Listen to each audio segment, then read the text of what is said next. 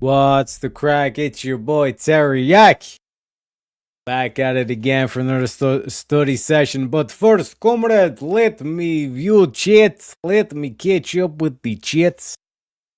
Doing the Russian accent for a reason. It's a little hints to the title of the stream, ladies and gentlemen. Welcome in the Southern Man. He was the first. We also got Shante saying gaze, days, and Quiriac. How many times must I tell you, Shante? Appreciate it, Shante. Also, don't forget to smash that like button. Of course, helps us out in the algorithm, all that good stuff. And if you want to open panel, comrades, all you have to do is put donation bar on screen. If donation bar hit 50 out of 50, we open panel. We have good time. You know what I'm saying? We also have Pseudo in the chat. Welcome in, Pseudo. What up? The sky is up. I'm pretty sure the sky is up, but I understand what you're saying, Southern. Also, welcome into Pseudo, Shante, and to the Gahai rights activist. Gahai rights activist. And Shante says, I was here first, though. Comment section begs to differ, Shante. I'm just saying. Calls them's the ways I sees them. I will delete the shit out of Southern's messages. That is another way to prove that you were first. If you're moderator, you just delete everyone else's messages until you message.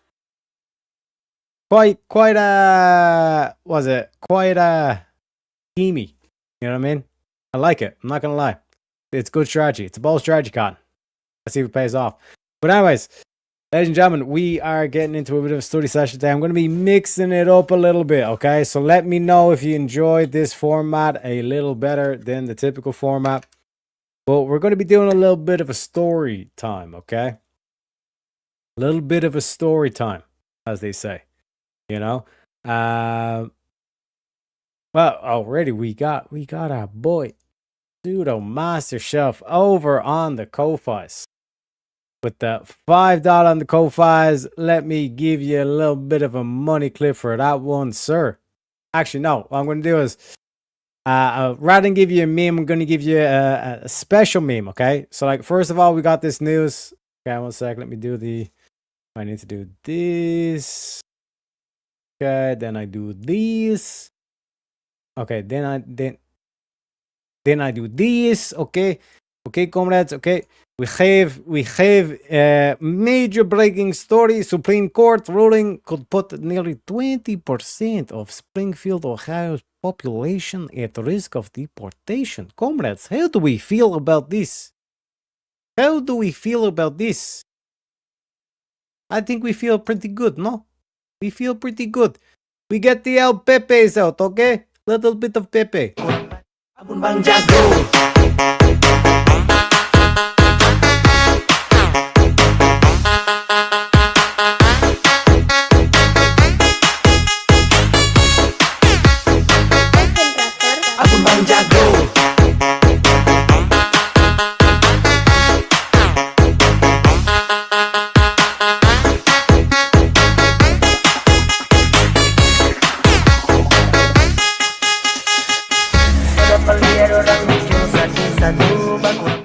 You gotta love the Pepes. Just look at the Pepe. We got the whole band of Pepes going for that one. Okay, so shout out to Pseudo and shout out to Southern Man for the support. Hopefully he's enjoyed the Pepe. Exactly, Pepe gets the ladies. You know what I'm saying? Pepe gets the ladies. You know what I'm saying? Again, thank you for the support. Tell me a story, Teriak, a great old Irish tale that would make my 25% Irish mom. Wait, are you 25% and your Irish mom is proud, or is she 25% Irish? Quick maths. But I think I understand what you're saying. We're not going to be doing an Irish one, unfortunately, okay? Today's tale is going to be, oh, your mom's a quarter Irish. Okay. Which makes you, 6.25% Irish? Unless there's some Irish in your dad as well. I'm not sure how the percentages work on that one. Not gonna lie. But there's some Irish in you at least. You know what I mean? But we are going to be going back to Russia. to the motherland. Okay. So, ladies and gentlemen, I'm going to be doing a bit of a story thing. We do have clips to review, as they say. We do have videos to review and all this kind of stuff.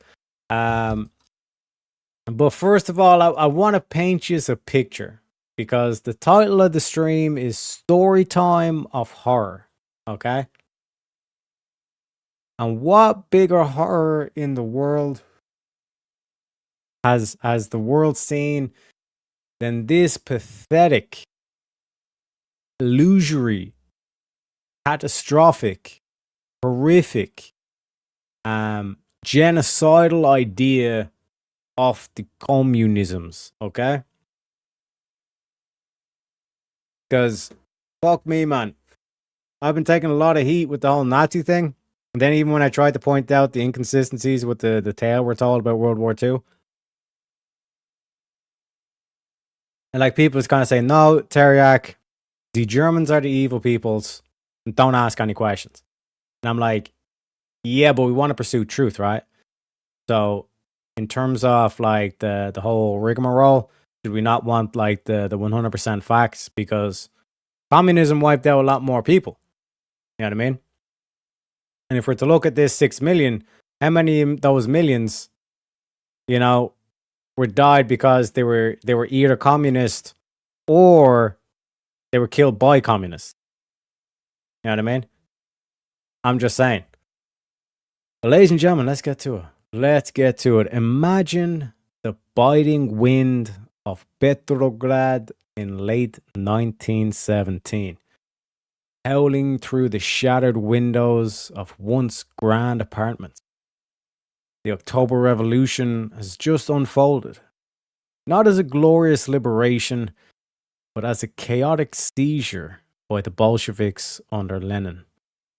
You're a factory worker, or perhaps a shopkeeper, or maybe a teacher in a modest dacha. The Tsar is gone, provisional government toppled. Red banners flutter, but the air tastes of smoke, beer, and empty promises. Streets are filled with armed sailors and soldiers, faces gaunt from years of World War I slaughter. Peace, land, and bread, they chant. But peace means civil war. Land means confiscation. Bread means ration cards and queues that stretch for blocks in the freezing cold. Factories fall under workers' control, but production collapses as managers flee or are shot.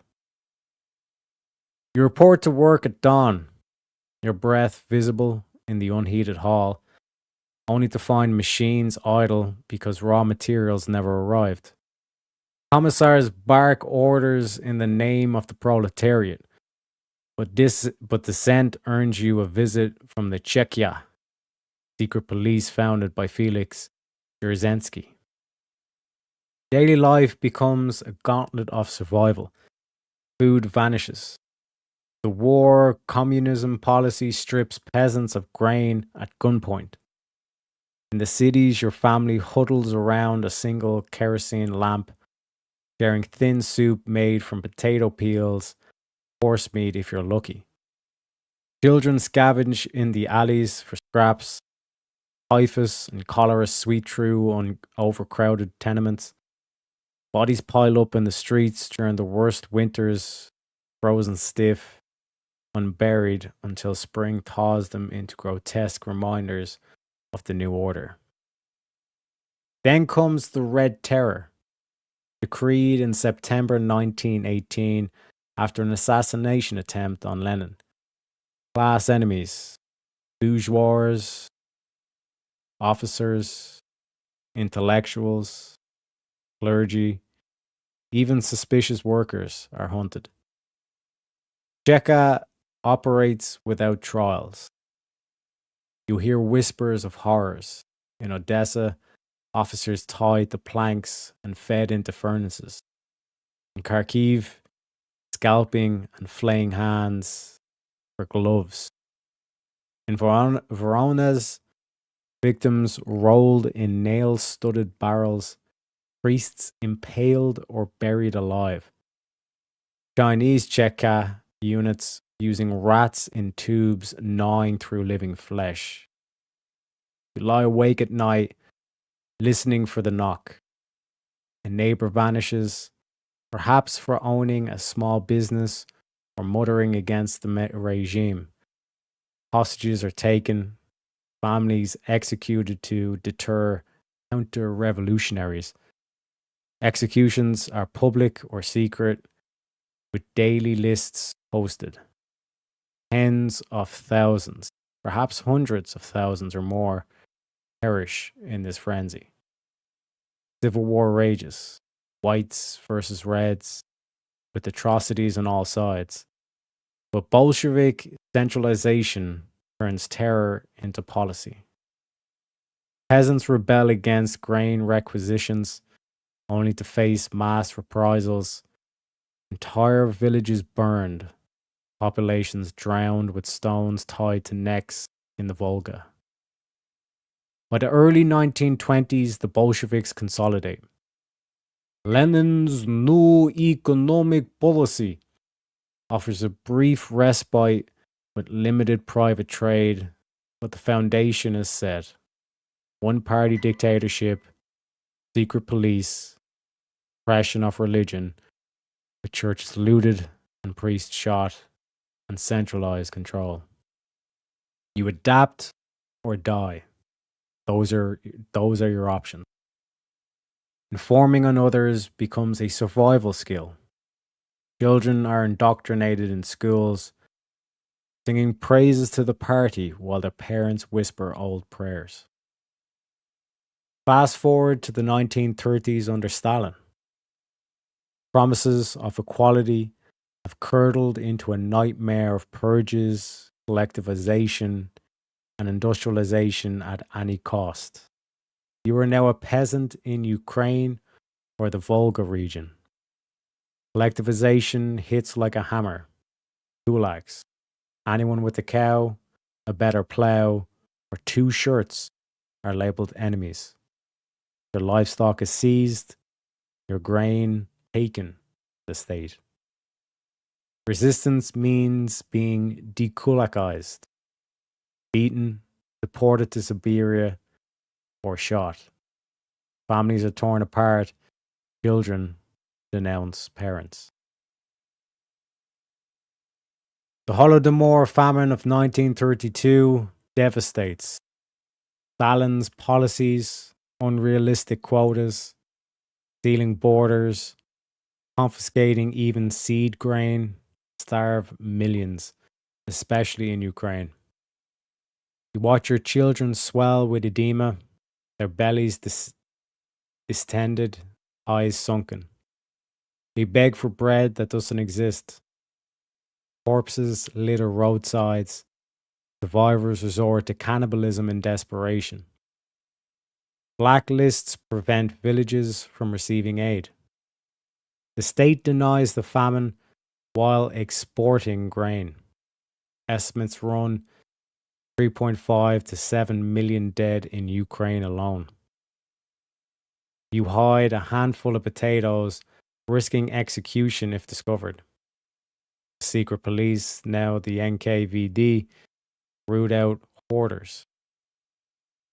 In the cities, the 5-year plans demand superhuman output. Factories roar day and night. Workers collapse from exhaustion. Quotas are met on paper through falsified reports, but quality suffers. Housing is communal.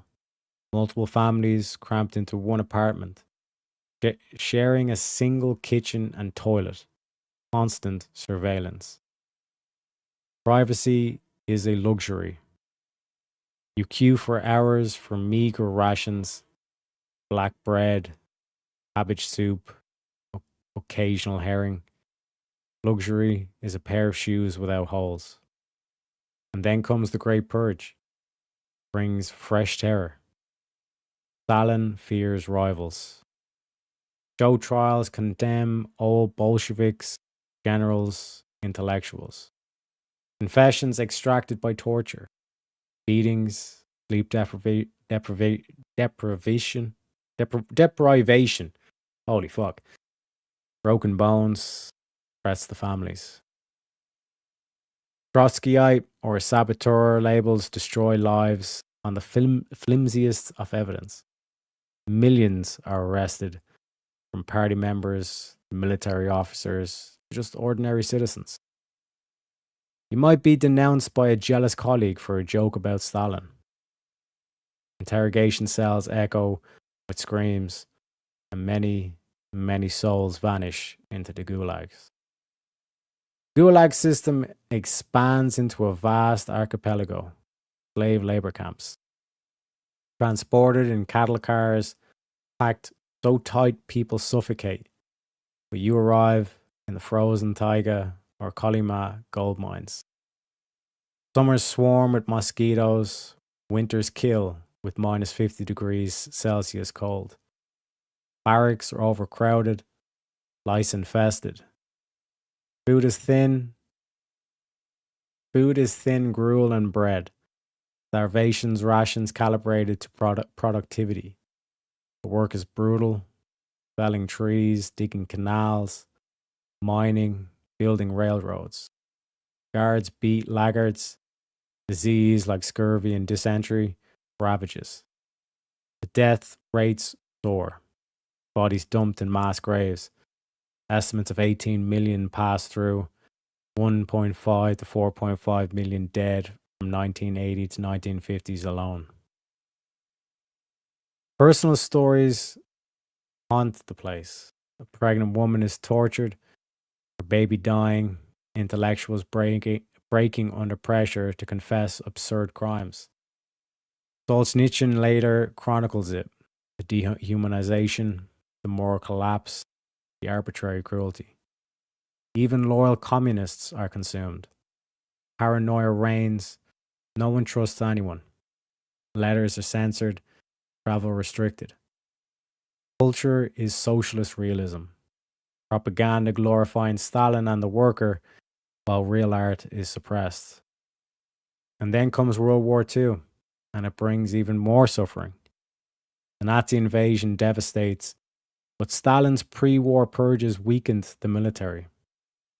Victory comes at a 27 million Soviet deaths. Post war, even more purges, the Iron Curtain, and even more famines. Daily life is propaganda on loudspeakers, mandatory meetings, fear of the knock at 3 a.m. Shortages persist. Deficits in consumer goods, corruption in the nomenclature who live, corruption in the nomenclature who live better. You age quickly, body worn from labor, spirit numbed by endless slogans clashing with reality. This was endurance, not heroic struggle, but grinding attrition.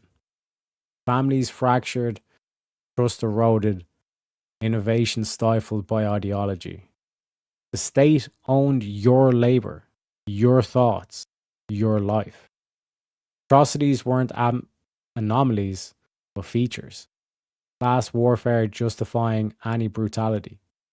From Bolshevik seizure to Stalin's death in 1953 and beyond, communism delivered quality and misery for most, power for the few. The vivid stench of unwashed bodies in barracks, the metallic taste of fear, hollow eyes of starving children. These defined an era where utopia was built on mountains and mountains of corpse. That's to give you just a rough idea, just a taste, just a pinch what life was like in Russia, growing up in Russia, from World War One to post World War Two. And it's very difficult to kind of imagine that in like a modern lens. You know what I mean? Like, even just that whole aspect where your own neighbors are out to get you, like watching your every move, waiting for you to quote unquote slip up so they get an extra slice of bread,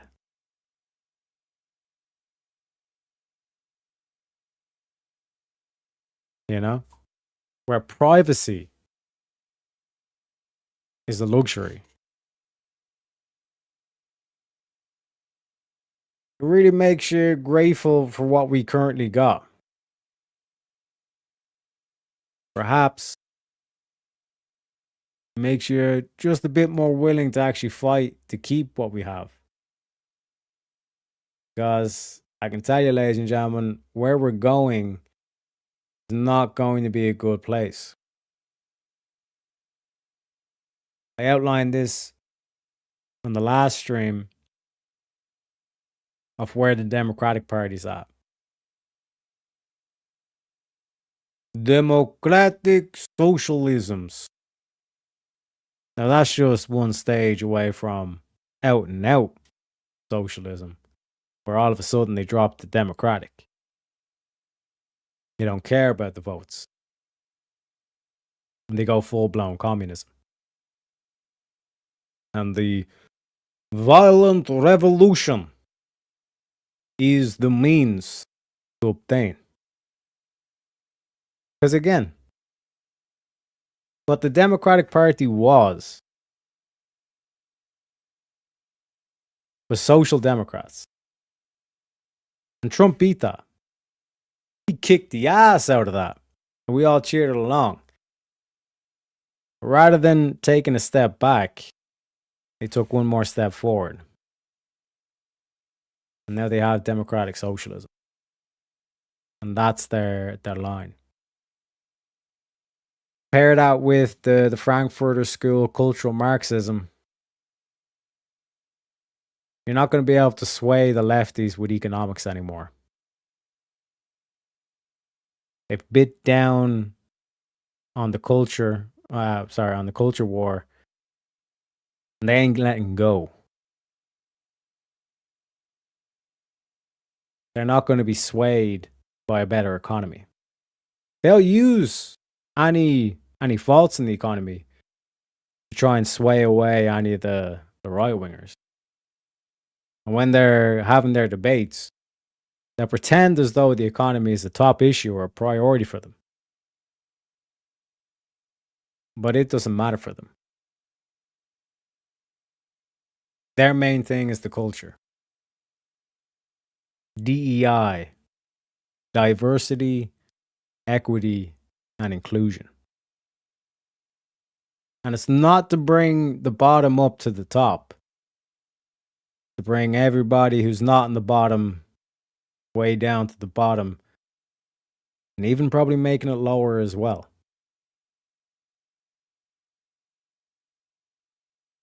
Now, some of us might be saying, hey, this is a good thing. Republicans are going to win the midterms. We got this in the bag, baby. But a bird can't fly with one wing.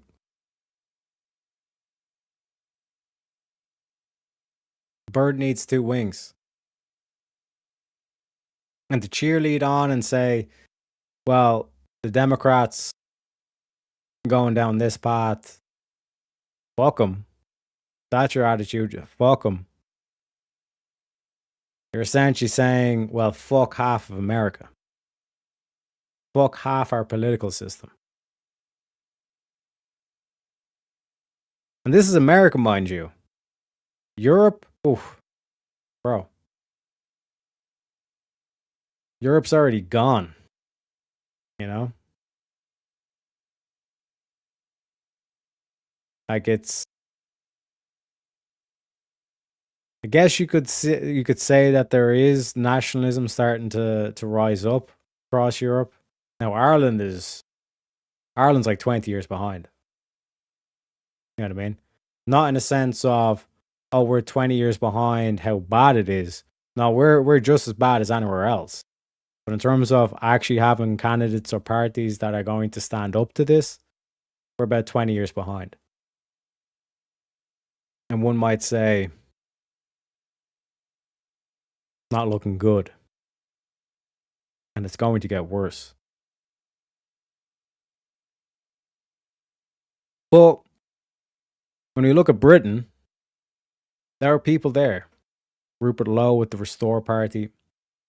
And although we're to listen to the mainstream, or dare I say, does anybody read newspapers anymore? But if we are to take that, they've got a handful of percent. I'd estimate they're in the double figures at the moment. Particularly the way that party politics gets played.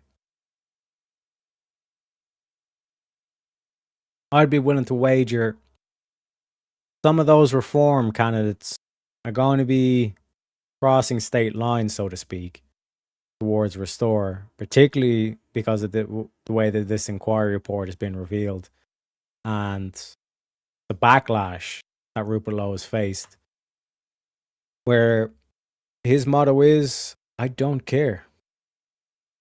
Call me racist. Call me a Nazi. Call me a bigot. I don't care. And that's perhaps the vaccine that we need against this suicidal empathy.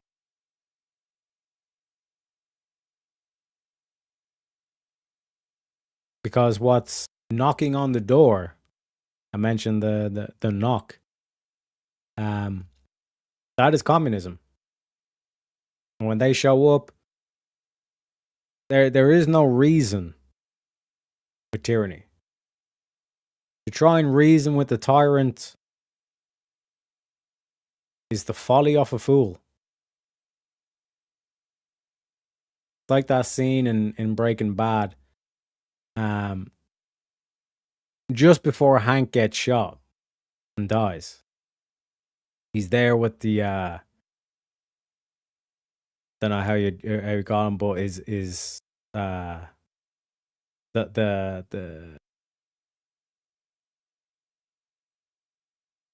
like the crazy dude, but like this is like late into the show, and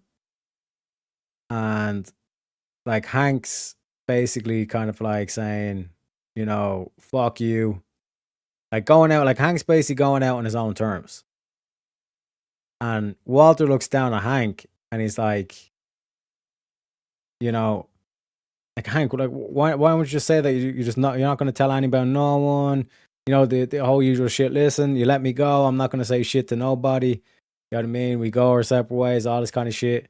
Hank's like, nah, fuck you, go fuck yourself. And Walter's like, Hank, what are you doing? And Hank looks back at Walter and says, Walter, I was dead before I even left that car. You know?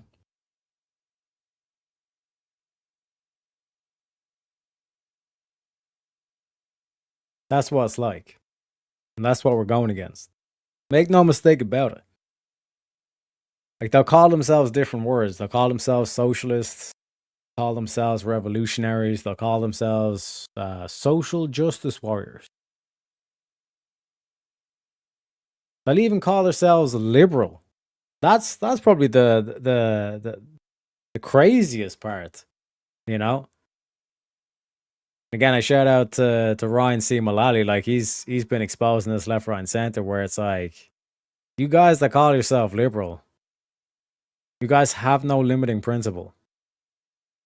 So you're just a hop, skip, and a jump away. You guys are one bad day away from being Hassan. You might not be there yet, but eventually you'll get there. And that aspect of you're on the train, you know, you're heading towards that destination, and these motherfuckers don't even realize they're on the train. They're so blinded by their hate Donald Trump. And bear in mind, Donald Trump's last term, you know? Then comes the next election, and it's, oh, well, this candidate, well, J.D. Vance, he was vice president. He went along with Trump. Or Marco Rubio, he was Trump's boy. It's just going to be shift over.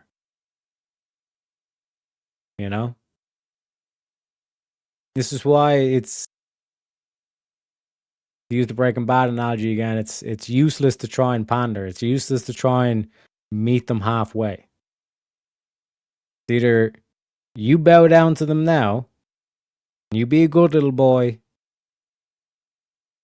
and you go along with their tyranny, and maybe, just maybe, when the violent revolution happens, they won't line you up after the wall after the revolution. They'll still line you up against the wall and shoot you anyways, eventually. You know what I mean? Like that. Like I was saying, or the picture I was painting just there now, what it was like in Russia. Well, maybe you'll get, a couple of extra years.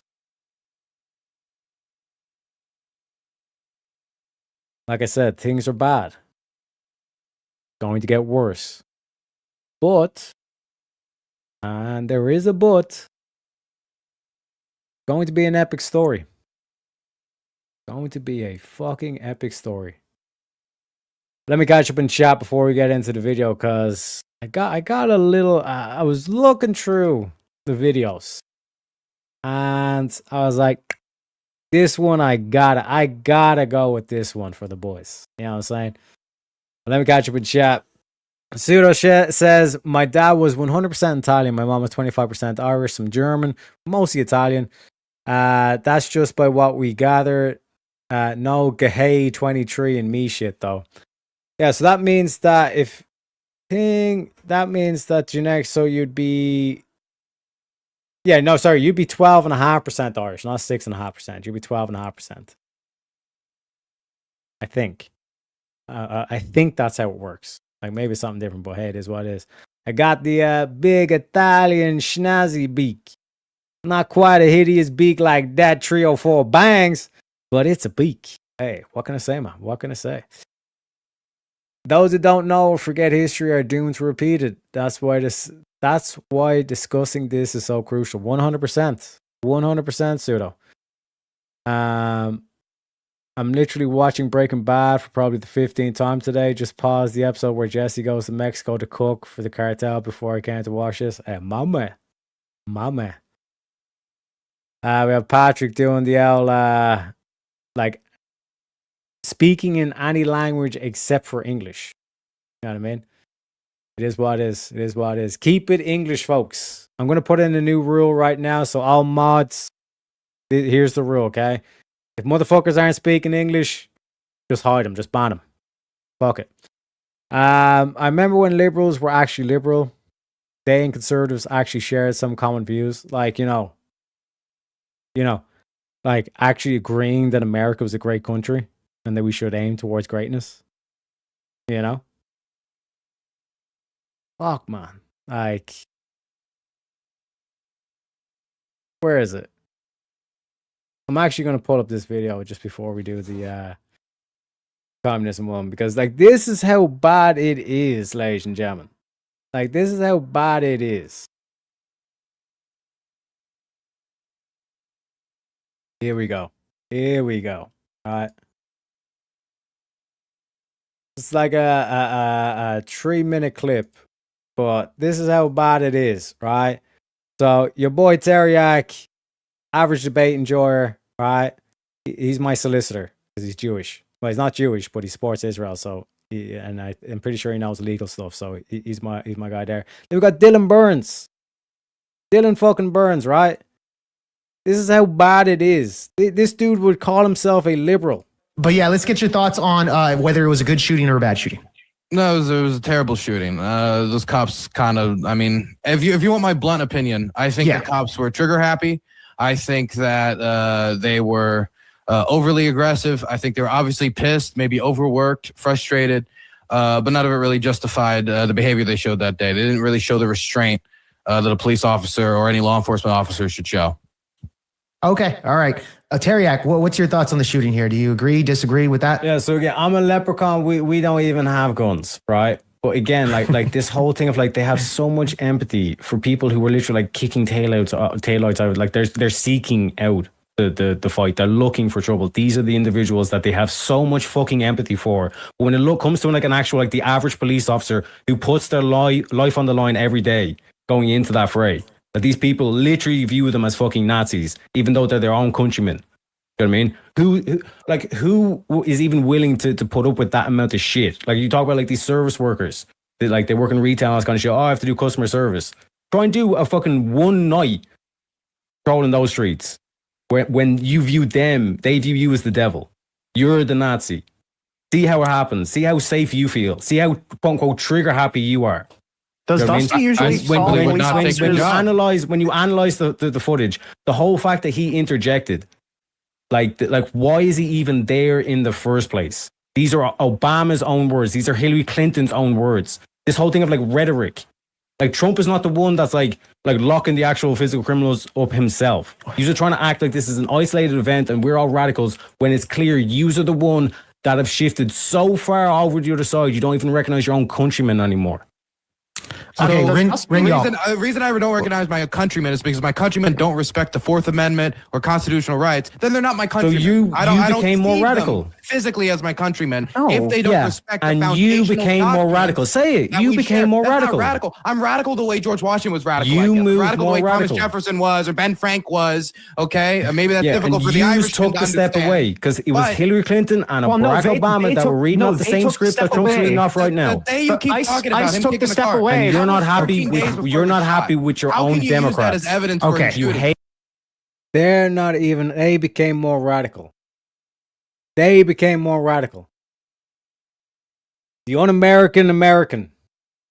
You know what I mean? Sounds oxymoronic, but people like Dylan, they're un-American. And then they'll do this thing. Oh, I became more radical, but I became more radical like, Thomas Jefferson or Benjamin Franklin. The fuck you did, motherfucker. And that's how they twist your like they basically get the history, they fucking spin it their own way. That's how Russian or Soviet propaganda works.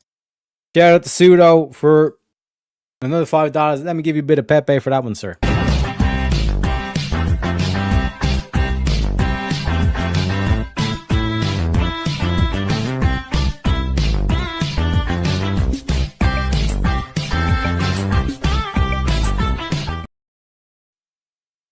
They don't even recognize their own countrymen anymore. They don't even recognize their own countrymen anymore. That's a problem. That's a problem. Salute to you, Pseudo. Thank you very kindly. Just call me a mutt. Hey, it is what it is. It is what it is. What's up, my potatoes? What's up, Kronos? Hope you're having a good one. And the less government was a good thing. That's true. Now it's like we need government to solve all our problems. We not only need government to step in when rights are being infringed, we need government to give us more rights.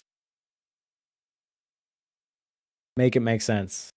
Make it make sense. We need government to tie my shoelaces. That's how bad it is. Welcome in, Crown. Welcome into Dystomyopia. Welcome in, sir. Pull up a chair, get comfy. Going through the horrors of communism. And they can throw shit at you while filming you, trying to perform a simple arrest, call you a racist Nazi, when the bystanders don't even know why the person is being questioned or arrested. Like, that's the whole thing. Like, I walk into a room and a dude's getting the shit kicked out of him. That dude could be a pedophile.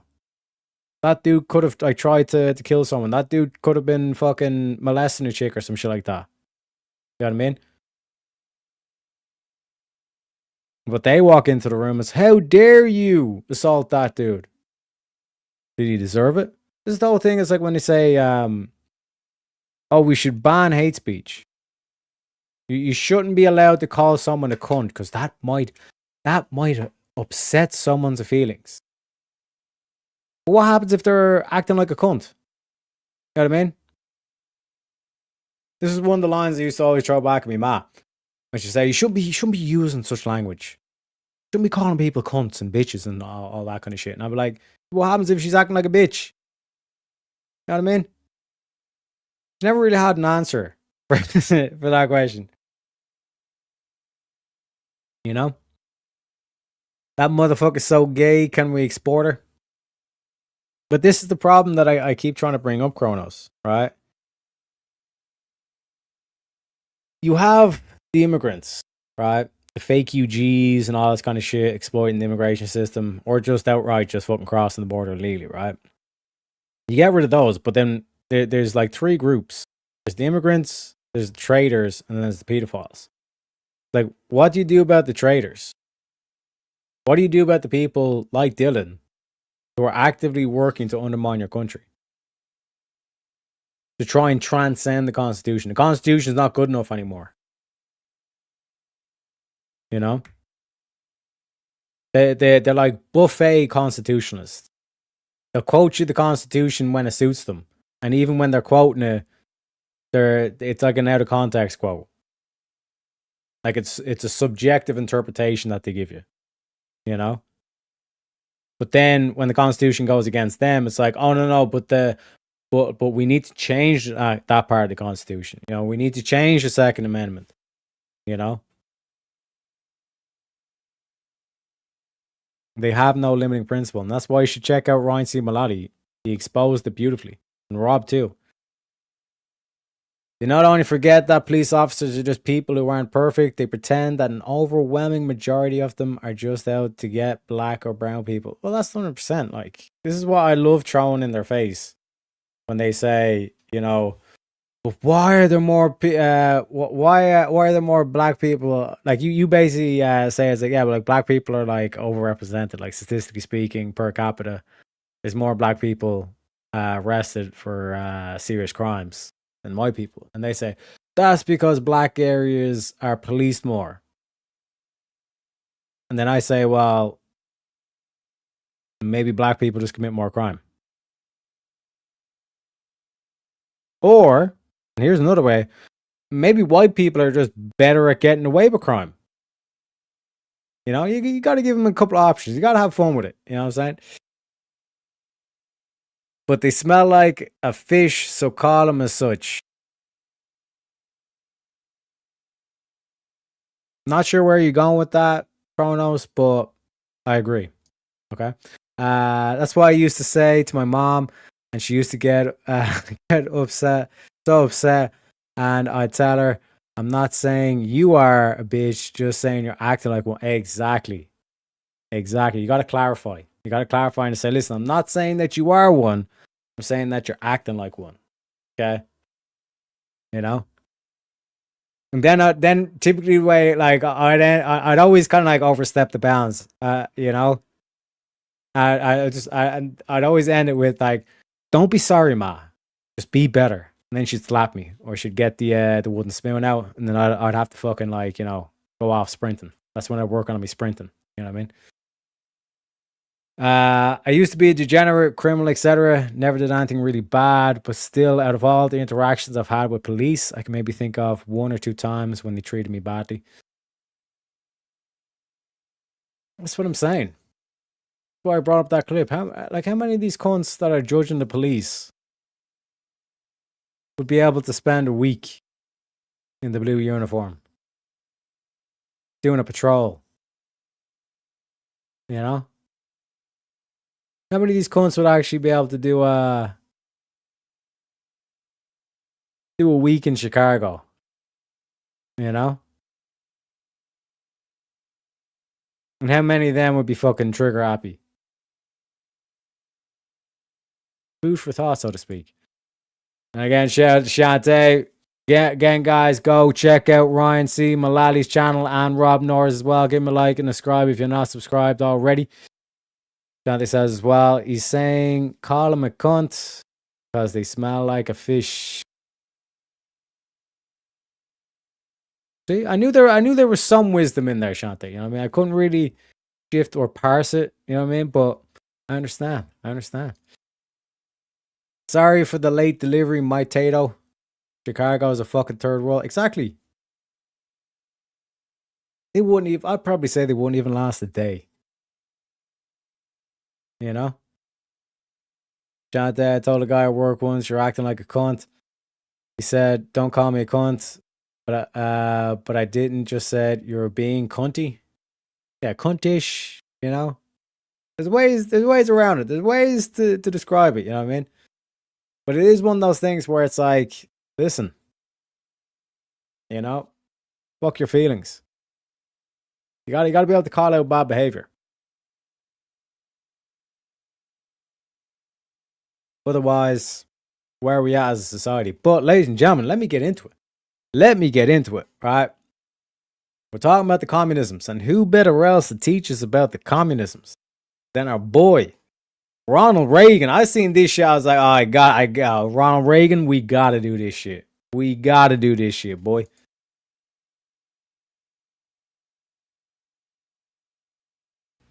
The documentary film you are about to see was shown to Mr. Alexander Kerensky, president of the Democratic Provisional Government of Russia, overthrown by the communists in 1917. Mr. Kerensky consented to make a few introductory remarks about our picture. We present 80-year-old Alexander Kerensky in his New York City apartment on October 10th, 1962. Ladies and gentlemen, in a few minutes, you will see the documentary movie of the development of communistic movement throughout the world. The majority of this audience is too young to remember that this communistic movement began in 1917 during the First War in my country, in Russia. I was, in this time, leader of this provisional government of Russia. When you look at this film, keep in your mind that Russian people was the first victim of the communistic tyranny. I think that is now is time to study the communistic movement and to understand it, not by different legend created during these long years, but by the documentary sources, as for instance this film. We are looking at communist Russia, my friends. How brutal it was, okay? I don't know, people get so upset about being called shit. It's hilarious though, that's true. That is also true, Shantae, not gonna lie. Sometimes you gotta call a spade, a cunt, 100%. When has communism ever worked? Well, it depends. Like, if you want to destabilize a nation, if the goal is to destabilize an enemy, then communism can work for that goal. But in terms of like actually benefiting the people, strengthening the nation, producing human flourishing, no, never worked. There was a retard named Carl once upon a time, but it wasn't even because like Marxism itself, in terms of like the original kind of like Communist Manifesto, Das Kapital, all this kind of shit, that failed. It was Gramsci or Gramsci basically was the one that kind of noted it's like, oh no, what you need to do is you need to do it on the culture. Because if you do the revolution just through the economy thing, the people who are left, they'll have that culture to rally behind, and it'll eventually fail. But if you do it through culture, and this is where it's like cultural Marxism is the main thing. That's how they solidify it. And that's why I keep bringing up like this whole thing of like, if you notice now, it's all like the gender wars, the men versus women, blacks versus whites,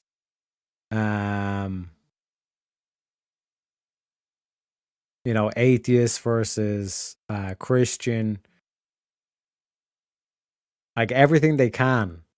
And this whole aspect of like twisting and warping the history and the founding mythos of the nation. Like these people genuinely hate their country. Like that's why I brought up the video of Dylan. Like Dylan hates his country. He hates his countrymen. He can't stand his history. And that's like you're seeing like the end result in terms of like him, in terms of this like cultural Marxism end goal, essentially. We've gotten a young American to hate America. And this is why you go back and you listen to the people, to the presidents and all this kind of shit. It's like even, people from the outside, they would say, America will never fall. America will never fall to a foreign, like, kinetic military. The only way America will fall from the inside. And that's why cultural Marxism has been just fucking rammed down everyone's throats. Kiss my face and call it rain. That's what I can say, DEI. They're throwing DEI in your face and calling it morality. Racism. It works every time. Successfully destroyed every society it was meant to. It's so fucking funny how fucking dumb people believe in. It is what it is, Kronos. It is what it is. And this is why I kind of like say I've come to the realization you can't save everybody. You cannot save everybody. And that's why, at least in Europe, it's too late. The train has left the station. And like I say, it is going to be an epic story. But you're going to be left with, statues of Adolf Hitler being erected in Germany and all this kind of shit. It ain't going to be pretty. And what we had will be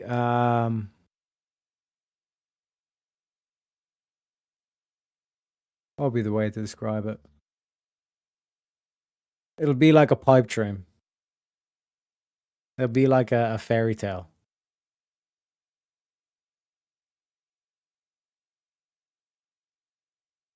But what are we to do,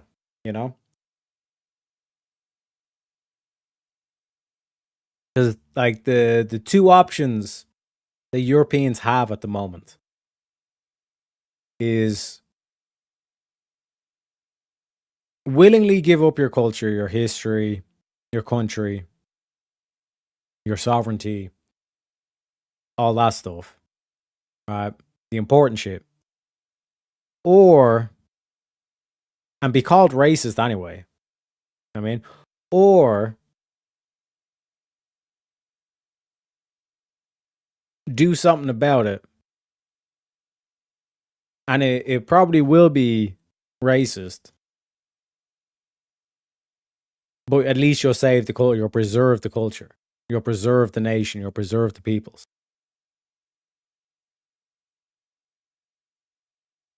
It's not exactly a pleasant scenario. Because there'll be some people say, oh, but what about a third option? And what if we done this? It's like this whole thing that you're seeing where it's like classical liberalism. That's a pipe dream, bro. That is a pipe dream. That has been destroyed. Because of the suicidal empathy. Because you're basically playing, the game is being played in such a way where the enemy is just using whatever it can, pointing to whatever it can to get their preference. Like we've seen this in the Rob debate versus Pisco. My justification is it's good. And what I mean by good is it's my preference. My justification is my preference. And my preference is, in terms from Pisco's point of view, is Trump's a fascist. That's my preference. My preference to claim that Trump's a fascist. So now I'm just going to shoehorn in any excuse that rhetorically or optically sounds like Trump's a tyrant. No logic, no reasoning, just my preference. What are you to do with those individuals? You know? Because they're hung up on this bullshit if the government they admit is already corrupt, somehow takes from the rich for everyone that works. Some might give free money to all the lazy. But that's what Trump was saying in a speech. Trump would be the best communist. They promise you the world. It will be a utopia. But all they really care about is just power. They just want to be the ones on top. They want to be Nero playing the violin as the empire burns. You know? Derek just had a Tylenol brain fart. Hey, it is what it is. And that's why I like to thank the show's unofficial sponsor. From doctors, nurses, and pharmacists to moms, dads, and caregivers, they have all put their trust in Tylenol. Please be patient. My mother, she took the extra strength Tylenols, okay? I got statisms. That's the entire Dem Party argument. Basically, no matter how bad or dangerous our policies are, it doesn't matter because you're a racist, bigot, anti-LGBT, xenophobe if you don't support us. This is why it's like, that's why they use all those things. Racist, bigot, anti-LGBT, xenophobic. That's all like the cultural Marxism. That's why you're starting to see now like the DSA. Democratic Socialists of America. Like the Social Democrats, they're gone. They've lost control of the Democrat Party. And the Democratic Socialists, their whole shtick was that it's like, we're not Democrats.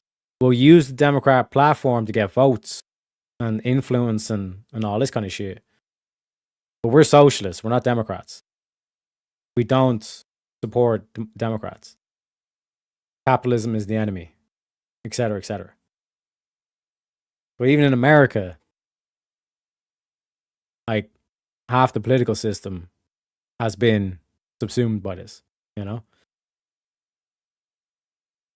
Trump should be the psycho he is portrayed as. Nah. That's what I'm saying, Kronos, about the bird. Like a bird can't fly with only one wing. That's the false move. That's where they want you to go. That's why they're trying to push you into that. You know? Because if, let's say, right, let's play this out. Democrats end up going full-blown communism. We somehow managed to beat the Democratic socialists, and then they just escalate into full-blown communisms with like the Hassan friends and all this kind of shit. That's essentially where the Democratic Party ends up as. Then you'll and this is best case scenario, or one of the best case scenarios. Republicans get like a huge majority, like the whole electoral map basically turns red. Republicans have like absolute power. Well, absolute power corrupts absolutely. And you eventually get like, you know, psycho in power and all this kind of shit, and things don't end up too great, you know?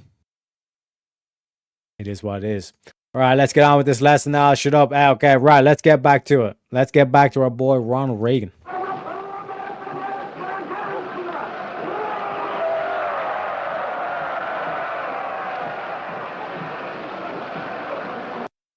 The communists disdain to conceal their views and aims. They openly declare that their ends can be attained only by the forcible overthrow of all existing social conditions.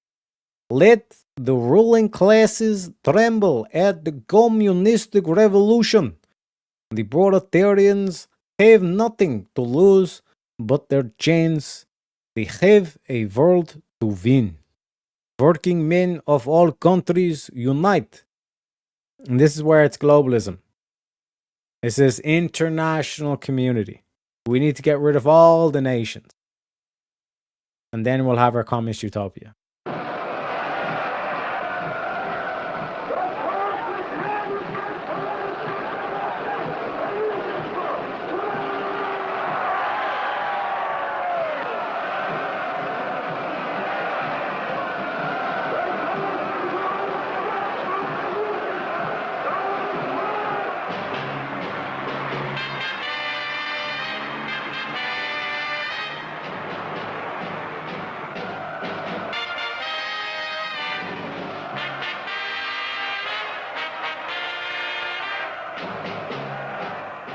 Most of the pictures in this documentary were photographed by communist cameramen as the actual events were taking place.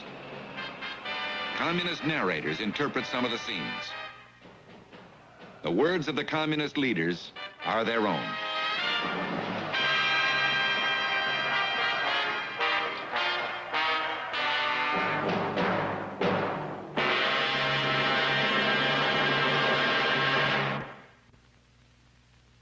Hello.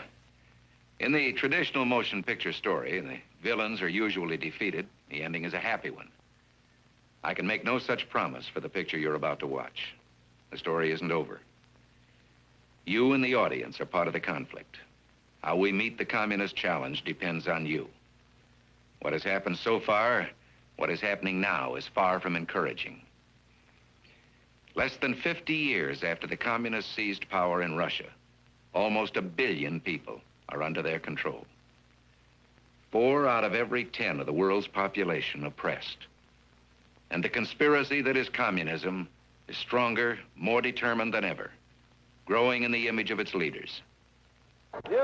Nikita Khrushchev says, in this world today, there's a fierce struggle of 2 ideologies, the communist and the capitalist.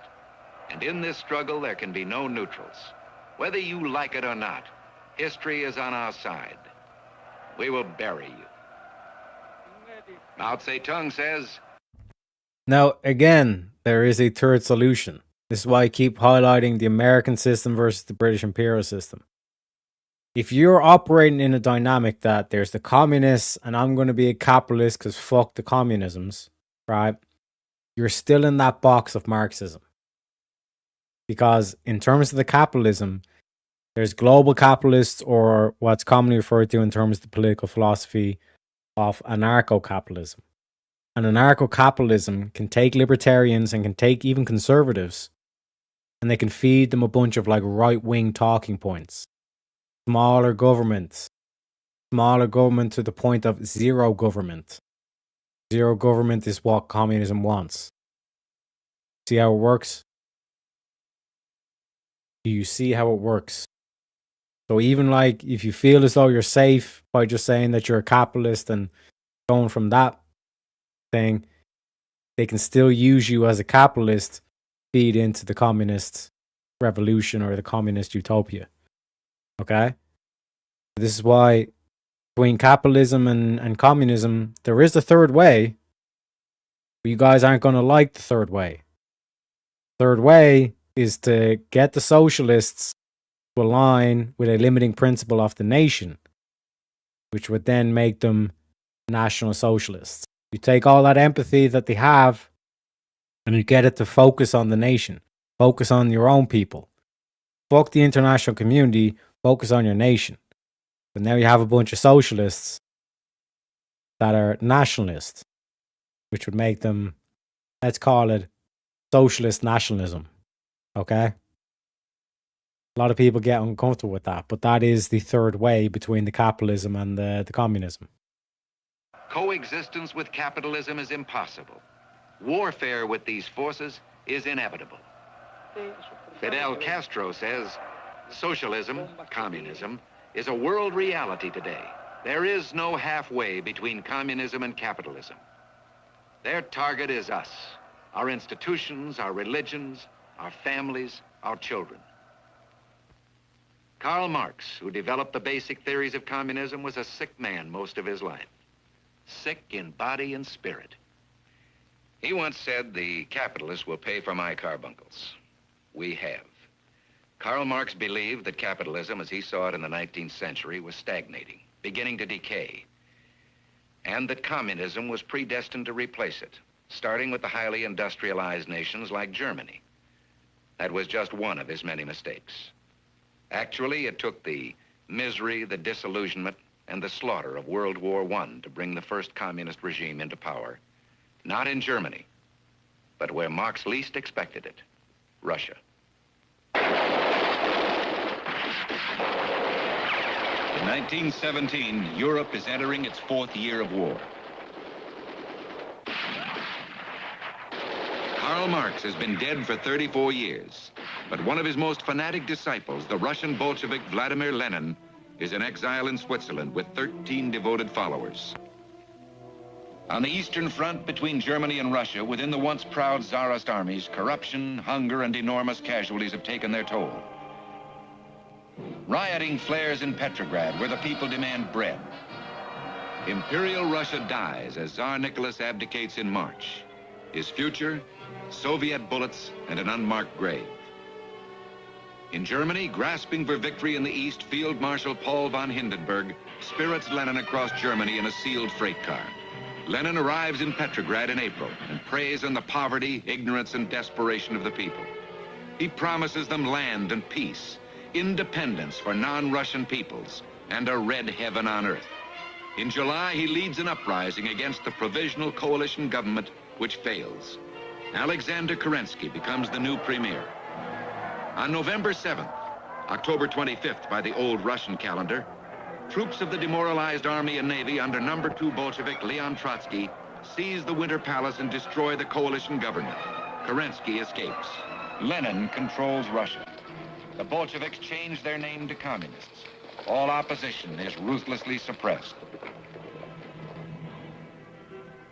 It is immediately apparent that the dictatorship of the proletariat, the working people, which Lenin had promised, is a myth. The dictatorship is that of the Communist Party under its chairman. Lenin makes a humiliating peace with Germany to gain time to establish his regime. First, he creates a terrible weapon against counter-revolution, secret police battalions, and then builds a new war machine under the guidance of Commissar of War, Leon Trotsky.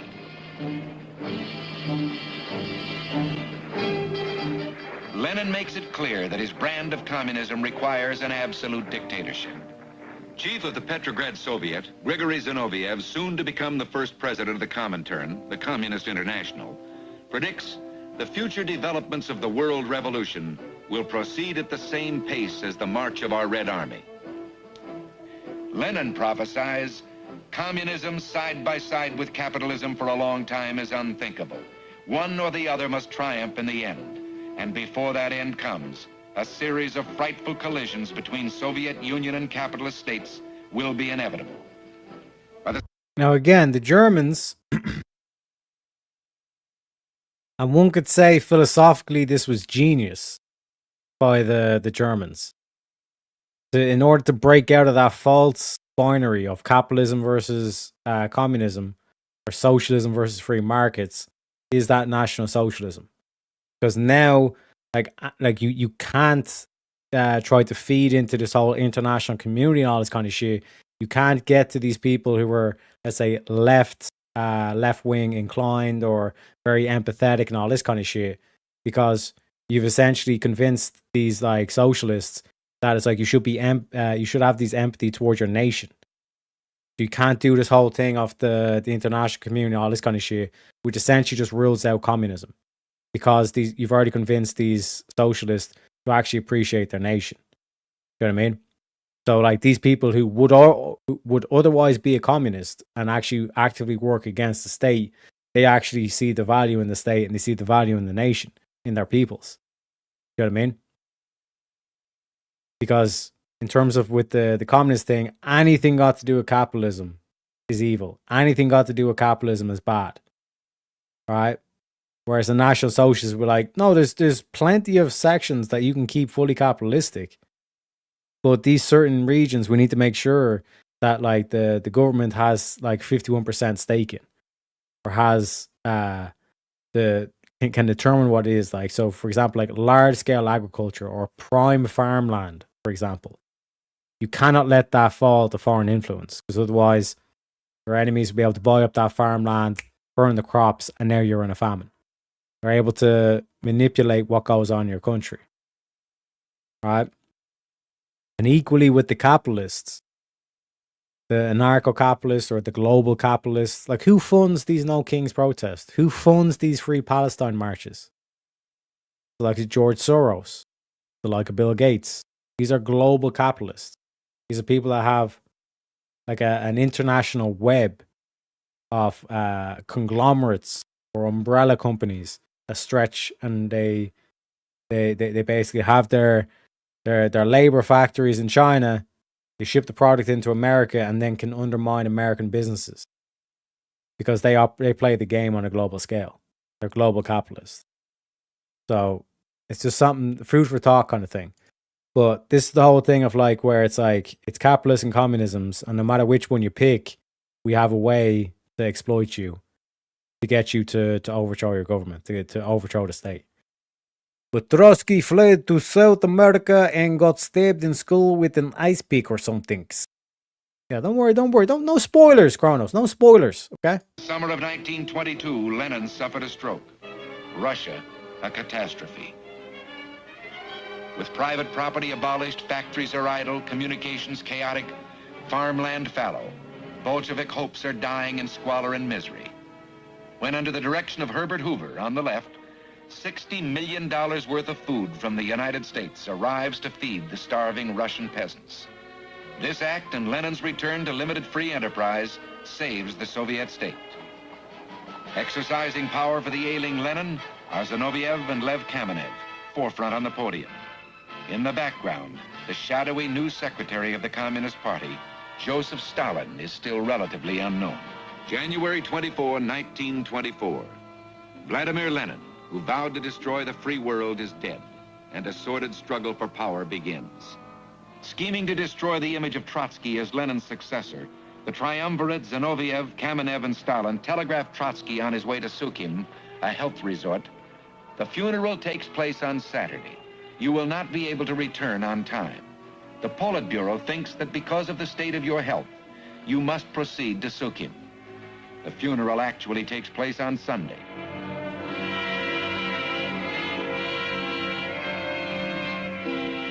Trotsky proceeds to Sukhin. Stalin proceeds to power, using his position of party secretary to staff key positions with his henchmen.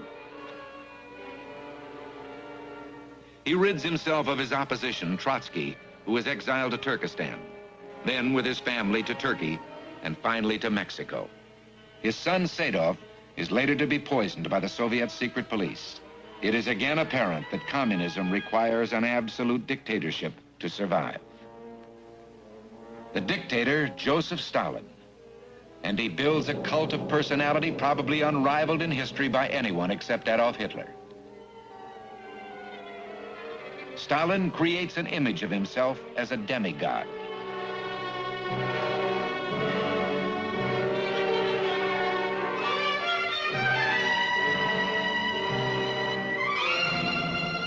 A man of the people, the source of all goodness, all wisdom, all love. Watching the proceedings are Stalin's underlings, Grigorio Ordzhonikidze, Anastas Mikoyan, Vyacheslav Molotov, and Lazar Kaganovich.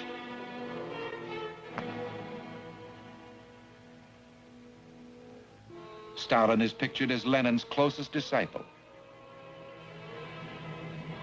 the revolution's greatest general, communism's most profound thinker, the great educator. The communist narrator says, operators, lorry drivers, hydromechanizers, and others are studying the economic laws discovered and substantiated by Joseph Stalin. The guardian of hearth and home, a hero for children to worship. Stalin is very much aware of one of communism's primary objectives, to capture the minds and hearts of the young. Now he gives great attention to the Komsomol, the Young Communist League, whose aim is to link every step in the training and education of youth to the class struggle, the victory over the non-communist people of the earth. Now the world begins to learn the truth about communism. Family ties are discouraged. The state is supreme. Translation, religion is the opiate of the people. Religious satires are staged throughout the Soviet Union. Atheism continues to be the official state doctrine. Communism instructs its people. And again, that's the key thing. They don't want you to be religious. Don't want you to be religious. They need you to have atheism. You cannot think that some like God is higher than Stalin. No. Stalin is your God. Right? This is why they go after education. And get the kids when they're young and just fucking blast them with propaganda. You know? fucking sick, man. But they're doing this in modern day. It's all fucking in there. Even in certain subjects where you'd be like, there's no way they could get fit the propaganda into. No, even in mathematics. I could say they're teaching multiplication. They'll do it through this whole kind of lens of using like a multiplication lesson. Say, oh, like if I have X amount of bread and I have, or let's say division, and I have X amount of people, and then all of a sudden it sparks a conversation about bread lines. And how, oh, isn't Stalin such a great hero because he's got bread lines? And next thing you know, you're in the mathematics class and you're talking about bread lines and all this kind of shit, rather than just talking about numbers and multiplication and division and all this kind of shit. You know what I mean? Most government foundation is socialism funded by capitalist tax, government laws under free capitalism.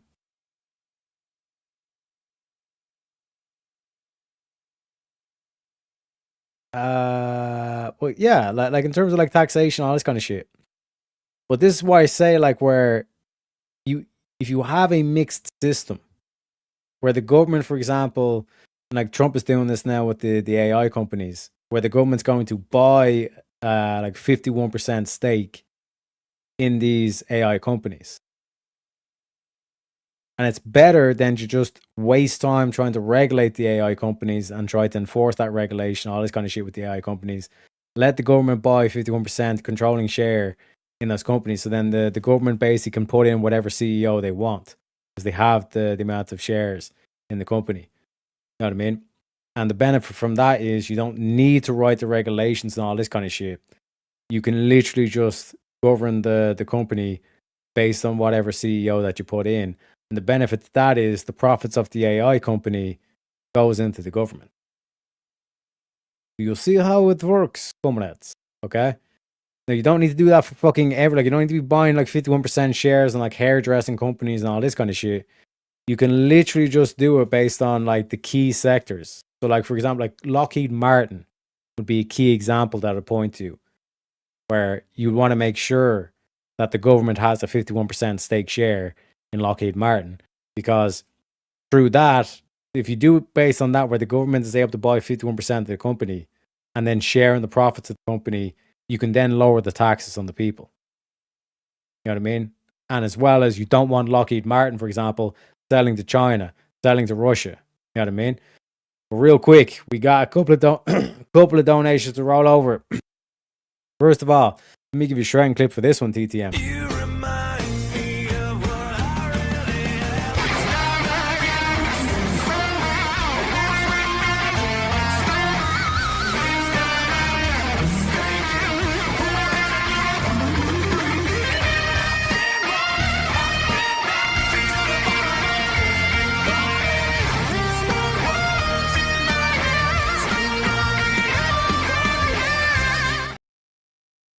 Shout out to TTM for $10 on the PayPal and for the 5 gifted memberships. Congratulations to B Gaming B, Go Tighter TV, Menace to Soy, Bree 43 minutes with Jamie Rose, and Senior, I think Sir or Senior Missile Monkey. Congratulations to all yous. Yous have TTM to thank for that one, and thank you very kindly for the support, TTM. And good to see you too, sir. Good to see you too. Pull up a chair. We're learning about the horrors of the communisms, narrated by our boy, Ronald Reagan. Never forget the clergy are the greatest enemies of the Soviet state. If you are not a convinced atheist, you cannot be a good communist and Soviet citizen. Atheism is inseparable from communism. Both of these ideals form the foundation of Soviet power. Teachers find that 40% of their course is made up of indoctrinational studies. Indoctrinators are guided by Lenin's instruction, children must be taught to hate their parents if these are not communists. For sons of the new class, military training begins early. Communism believes that its struggle to win the world will be a violent one.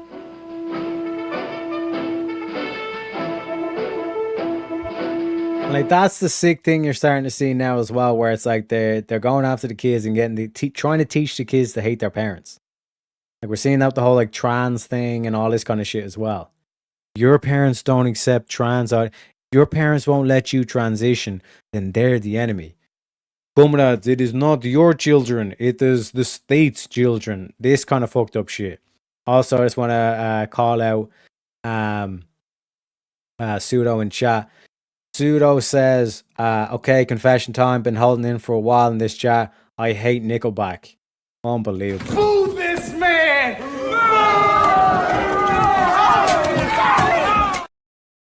Boo. The shot they coming in as well saying, I think you're actually the biggest fan. Yeah, man, stop hating. You know, haters gonna hate. Haters gonna hate. And ain'ters gonna ain't. That is not an actual thing people say. It's not an actual thing people say, Derek. It is to me, god damn it. But I don't know, man. I don't know. Like I think Nickelback get too much hate. You know what I'm saying? Bruno says, homie, that's been a thing since religion. Wait, what do you mean by that? What are you referring to when you say that's been a thing? Because when you look at like religion, like where we get marriage from is religion. Religion's all about like the nuclear family, you know? 12 tribes of Israel. It's what builds a nation, is the family. But this whole perversion that you see from communism and atheism is that no. We want the state to be your parents. You already see it with this whole thing of like the fatherless homes. That's what the state wants. They want to take over the children and do this whole thing of like we're going to attack the nuclear family. We're going to destroy the nuclear family. You're going to destroy the nation.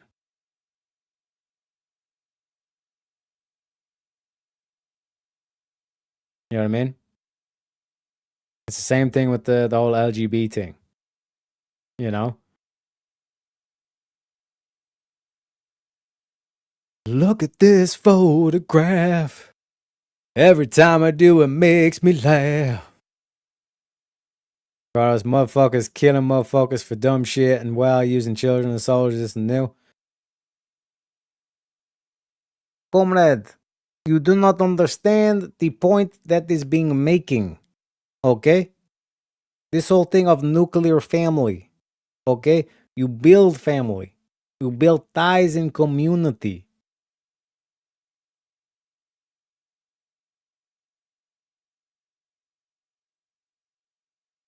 Are you one of these people, Kronos, that thinks that if we just got rid of religion, then everything would be peaceful? Is that what you think? Because I can guarantee you, bro, it wouldn't work like that.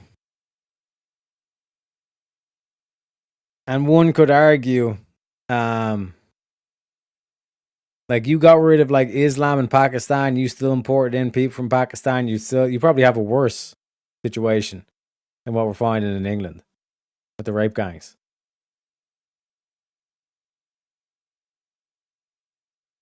It'd be way worse, you know? And it's this whole key thing. It's like you remove God, we go to Nietzsche. God is dead. What are we going to do? God is dead. We're all going to descend into nihilism and hedonistic pleasures. What are we going to do?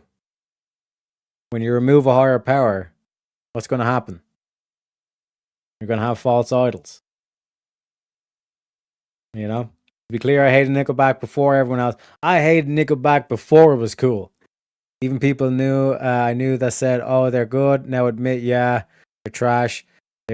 There will never be another Led Zeppelin.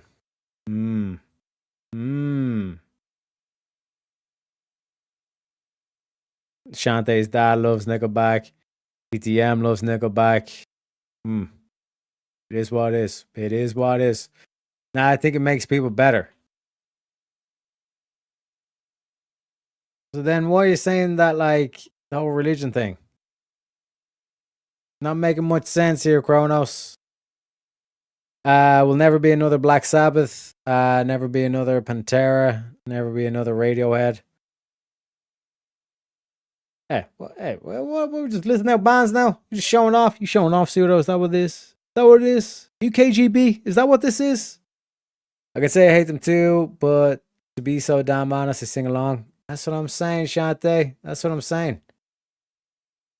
That's your opinion, and you're entitled to your opinion. He means you're entitled to your opinion. Everybody's opinions are like buttholes. Everybody's got one, you know. Yeah, but they aren't exactly trying. Exactly, you know. Zeppelin's the goat. It is what it is.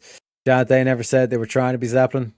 Yeah, I think like what Pseudo's saying is that like, nah, give me some Zeppelin. I don't really fuck with Nickelback. I want myself some Zeppelins, you know. You know me, I am the chaos. Now, I'd say you're the retardness, you know. I wouldn't say it's chaos per se, you know. So I think like you were trying to point out that religion caused the conflict, but then when I gave you the question, you were like, fuck, you know. Like if we were to remove Christianity, would the world be a better place? Nah, the Muslims would go 10 times harder, you know. That's why you're starting to see the Islamification of Europe. I smoked before this. All right, don't worry, folks. Don't worry. That's why I'm here. That's why I'm here. That one band, can't think of them, is a Zeppelin ripoff. Hey, it is what it is. It is what it is. Newer or older. Let's get to the bottom of this. Greta Van Fleet, that's the Zeppelin ripoff band. Never heard of them. Never heard of them. I agree, Pseudo. Bunch of motherfuckers. Okay, when the fuck did I promote Muslim? I think that means Muslim. No, but your whole thing of like religion or Christianity, there's a thing that I've noticed in terms of the West where people will go hard. As soon as Christianity is mentioned, it's like, oof, people will go hard after that. But then you ask them about Muslims, and then they're like, yeah, Islam's bad, but like Christianity is either just as bad or worse. And I'm like, I think you've bought into this whole kind of Christianity is like the whole like anchor of evilness and shit like that, or just the anti-Christian rhetoric, so to speak. But if you look at religion is a necessity to a nation. Like you read the Bible, the the whole first half of the Bible is all about building a nation.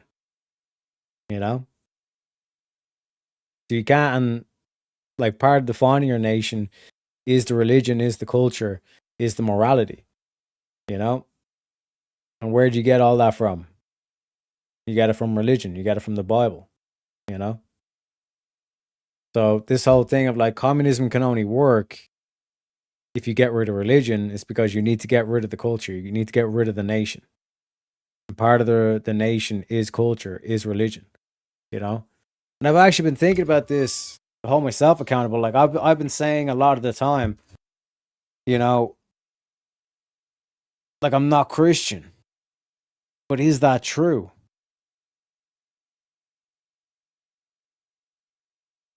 Because by the very least, like I have to say I'm culturally Christian. My culture is built on Christianity. You know?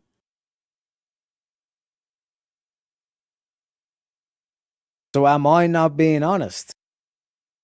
Or, as Kronos say, am I actually retarded? I think so. I think maybe I am. I am a little bit retarded, you know? Here's the thing. Fine. Listen, I'm gonna be honest with you. I'm kind of retarded. So I don't think I can say I'm not Christian. Because by the very least, I'm culturally Christian.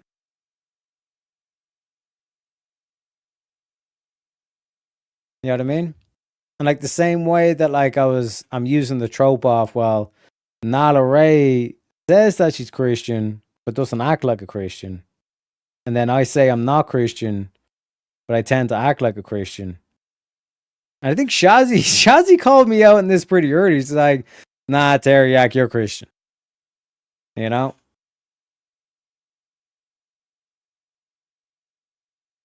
So I think by the very least, like I have to admit that I'm at least culturally Christian.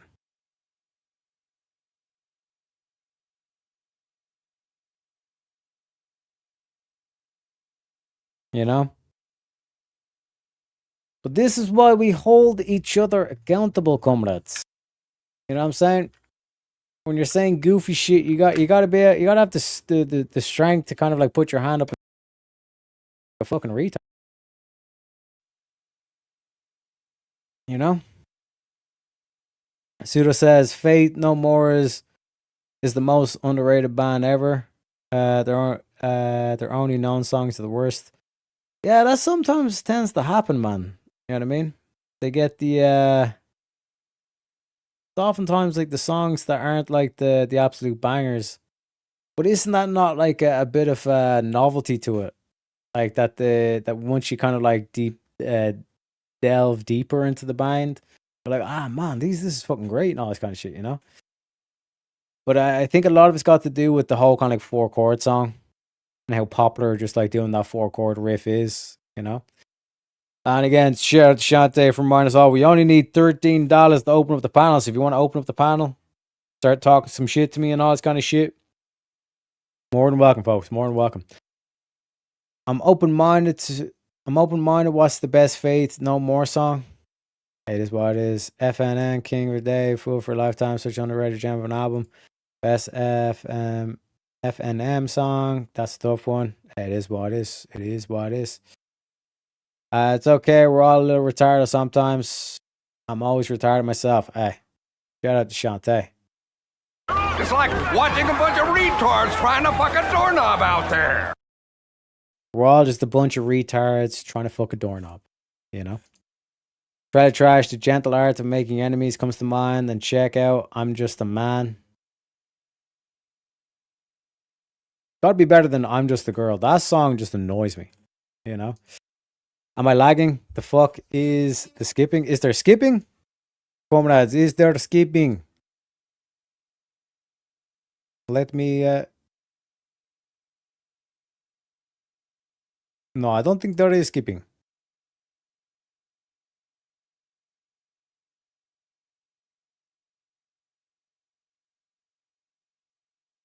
Yeah, I double checked there on YouTube, Stu, that there's definitely no skipping. Might just be on your end. But make sure you hit the live button on the bottom left hand of the YouTube video. There should be like a live thing. If that dot's not red, then you're not watching live. You know? I don't think I'm that kind of retarded. I'm not out here fucking doorknobs and shit. Hey, sorry. Hey. It is what it is. Caffeine and cuckoo for caca. Not bad, not bad. No skipping here on my end. I think it's just you, Kronos. Close YouTube or refresh. Good point, good point. Let's get back to the communisms, okay? Welcome in, Blueberry, welcome in. We're going through the horrors of communisms.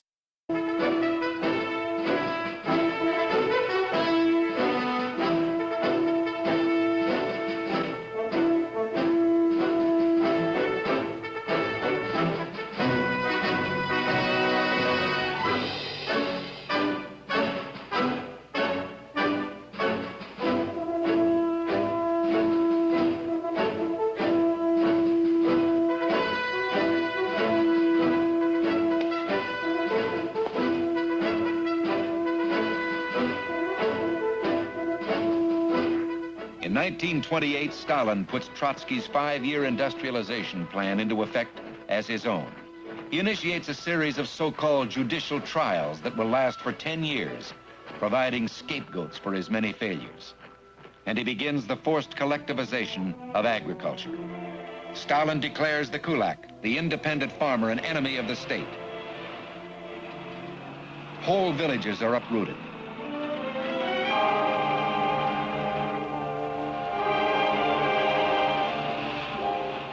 $6 million farmers are liquidated, 25 million farms erased. The most violent social upheaval in history as Stalin forces the peasant population into huge collectives.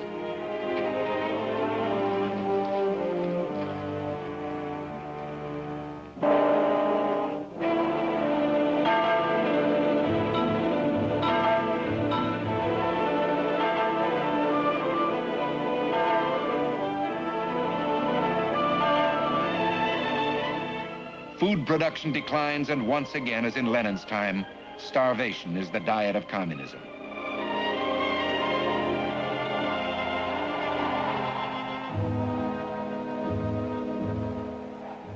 Freight cars are used for housing. Stalin makes slavery an essential part of the communist economy.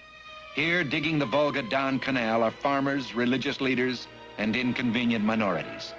Stalin establishes his own secret police force, and slave labor camps are set up all over the Soviet Union.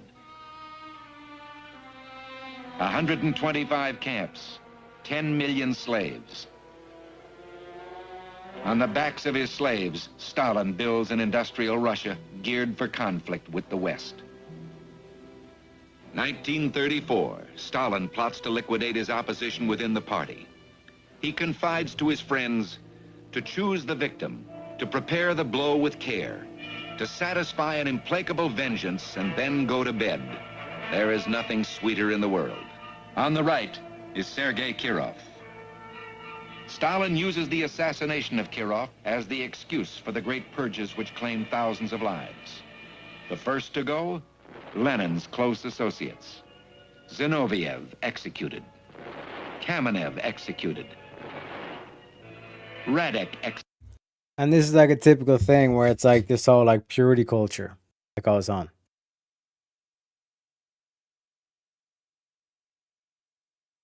You know, you're not as communist as I am, ergo you're now an enemy to me. Like liquidating the farmers. The farmers then become the enemy and then burn their farms. How are we going to feed ourselves? Don't worry, comrade. We have communist utopia to look forward to. But how the fuck are we going to eat? Does not matter, comrade. Does not matter. We have utopia. And it's, like I said, the whole like absolute power corrupts absolutely. I don't know, man. I don't know. Especially when like, and this is what I'm trying to like get to get across to Americans. It's like Europe is fucked. Europe is fucked. But even America, you guys like still need to fight against this shit. Because like a lot of people are saying, oh, it's Gucci, we got Trump back in office, things are going great and all this kind of shit. You know? Two more years and there's another election.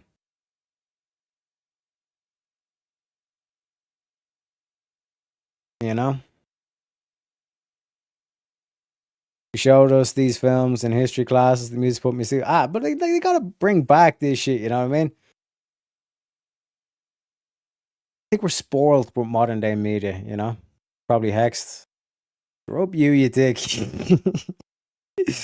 Garner says, not sure where my mocking communism and church meant I support or whatever, but go for a leprechaun. Hey, this is what it is. If you want to donate $13, comrade, one sec. You want to donate $13, you open panel, you come on panel, you roast me, you tell me I've retarded leprechaun, or you just tell me what you means by your comments on the religion causes conflict, etc., etc. You know, comrade, it's okay. It's okay. It will be like zoo. It will be like zoo. You know? We will feed you to watch you. Like, that's the other thing as well. Like, you know, kids turn against parents, neighbors turn against neighbors. How can you have a fucking nation? But that, again, that's like the goal of communism. Is to just destabilize the nation. Once we're able to get rid of the state, it'll be a utopia. Everyone will all of a sudden just click into gear and it'll be beautiful and all this kind of shit. It never comes to be. Partly because whoever has power never wants to give it up, you know? We're all left. Nah, like America will pull through. America will pull through. But fuck me, man. Europe does not look good. And it's going to get worse. Yeah, no. You know what I mean? TTM, if you like heavy trash stuff like Patton from FNMs or other bands like Tomahawk, Mr. Bungie with David Lombardo. Maybe. Yeah, it can be difficult understanding each other through chat sometimes. True that. Aren't we all just retarded? Nah, I toss shekels for giggles, but honestly, why?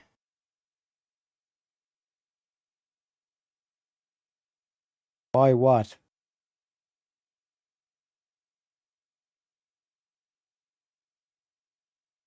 Let me know, Kronos. I'm not sure what you mean by why in this context. Mr. Bungle, I meant. Also, Fatima's. Dude, I was just living his best life. He's just listening off all his rock knowledge, you know what I'm saying? Talking about the bands. Thanks for your confidence. Yeah, we got a lot of guns and a lot of bullets. That's the other thing as well you gotta factor in is the ammunition. Having a gun is great, but having no bullets, you know? 100%. Why the fuck would I pay to speak to come on panel so you can communicate clearly? Okay? Text is not best form of communications. Best form of communications is live chat. We have you on panel. We're able to develop or give full perspective. Okay, comrade? You know what I say? Or if someone else in chat wants to give the $13, so then Kronos can hop up and explain what he meant, you know? See, like that. Jonte loves getting proven right. You know what I mean? I'm listening to the stream though. I can multitask. Appreciate you, man. Appreciate you. You don't gotta pay to speak, but expect to be taken misunderstood in chat.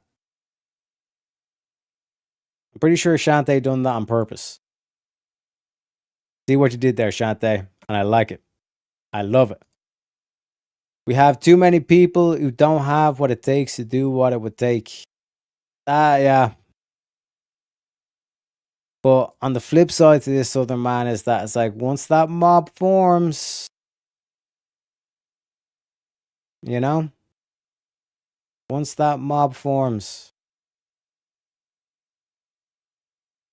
And like the other side to that as well that I'm thinking is like we've seen like what happened in Belfast. We've seen what's been happening in Scotland, right?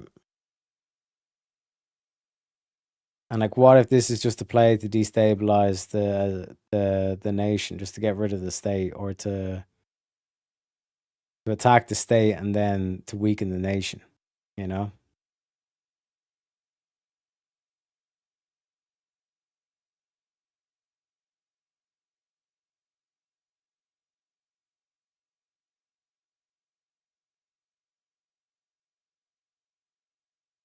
Because the fire spreads quickly.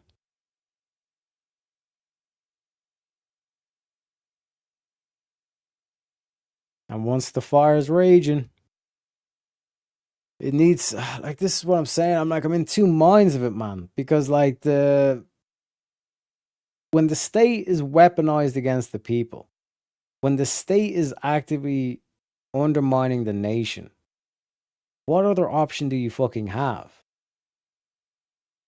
But when mob rule becomes the norm, it descends into chaos. Like, you've all seen, like, the citizen vigilante thing. And that's all well and good when it's a righteous man and it's a noble purpose. But if any Tom, Dick, or Harry just takes things into their own hands, you're playing into the Communist Manifesto. You're playing into this whole chaos on the streets and all this kind of shit. You know?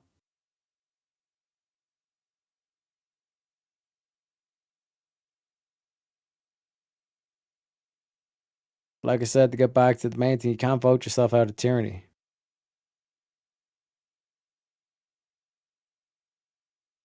Nah, I'm good. Clear, not worth the time.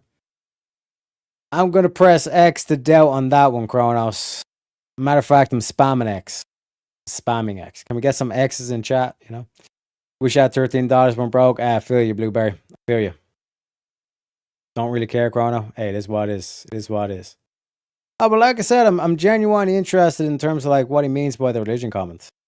You know?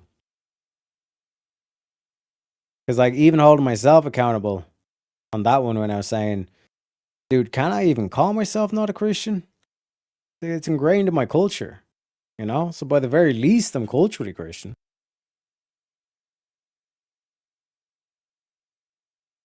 You know? Shantae's is like, see you, leprechaun. Whoop you, you little leprechaun. Same or some? Some? Oh, some people are just too self-important. I mean, like, Andrew kind of highlights this as well. Like, you're not going to see people, like, fucking, like, out on the streets and all this kind of shit because they've got, you know, a belly full of food, central heating, all this kind of shit. But at what point does the straw break the camel's back, so to speak, you know?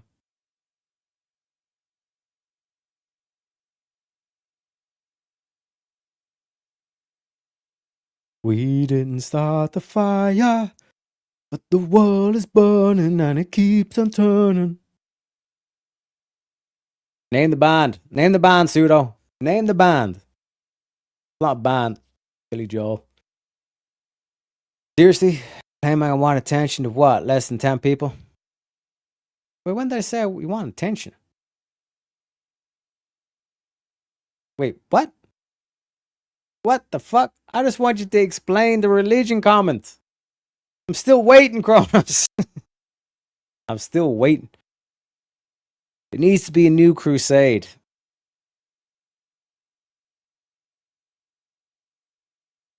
But then we get to the whole question, Southern Man, who leads the crusade?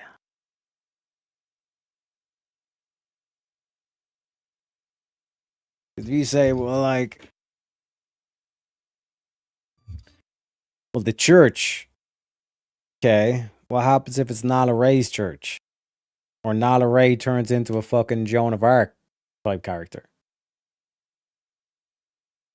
You know?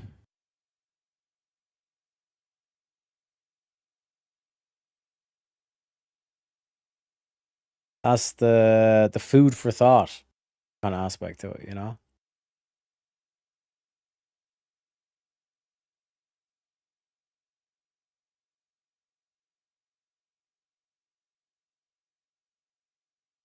We can't even vote ourselves out of not having a radical Islam in office. That's what I'm saying, man. Democracy is such a dog shit idea, man. It's so shit. Oh my god. Like, a lot of people laugh at me when I say democracy is retard supremacy. But it literally is. You have to pander to the most retarded cunt in the country. You know what I mean? Like back when you had kings or czars in Russia's case or Caesar in Rome's case, there was none of this like pandering to the mass and all this kind of shit. You know? Emotional damage. Christian nation. I get that. Don't get me wrong, like Christian nationalism with the right Christian leader it's an absolute banger of an idea. Absolute banger. But if that fucking Christian is the likes of Nala Ray, bro, you're gonna end up with fucking Joan of Arc type shit. You know?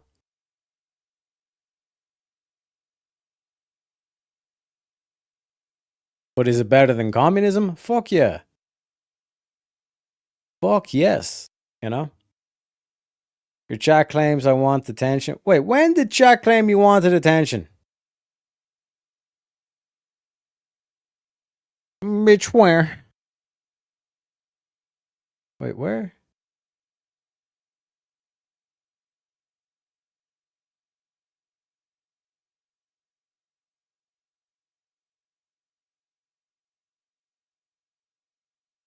Nobody claimed attention, bro. Nobody claimed attention. I just want to understand what you mean by the religion comment. But Blueberry, did you even say attention? That he was seeking attention?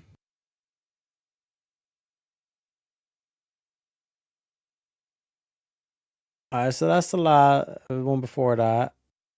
Some people are too self-important. That was in reference to like actually doing something about the shitty state of affairs. Don't really care. I wish I had $13. Thanks for your confidence. We got lots of guns. Yeah, that's got to do with America.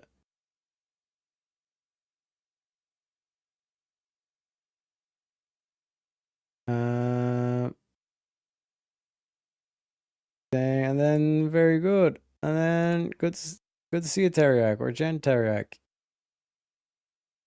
So like Blueberry never even said anything about attention. What are you talking about, Kronos? What you talking about, Kronos? What you talking about, Willis? What you talking about? Yep. Don't let women vote. Problem. But there's retarded men as well. That's what I'm saying, Southern Man. Like we need to get rid of democracy. Democracy is retarded supremacy. Right?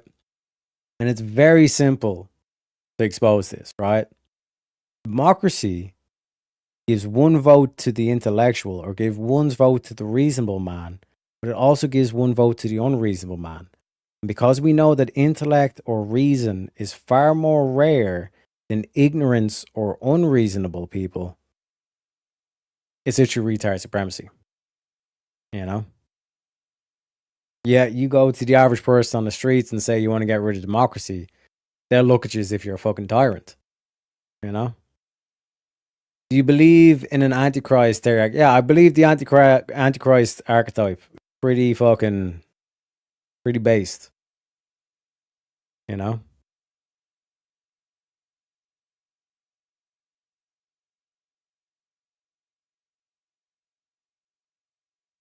So let me get a definition. So we're all on the same page. The term Antichrist refers to a figure or force that opposes Jesus Christ, working against his teachings, or attempting to usurp his place, aka the communism's. Prefix anti means both against or in place of. Biblical origins. The word itself appears exclusively in the New Testament, specifically in letters of 1 John and 2 John. False teachers John used the term to describe people who had left the church to spread false doctrine, specifically denying that Jesus is the Christ, the Son of God. According to John, anyone who contradicts the teachings of Jesus embodies an antichrist spirit, noting that even now many antichrists have come. Broader end times theology, while the word antichrist is only found in John's letters, the concept of supreme evil opponent of God at the end of history spans several other biblical texts. Man of lawlessness, the Apostle Paul describes a figure of ultimate rebellion who will exalt himself above God, 2 Thessalonians 2. The beast, the book of Revelation, features a powerful beast empowered by the dragon, Satan, who demands the worship of humanity. The little horn, the book of Daniel features a king who speaks against God and persecutes believers. Again, right on theme in terms of the communisms, you know. Interpretations throughout history, the understanding of the Antichrist has evolved. Literal figure, many Christians await a literal charismatic world leader who will rise to power, deceive humanity, and establish a global reign of terror before the second coming. Institutional force. Other interpretations, such as those historically held by reformers like Martin Luther, view the Antichrist not as a single individual, but as an institutional, ideological force of corruption, such as corrupt religions or political systems that usurps God's authority. And again, this whole thing of communism, you can't be a communist unless you're atheist, the whole aspect, you know. And then general apostasy. Modern discussions and scholarship often emphasize that the Antichrist represents any philosophy, religion, or system that denies the divinity of Jesus and the truth of the gospel. How can you deny that? How can you not believe in that? You know?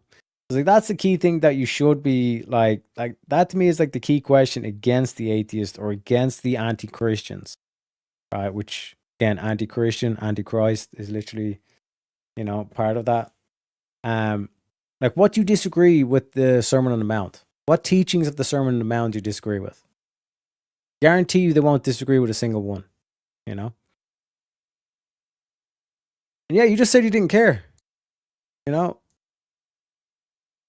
Exactly. I am innocent. Sure. Hey, it is what it is. It is what it is, Kronos. Like I said, more than welcome, because like I said, like I'm genuinely trying to invite the conversation in terms of the religion causing conflict kind of thing that you were saying. But let me know in chat, because like I said, if anyone else wants the $13 and Kronos, you want to come up and exonerate yourself, all this kind of stuff. Also, welcome in, Alpha. Pull up a chair, get comfy. The night sky, that's up. Oh, Shante. AKA comment. Exactly. Oh, how did I forget FNM? Come of Shame is an epic time. Dudo's just out here living his best life. He's just like, yeah, let's talk about bands, baby. You know what I'm saying? But no worries, Blu-ray. No worries. Like I said, we need to hold each other accountable, Myself included.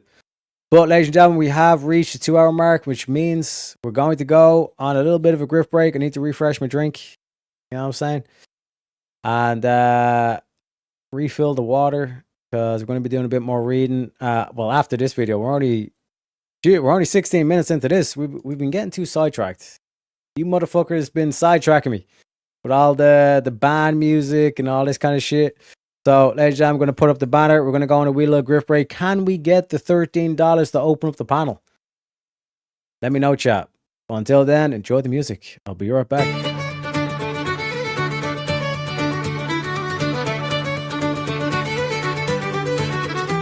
In the merry month of scams, from a hidden lair I started, left the suckers crying, their wallets nearly parted, saluted me old ma, who popped some Tylenol, made me slow of wit, but a trickster after all. Then off to spin the yarn, leave where I was born, cut a shamrock crook to charm the fools and nobles, a pot of rainbow gold, promising the bold, and swindling all the cold on the rocky road to Grifton. 1, 2, 3, 4, 5, hunt the mark and turn 'em down the rocky road, all the way to Grifton, whack full of the raw.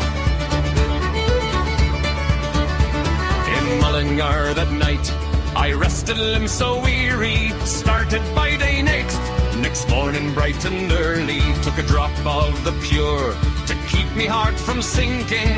That's the Teriak's cure whenever he's on for drinking. To see the lassies smile, laughing all the while at me curious style, 'twould set your heart a bubbling. They asked me was I hired, the wages I required, till I was almost tired of the rocky road to Grifton. 1, 2, 3, 4, 5, hunt the mark and turn 'em down the rocky road, all the way to Grifton, whack full of the rock. In Dublin next arrived, I thought it such a pity to be so soon deprived of view of that fine city. Then I took a stroll, all among the quality, me bundle it was stole in a neat locality. Something crossed me mind when I looked behind, no bundle could I find. Upon me stick a wobbling, and while I'm for the road, they said me Connacht brogue wasn't much in vogue on the rocky road to Grifton. 1, 2, 3, 4, 5, hunt the mark and turn 'em down the rocky road, all the way to Grifton, whack full of the rock. From there I got away, me spirits never failing, landed on the quay just as the ship was sailing. Captain at me roared, said that no room had he. When I jumped aboard, a cabin found for Teriak. Down among the pigs, I played some funny rigs, danced some hearty jigs, the water round me bubbling. Went off holy head, I wish myself was dead, or better far instead, on the rocky road to Grifton. 1, 2, 3, 4, 5, hunt the mark and turn 'em down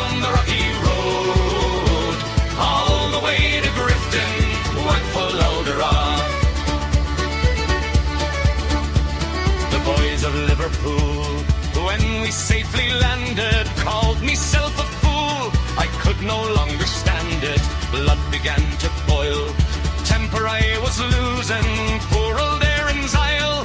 They began abusing. Hurrah, me soul, says I. Me shillelagh I let fly. Galway boys were by. Saw I was a hobbling. With the loud hooray, they joined in the affray. We quickly cleared the way for the rocky road to Grifton. 1, 2, 3, 4, 5, hunt the mark and turn them down the rocky road. All the way to Grifton, whack full of the rock. Now with me, little leprechauns, we're grifting through the nations. Terrier leads the band, promising donations. Send your gold our way for a cause so grand and true. We'll charm your coins away and vanish in the blue. Me ma's Tylenol twist gave me wits to trick and tease. Retarded charm they say, but I bring 'em to their knees. Join the merry scam, donate quick and free, for the pot of gold's a sham on the rocky road to Grifton. 1, 2, 3, 4, 5, hunt the mark and turn 'em down the rocky road. All the way to Grifton, whack full of the rock.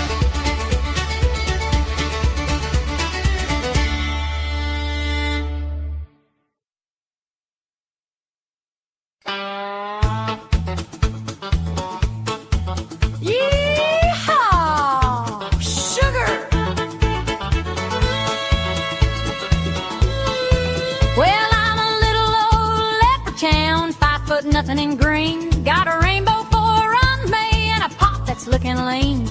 I've been dancing on TikTok, selling shamrock and FTs. But the gold's running low, darling, won't you send a little to me? I'll jig on your screen, do a reel with me, beer. Drop a super chat, sugar, make a poor Sprite feel cheer. It's a wee bit of grip, but it's honest and true. I just need your dollars to sparkle like dew. Fill me pot of gold, pretty baby, won't you fill me pot of gold, make it overflow. Send a 5, send a 10, send 100 if you please. I'll be dancing all rainbows down my knees.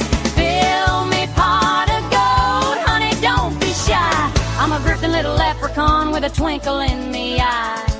Come on, y'all, Venmo's have Leafy Grift 6 9. I got Lucky Charms courses, just $9.99.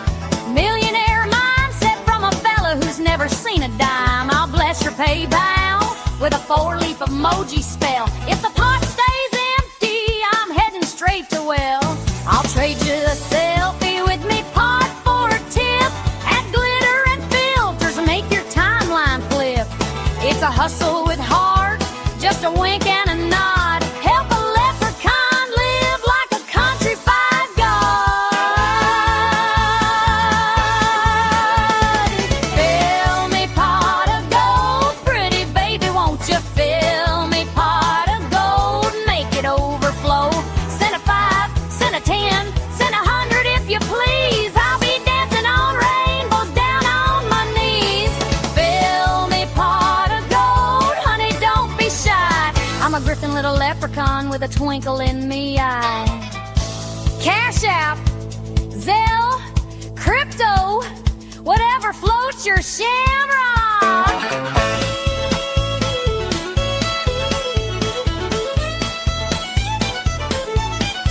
And now listen here, sugar, every coin that you send turns a poor little sprite into your rainbow best friend. Ooh, fill it up, right eyes. Fill me pot of gold, pretty baby, won't you fill me pot of gold, make it overflow. Send a 5, send a 10, send 1,000 if you dare. I'll be jigging in diamonds, green glitter in me hair. Fill me pot of gold, honey, don't say no. I'm the griftiest leprechaun you'll ever know. Can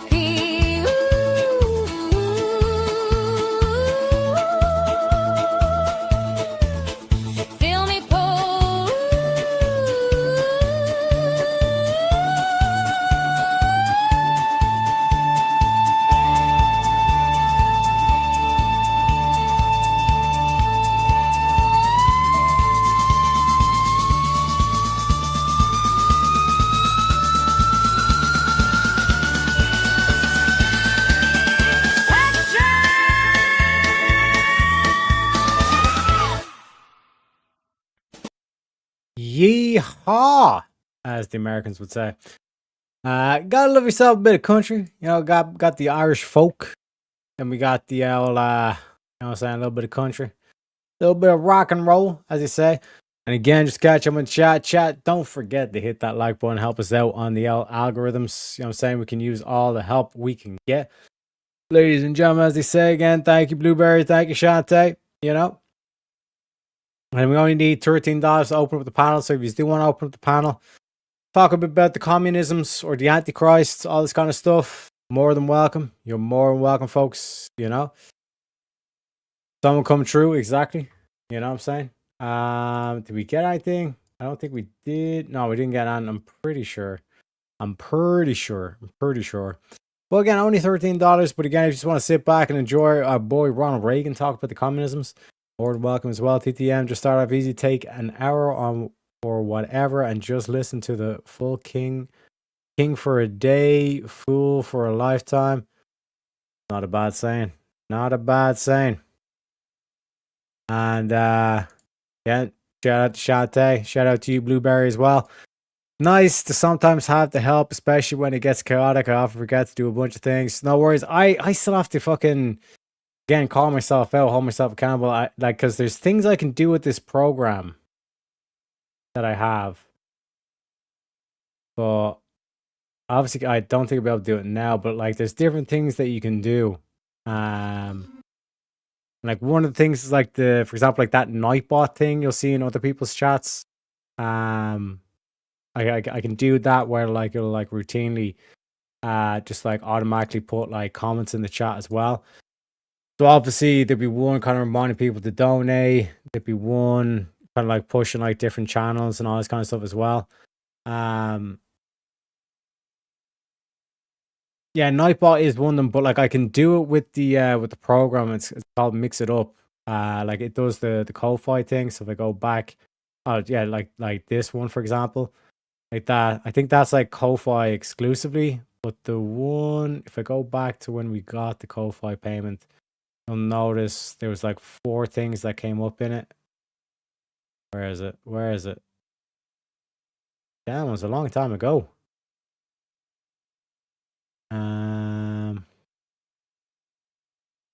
Oh, it was back when Pseudo donated, I'm pretty sure. Yeah, so it's like if you notice, it would be like I think that's just exclusively Ko-Fi. Maybe I'm wrong then. But I'm pretty sure I can do something like that anyways, you know what I mean?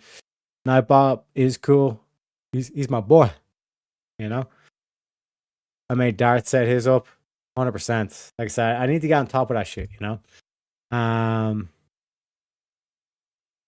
But it's definitely things like the stream, donate to the stream, people's YouTube channels, like general kind of like rule things, different things like that, you know? They showed Dart and I how to use Nightbot. 100%, baby. Join the Enough is Enough movement. 100%, sir. 100%. Thank you very kindly, Southern Man, for the $2. I'll give you a little bit of money clip for that one.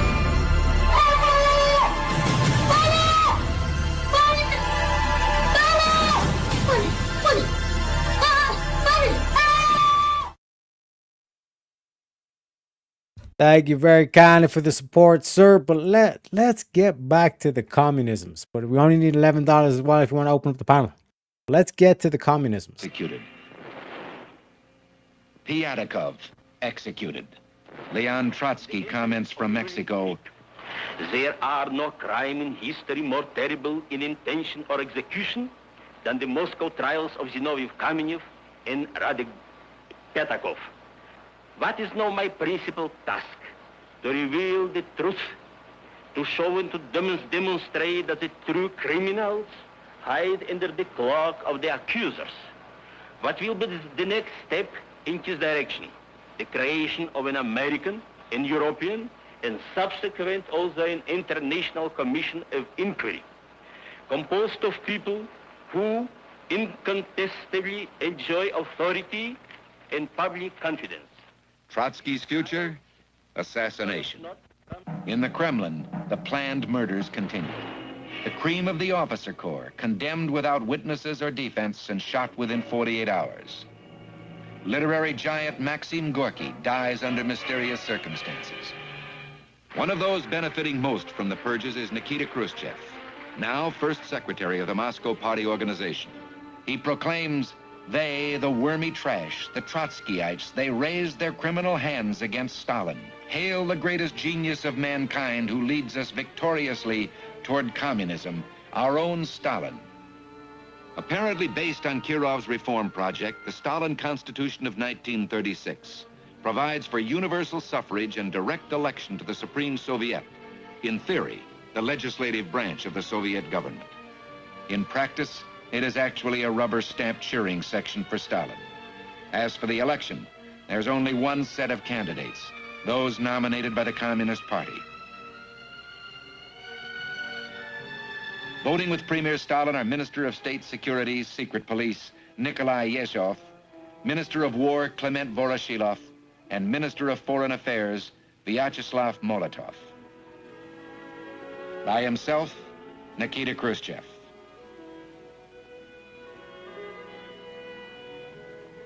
That cunt just put 2 ballots in the box. What the actual fuck, bro?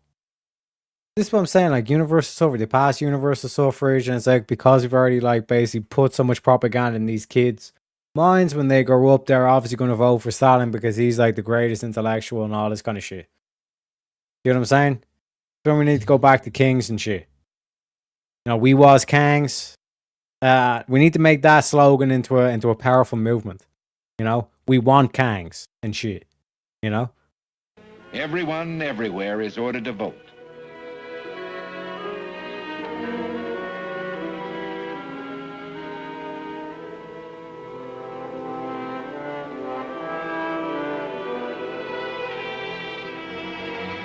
The penalties for failure to vote are severe. They involve loss of work, loss of social position, or imprisonment in a slave labor camp. Supposedly, 99% of the people cast their ballots for the one-party ticket. Stalin announces that socialism has been attained in the USSR. Actually, the government has become everyone's boss. Workers are forbidden to strike.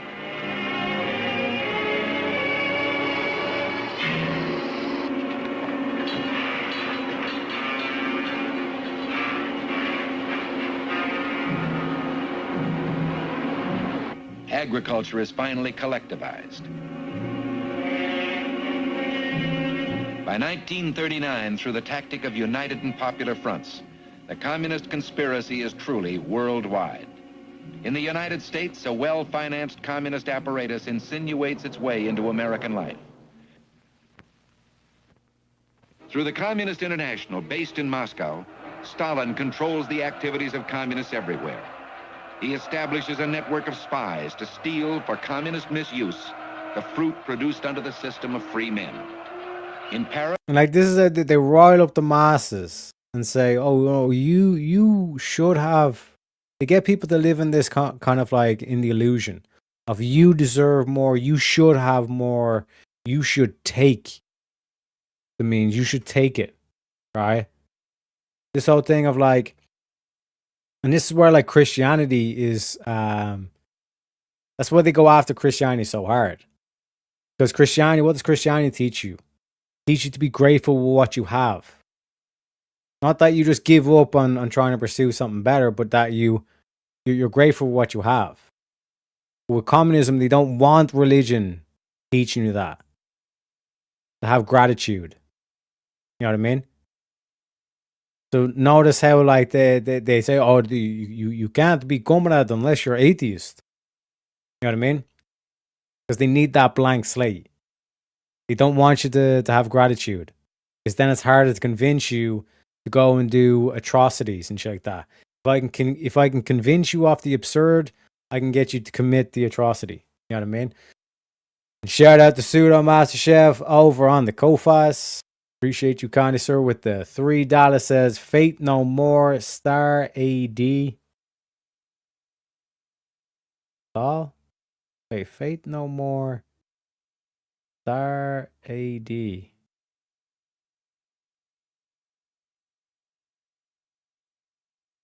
gotta explain that one to me. I'm kind of retarded. I'm not gonna lie, but appreciate you very kindly for the $3. Let me give you money clip for that one, sir.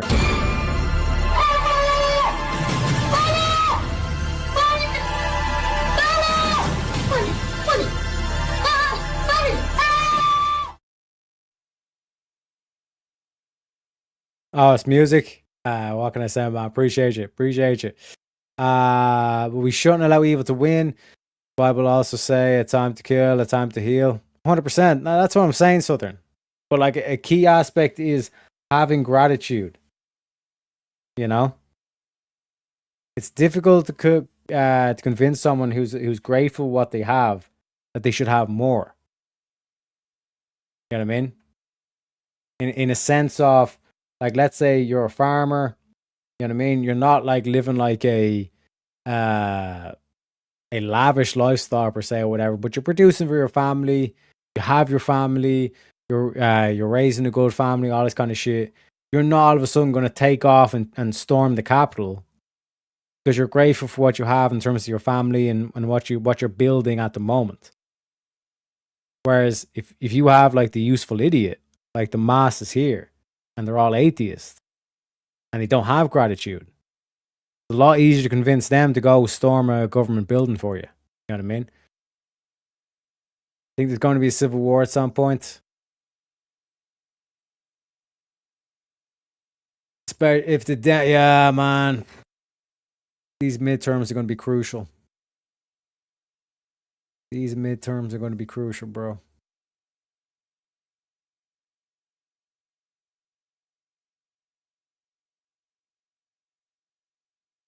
I think they're going to do it. I think Trump has a trick up. Trump has a trump card up his sleeve, so to speak. You know, being that I'm only an hour and a half away, I appreciate it. What can I say, man? What can I say? What about the Crusades? Have a little crusade, baby. That's different, Southern man. Like the whole kind of like what we're reviewing here with the communisms is like you need to rebel against your government because they're not providing for you. Not that like I was kind of saying about like the whole like gratitude and all this kind of shit. Whereas when you look at what's going on in England, and especially yesterday when the fucking oh my god, man, got to even talk about that at the beginning. King Charles came out and says he's now the defender of a multi-faith nation. And you're like, what? Like a title that was given by the Pope to the King of England at the time was Fide Defensor, defender of the faith. And now the King's come out and said that he's defending multi-faiths in England.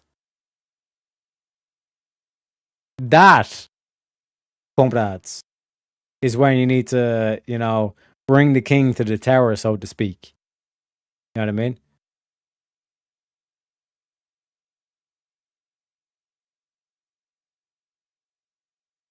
And again, shout out to Pseudo. Thank you very kindly for the support and welcome in Domage. We need a non-Zionist Christian leader. We were talking about this yesterday. Was it yesterday or was it the day before? I'm losing track of days. But Kieran, Jim, and all this kind of stuff, and Realizer, basically talking about this, where it's like, I believe that Israel is the final solution. You know, if the state of Israel had have existed, like I think Germany, there wouldn't have been this whole 6 million and all this kind of shit. There wouldn't have been no like Madagascar talks and all this kind of shit. It would have been like, okay, right, we got a place to put them.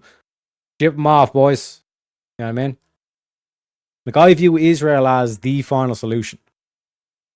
You know? So, like, the whole, like, Zionist thing, to me, is a nuanced topic. Because I don't think that, like, this whole Israel is the greatest ally. And, like, billions being fucking spent over and all this kind of shit. I don't agree with any of that shit whatsoever. But the same thing is said with England. Like, England's our greatest ally. You know what I mean? Like, I think that's like code, was it like euphemisms? You know? Because when you look at the history between America and England, like England funded the Civil War. You know? England's been wanting to use America as like their bully, to bully all the other nations with their military and manipulate it with their financial systems and all this kind of shit, you know? So yeah, like there's a lot of food for thought there in terms of that. I could have a whole stream on that. Maybe that'll be next Monday stream. Rather than call it the Jewish question, we'll call it the Israel question, you know? And only $8, comrades, to open the panels. Only $8. Would appreciate his candy. So far with donations as well. Freaking hope he does. If gas prices are at the high $2 and wages outpace inflation, the average uninformed voter won't care much about the war. My fear is Trader Dems are telling Iran to wait. Oh no, they're trying to feed into it. But real quick, just to show you in terms of this whole thing of like the Iran war, like basically being irrelevant at this point of view. Where is it?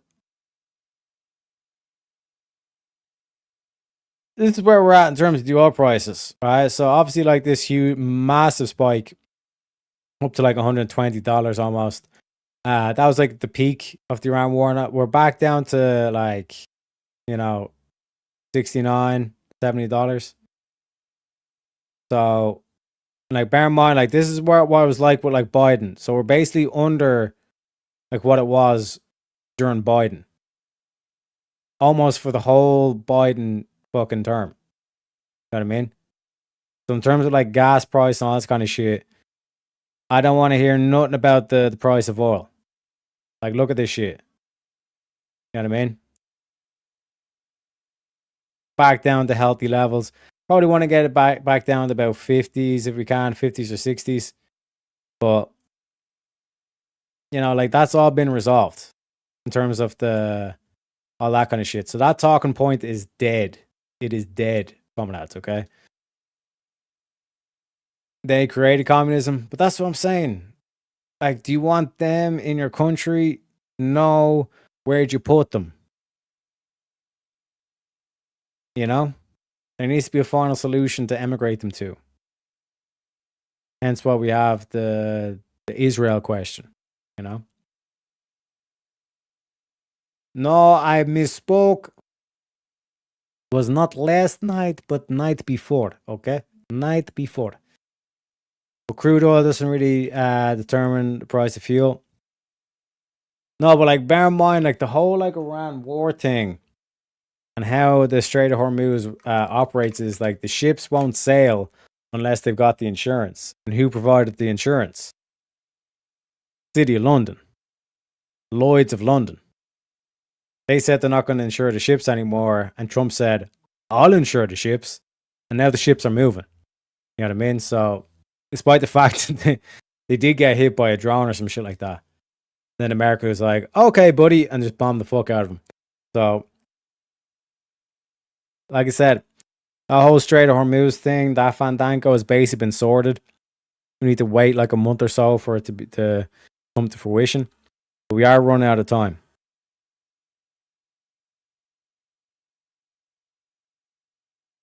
But it is perfect timing. The fact that essentially that talking point has now been taken off the table. So what else have the Democrats got? And the thing that worries me is that you have fucking Nick Fuentes saying, let's vote for the Democrats to punish Trump. And it's like, okay, you're going to vote for the fucking socialists to open the border. Okay, buddy. Oh, fucking K. It's, man. Unbelievable. Because our crude oil is garbage. We import crude from elsewhere for our fuel. Yeah, but but Marco Rubio is now leading Venezuela, baby.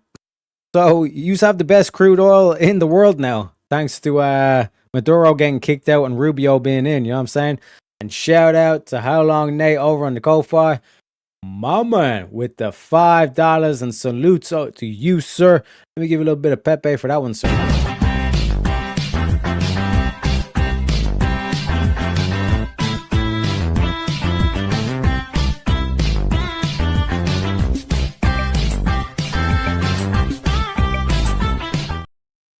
Thank you very kindly for the support, Nate. Salutes to you.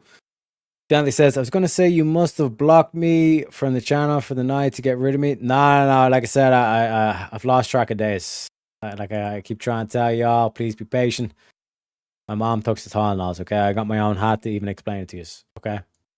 Those aren't tears. That's just hay fever, okay? I don't cry. I'm a big boy. Anyways, you only need $3 as well to open up the panel, ladies and gentlemen. We're still struggling to get through this video. Chat is on fire tonight, you know? We got 60% from Canada, 10% from Mexico because it produces cheaper, better fuel versus our crude. Yeah, but the reason why you weren't buying from Venezuela is because Maduro was in charge. So those percentages are going to change.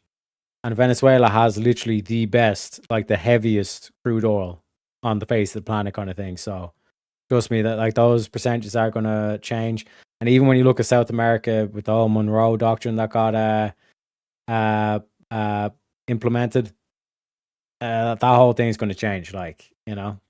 So, like I said, it's going to be a different story. Probably take a bit longer than like the 6 months. Probably like give it a year or two. Like South America's already starting to all shift right wing now. Oh, like you take away the US aid, you put a little pressure on these socialist states. Next thing you know, South America's not talking about communism or socialism anymore. Ain't that a quinky dink, you know? The ideal US crew for cheap gas price and stable market is right where they are now, but it takes a little time. Yeah, no, yeah, 100% pseudo. It takes time. That's the whole thing. But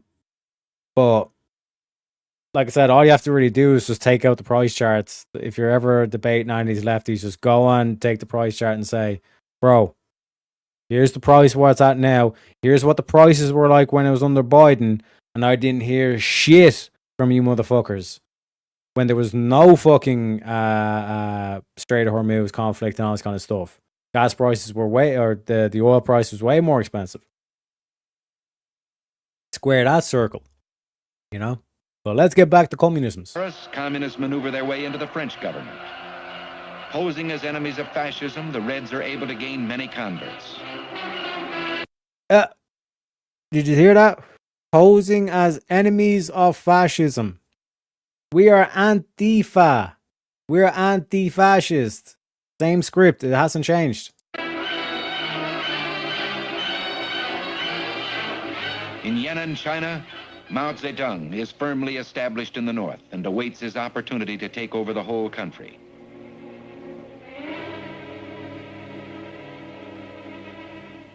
In Moscow, instead of the withering away of the state promised by Karl Marx, the state has become a monster, wholly dependent for its power on the Red Army and secret police. Despite the 20-odd years of Soviet brutality, the objective of the Marxist Communist Manifesto, the world revolution, has not occurred. And Stalin still waits for the chance to spill communism over the borders of the Soviet Union. His opportunity comes with the rise of a rival tyranny in Nazi Germany.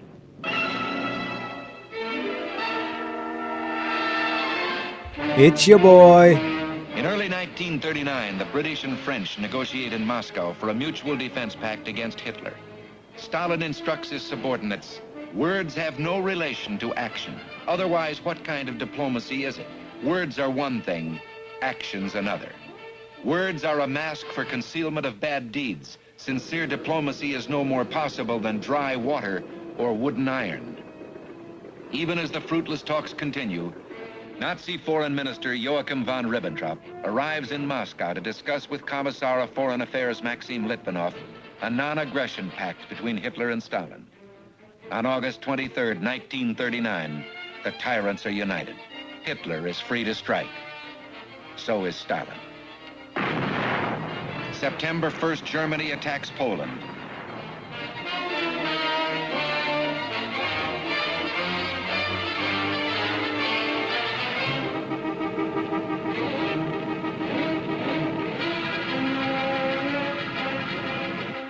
2 days later, Britain and France declare war, but are powerless to help the gallant Poles. The end comes quickly. But not before the Red Army has invaded the hapless country from the east. Communism has at last advanced outside the Soviet Union and quickly provides the world with a sample of its tactics in occupied territory. Tens of thousands of prisoners are deported to slavery in Soviet Siberia. As the Polish people suffer, the red propaganda machine goes to work. Ми повернулися із великої Москви, з великого будинку, із хати. Червона армія, вона нас оборонила об усього. Вона не дорожила, що покинула сім'ї, батьків, жінок, дітей. Орлами летіли на наші землі і боронили. The new secretary of the Ukrainian Communist Party, Khrushchev, and Marshal Semen Timoshenko take over. Meanwhile, Soviet firing squads are busy. In the Katyn forest, some 10,000 Polish officers and intellectual leaders are slaughtered by the communists and buried in mass graves. The atrocities in our film are not pleasant, but the world must be reminded again and again of the inhumanity to man that is communism and was Nazism.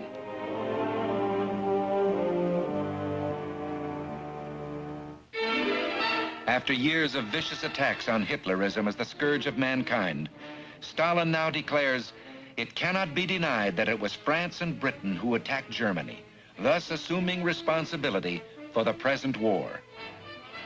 Molotov is a frequent visitor to Berlin, appeasing Hitler with food and supplies, declaring it is criminal to wage a war against Hitlerism camouflaged as a fight for democracy. Taking advantage of the pact with Hitler, Russia begins a series of systematic attacks on its tiny neighbors. Finland is invaded on November 30th, 1939.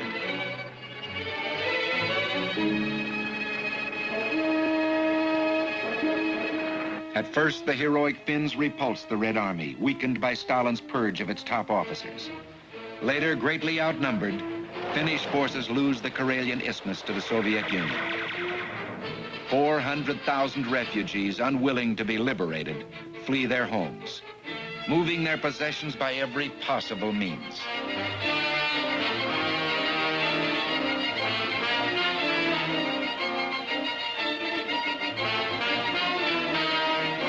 Next, the Baltic states. Non-aggression pacts notwithstanding, a Russian ultimatum to Latvia opens the border to Red troops.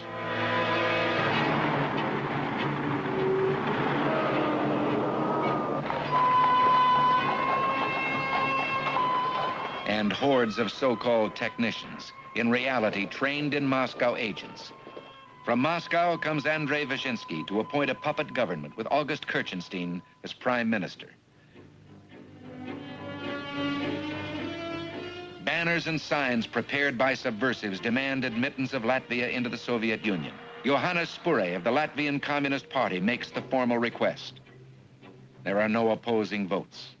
To the Kremlin goes Premier Kirchenstein, petitioning for admission into the Soviet Union.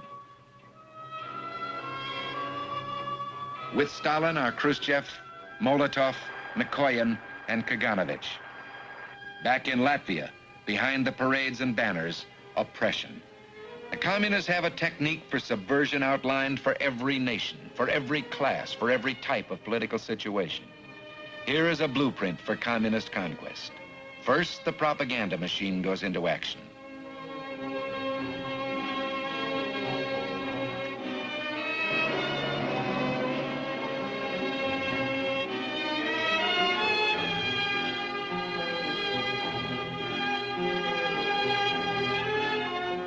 Business is nationalized, and all assets become the property of the state.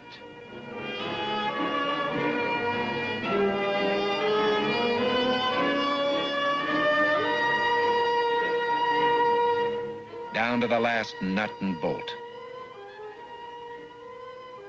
This woman worked a lifetime to save 4,000 Latvian dollars. 3,000 of it is now the property of the party.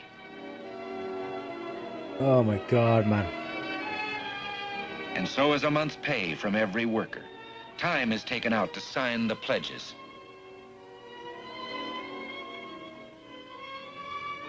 Farmers must join collectives in order to survive. The jails are opened, allegedly for political prisoners.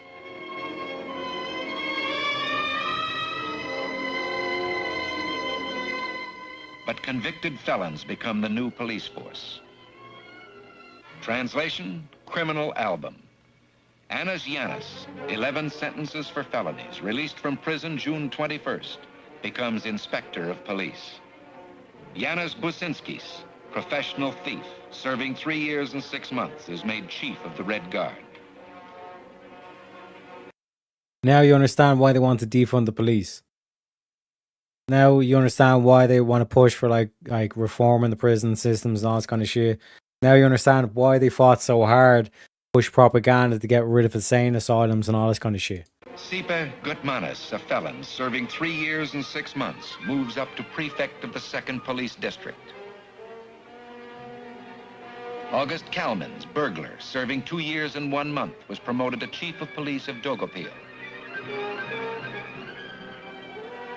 Matisse Botanicus, thief, serving 2 years and 1 month, is the new chief of police of Liepaya. The new constitution from Moscow guarantees freedom from unreasonable arrest. Previously respected citizens, now labeled enemies of the people, are herded into trains and deported to slave labor camps. While parents are persecuted, great care and attention is immediately focused on the children. A red scarf of communism is supposed to give the character representing the spirit of childhood control over the world. The true meaning of the red scarf of communism is evidenced by this list of 78 Latvians from all walks of life. The notation says, politically unreliable, shoot them to death. There are no trials, no appeals. A mass grave in the courtyard of the Riga city jail. More than 15,000 men, women, and children, educators, doctors, ministers, students, laborers, are executed. It's the same sad story in Estonia and Lithuania.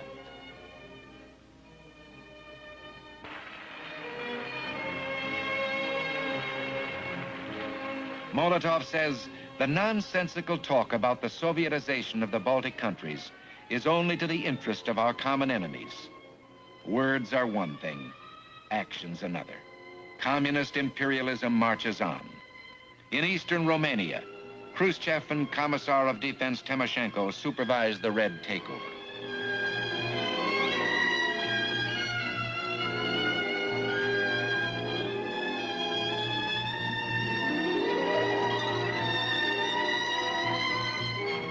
May 1st, 1941.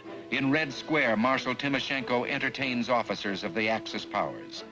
It begins to look as if Stalin and Hitler will divide the world.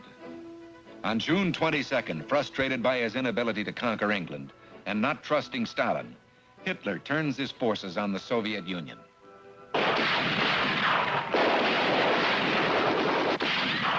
Because Stalin had feared to provoke the Germans, he ignored warnings of a Nazi buildup along his border. Caught completely by surprise, poorly led, and lacking the will to fight, the Soviet armies are decimated. Conveniently ignoring his own treacherous acts, Stalin appeals to the West for aid. Weeks later, he justifies his pact with Hitler to the Russian people in this way. С такими героичными людьми и извергами, как Гитлер и Риббентроп, не была ли здесь допущена со стороны советского правительства ошибка? Конечно, нет. Пакт о ненападении есть пакт о мире между двумя государствами. Именно такой пакт предложила нам Германия в 1939 году. Могло ли советское правительство отказаться от такого предложения? Я думаю, что ни одно миролюбивое государство не может отказаться от мирного соглашения с соседней державой. Если во главе этой державы стоят даже такие изверги и людоеды, как Гитлер и Риббентроп. Что выиграла и что проиграла фашистская Германия, вероломно разорвав пакт и совершив нападение на СССР?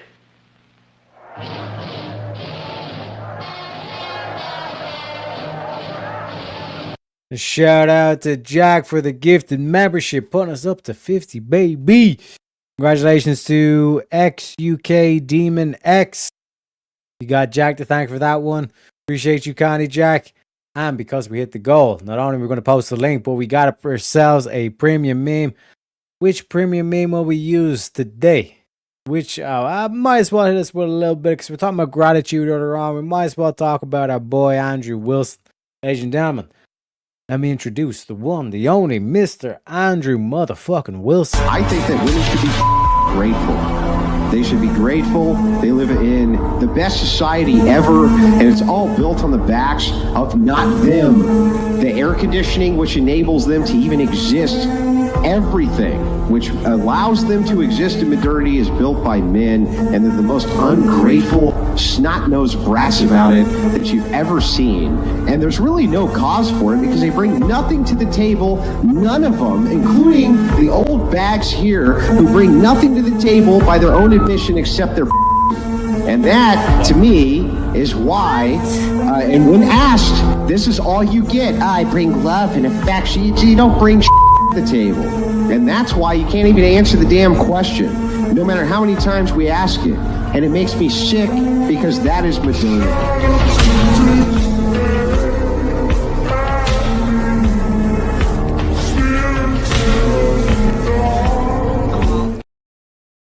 Absolute mic drop and a half, and it's just such a banger because he hits him with so much truth to the point where it's like it just silences the whole fucking lot of them. Even Brian's like, damn, son, where'd you find those? You know? Jack says, okay, came by to say hi. Back to what I was doing. Enjoy the rest of the stream, everyone. I appreciate you, Jack. See, that's why Jack comes in like a good guy says. We're $3 away from opening up the panel and a premium meme. Might as well, baby.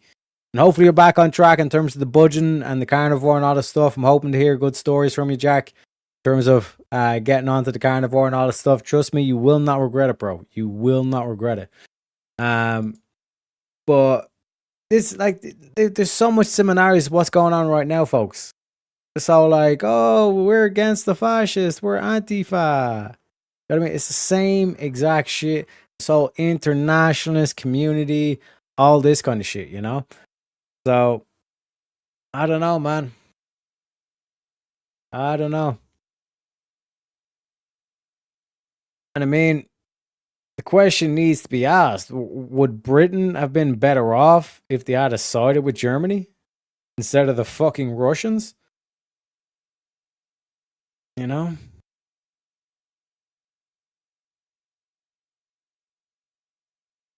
It has to be asked. That's all I'm saying is the question has to be asked. You know? I'm the trickster. I'm here to ask the questions. I don't really tend to have like the solid solutions, so to speak. But it is what it is. It is what it is. Shante says Jack's busy trying to grow his. God damn it. Jack just came by to say hey and he's already getting roasted. Unbelievable. Unbelievable, Shante. But you know, 100% Shante. 100%. And Jack says it's a tedious task. It ain't much, but it's honest work, Jack. It ain't much, but it's honest work. It's honest work, baby. Appreciate you, Jack. But yeah, stay on topic, you know, because like I said, man, this is eye-opening in terms of like they really often fucking changed their game. It's been the same fucking game for the past 100 years. You know, over 100 years at this stage. But in these early days of the war, many Russians are confused as to exactly who the fiends and cannibals are.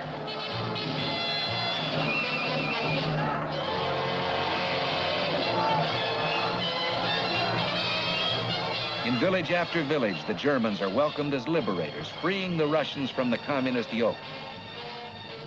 But then comes the incredible barbarism of the Nazi occupation troops.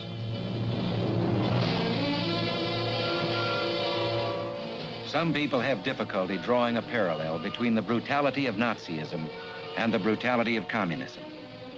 The victims have no such difficulty. These atrocities and Stalin's appeal to nationalism rather than to communism gives the Soviets a reason to resist, aided by some $11 billion worth of material from the United States. Why are you helping the communists?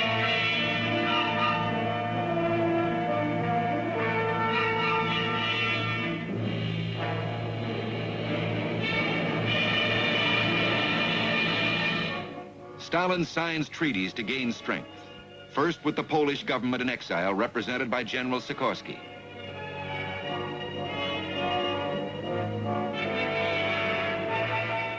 Then with the Czechoslovakian government in exile, in the presence of his president Beneš. These are just two of the more than 200 treaties and international agreements communists sign and break. General Sikorski, with the Duke of Windsor representing Great Britain watching, takes charge of the Poles on Russian soil.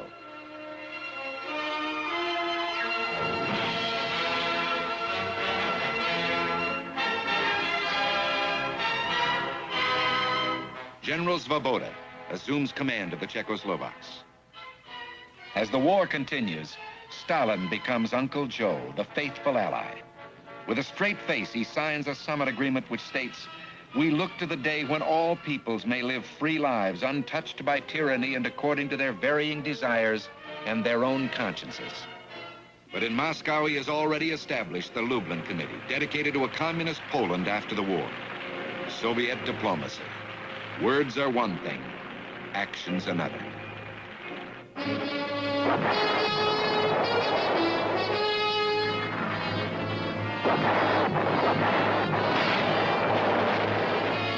While the Russian soldier battles Hitler, his communist leaders fight against freedom. In 1944, they unaccountably halt the Red Advance a few miles from Warsaw, where Polish resistance forces have risen in rebellion against the Nazi occupation. "Help us or we die," begged the patriots over the Warsaw radio. But the Red Army stands by, waiting for the future leaders of a free Poland, 200,000 of them to be massacred.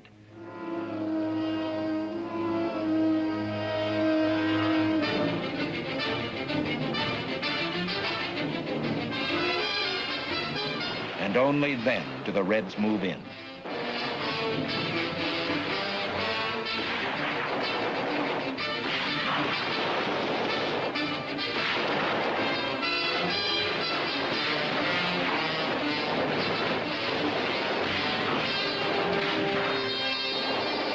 Stalin takes advantage of the change in the tide of war to satisfy his vengeance on 7 of his minority nations whose members may have been disloyal to him. He directs a mass genocide resulting in over 11 million victims. For example, these Tanu-Tuvinians, a proud and ancient people, completely obliterated. Their very existence denied by the Soviet Union. This is why I bring up the uncomfortable thing. This is how fucking brutal the fucking Russians were. Wiping out their own peoples, breaking fucking peace treaties left, right, and center, and all this kind of shit. You know what I mean?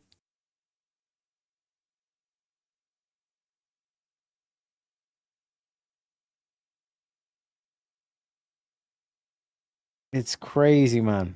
It's crazy. See England and even America like side with the Russians, and I know then that devolved into like the whole Cold War and all this kind of shit. And you could see that even from this referencing, it's like, listen, the Nazis were bad, but also the Russians were bad and all this kind of shit. I don't know, man. I don't know. When the war ends, the communists occupy all of Eastern Europe and 1/3 of Germany. Stalin means to hold his gains.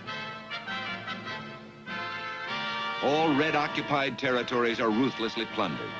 The example of Mukden, Manchuria, where after 6 months of Red liberation, 5,000 factories are stripped of machinery for removal to Russia. The truth behind Khrushchev's statement, "We categorically refuse all that rests on loot, violence, and occupation."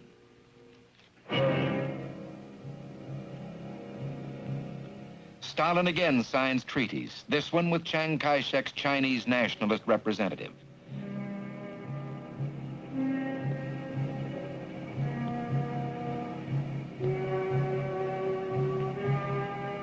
As this scene is being enacted, Stalin is secretly supporting the communist leader Mao Zedong.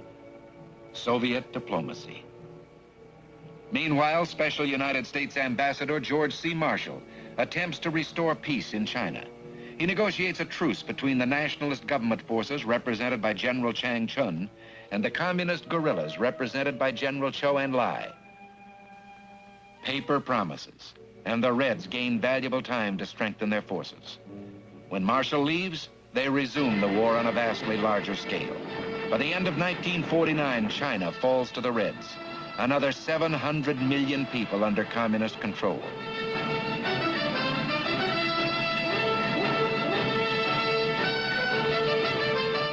Lenin once said, "We shall reach Paris by way of Peking." During this time, 1945 to 49, Stalin has been beating the propaganda drums for disarmament. But his true policy is revealed in instructions given by the Communist International apparatus. The disarmament policy of the Soviet government must be utilized to support the only way toward abolition of war, arming the communists, overthrowing the capitalists, and establishing the communist dictatorship. Stalin's policy of a protracted conflict, the Cold War, is becoming evident. With about 5 million Red Army troops and 2 million internal security police in East Europe, no one punishes Stalin as he consolidates his control by tearing up previous treaties and signing new ones with his puppets. Romania's Dr. Groza and Dej. East Germany's Grotwald and Peak. Yugoslavia's Tito. Albania's Hodza.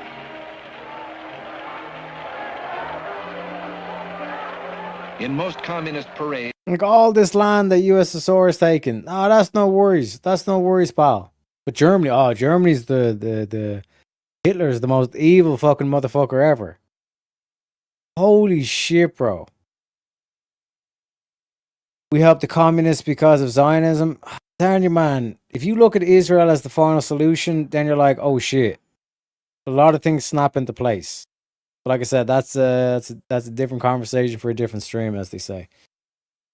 You only get blocked if your tag is Schleprock. Nah, bro, nah, we can see you.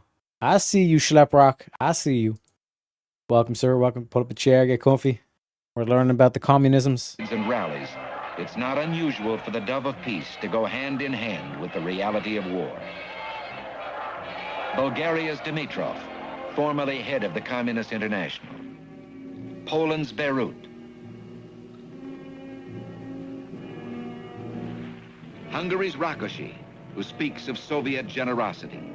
Without the unremitting kind support of the Soviet Union, the Hungarian popular democracy, and I may add all other popular democracies, would never have been created. Czechoslovakia's Gottwald.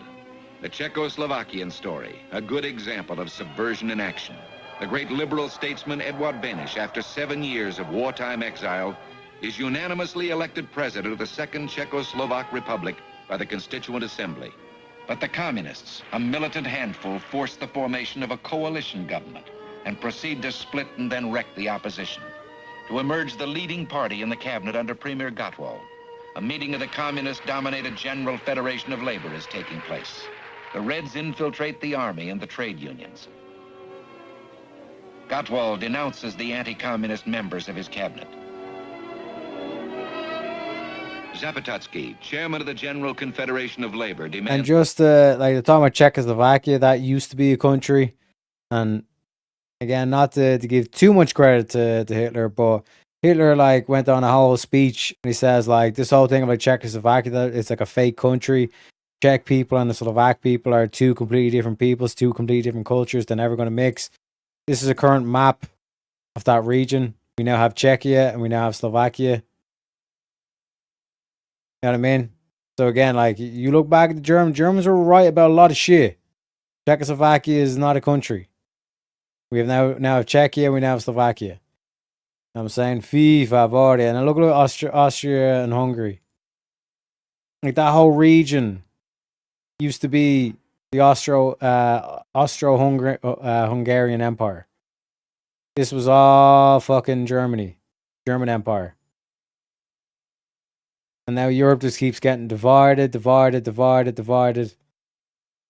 You know? Divide and conquer, so to speak. Motherfuckers, man. Duda says, a friend of mine went to buy a dress for his daughter, expensive place, but they have a custom tailor, etc.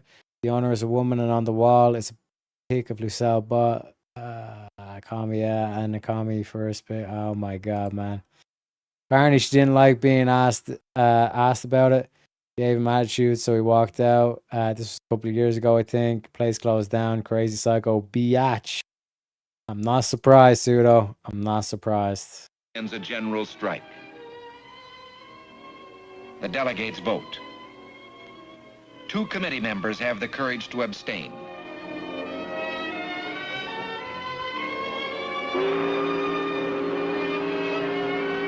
Work stops.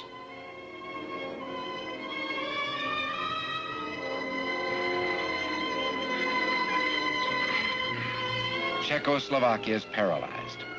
Freedom dies as Benish is forced to accept the resignation of the last anti-communist in the cabinet. And then he too resigns.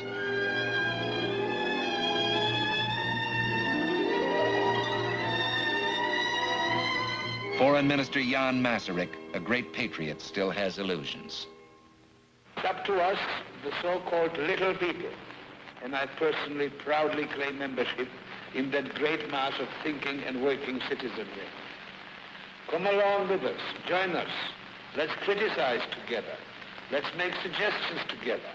Let's insist on being heard, and actions are bound to follow. Truth shall conquer if we give it half a chance. I'll be seeing you. 2 weeks after the takeover of Czechoslovakia, Masaryk is dead, allegedly a suicide. Benish, who also thought he could do business with the communists, dies soon afterward.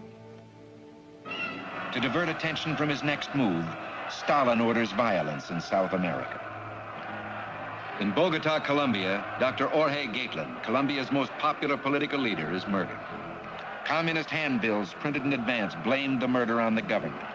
Within 24 hours, 1,000 dead, 136 major buildings destroyed, the result of the communist-incited riot.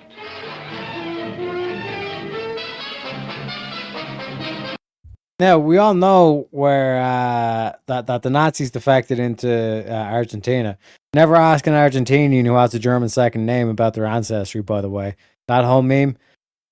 Don't see the Nazis causing trouble in South America. But the communists did. Just saying.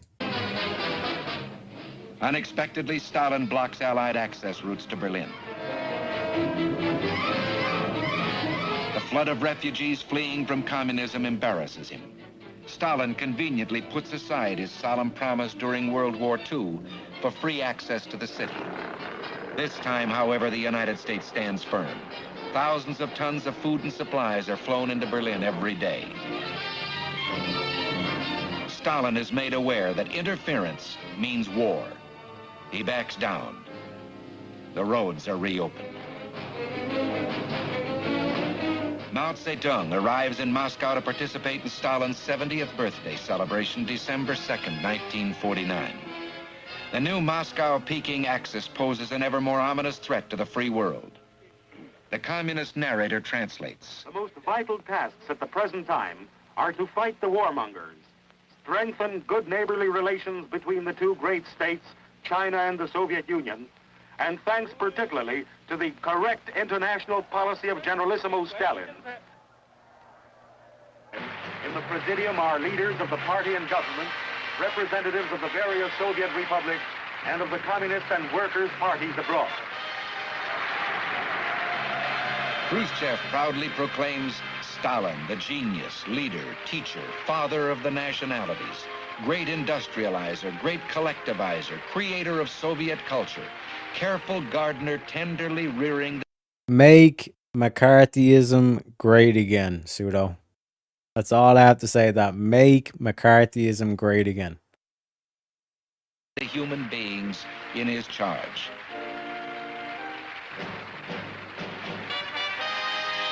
Nikolai Zvernik makes the introductory speech. To his left are Georgy Malenkov, first secretary of the Central Committee, and Lavrenti Beria, Stalin's Minister of Interior and State Security.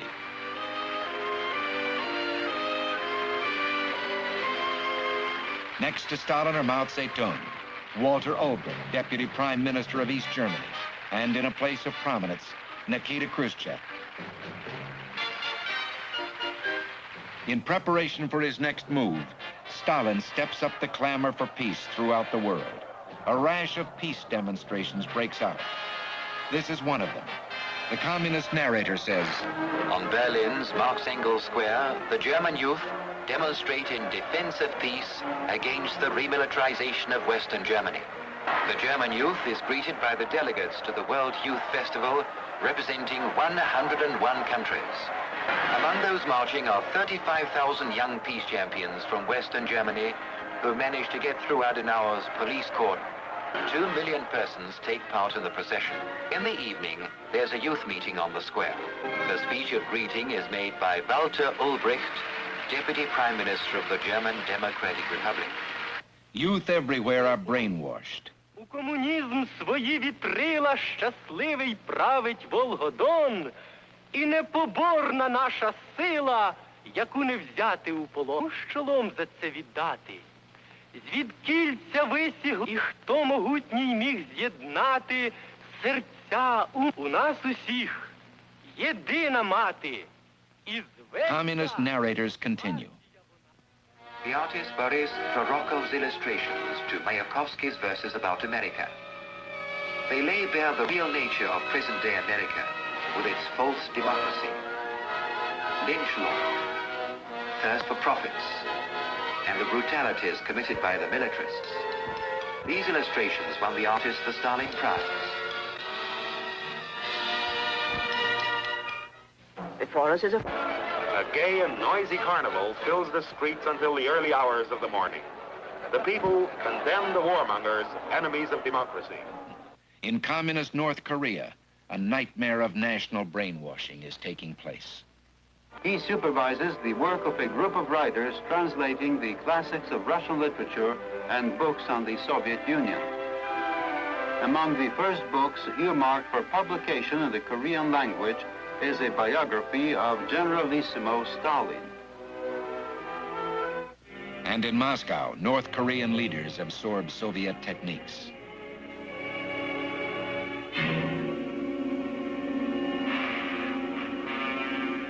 The Korean people are unimpressed.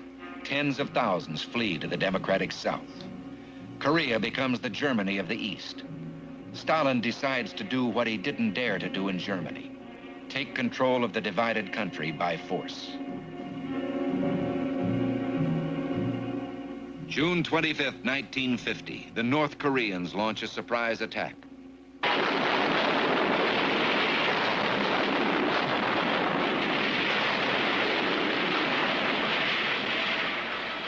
Their advance is spearheaded by Russian tanks. But once again, the United States stands firm.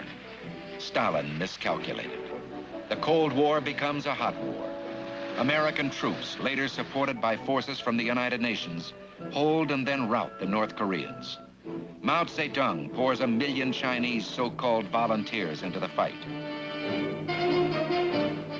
After 3 years of conflict and negotiations, agreement is reached. Lieutenant General Nam II signs for North Korea. American Lieutenant General William J. Harrison signs for the United Nations. The cost to the United States for stopping the Red aggression, 135,000 casualties and $20 billion. Fuck's sake, man. These are American soldiers, some of the 10,000 prisoners of war senselessly slaughtered by barbaristic communism. And these are South Korean soldiers. And the Reds retain control of the 15 million North Koreans. The Kremlin. Stalin's war, hot or cold, is stymied. He needs scapegoats for his failures. On August 12, 1952, 400 Jewish artists, actors, and writers are murdered. Next, leading Jewish doctors are accused of a plot to poison the Soviet leadership and of working for foreign intelligence. Stalin tells Like, Ignatieff, the then oh minister. my god, man! Like oh, well, this this is just crazy. This is crazy. Like, it's okay if the Soviets start massacring Jews. I just think back to the whole thing of like, oh, we stopped Hitler because Hitler wanted world domination. And what are the Soviets literally doing across the globe? From South America to fucking South Korea to oh my god, man. Why the fuck did they side against Germany? Unfucking believable, man. The absolute shit show that we're in. If England had just got their shit together and not been a bunch of cunts. Holy shit, bro. Holy shit. And like anybody wants to say, well, Germany was advancing on Poland, right? Let's look at the maps. Let's look at the map, right? Where is it? Oh, fuck, that doesn't show a shit.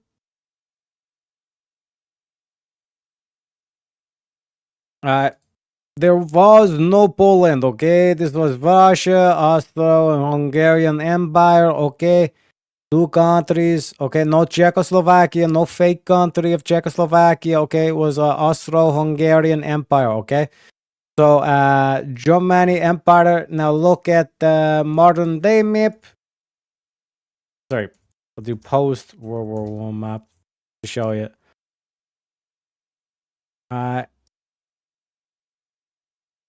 Then we have Poland coming in, and now we have modern day map, okay? So like this whole thing of like Germany was just trying to take over the world, or Germany was, you know, like taking over land, all this kind of shit. It's even worse now. It's even worse, right? Because bear in mind, like, look at where the line is between Poland and Germany. Here, right? That line is basically at Berlin now. Alright, there's Copenhagen.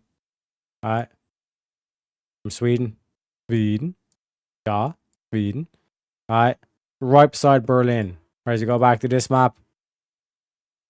You know what I mean? And this is the post World War One. So Germany's like, yeah, we're just gonna take back the land that we had back in here. We just want our empire back. Because this whole Treaty of Versailles, you guys fucking tried to literally demoralize us. You went out of your way to try and embarrass us and to literally go after us as like a Germanic peoples. Right?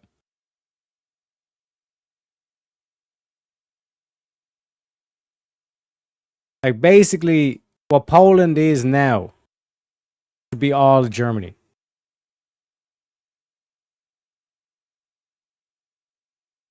You could argue a little bit of Lithuania as well.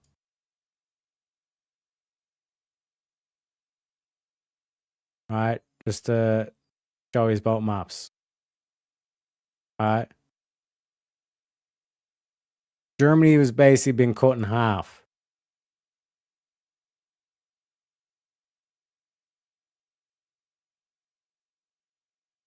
If I do, no, I can't get the zoom to be. Maybe if I do this, yeah, if I do this, maybe it probably might look a bit better. And then if I do this,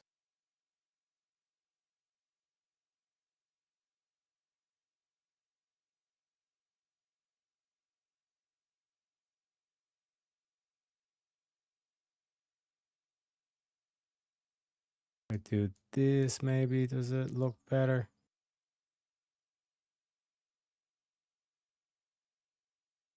No, I don't think these maps are proportional in terms of area, anyways.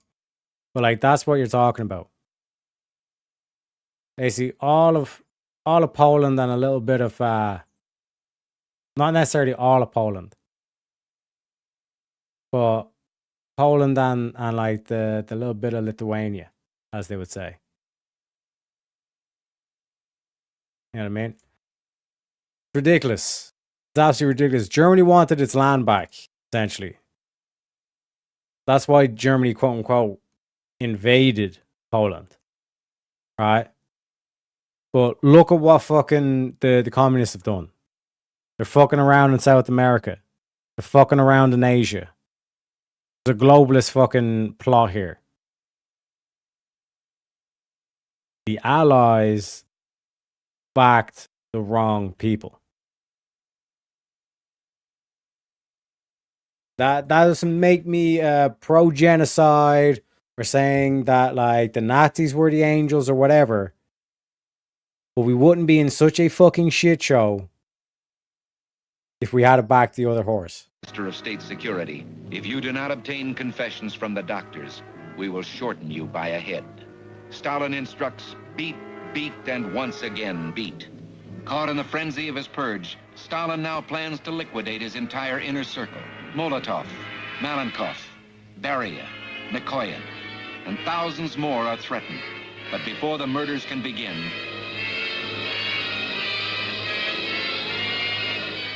Stalin dies of a stroke. The end of a tyrant. At the bier, the beginnings of a struggle for power reminiscent of the death of Lenin. Again a triumvirate. The heirs apparent are Molotov, Beria, and Malenkov, who now becomes premier. Khrushchev is still in the background, waiting. Within months, the new rulers are shaken by the first popular uprising against a red dictatorship. East Berlin, June 17, 1953. The sign says, "We want freedom." It starts with workers demonstrating against intolerable conditions and spreads rapidly until people of all classes are demanding democracy and an end to the communist regime. Part of the Iron Curtain is torn up.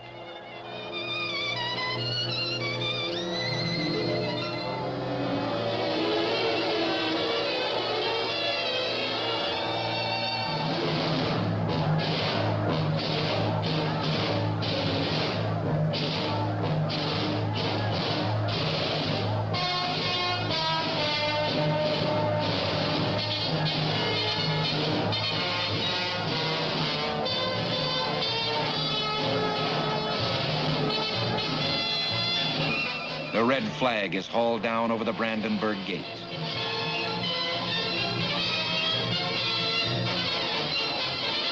The Red Army intervenes.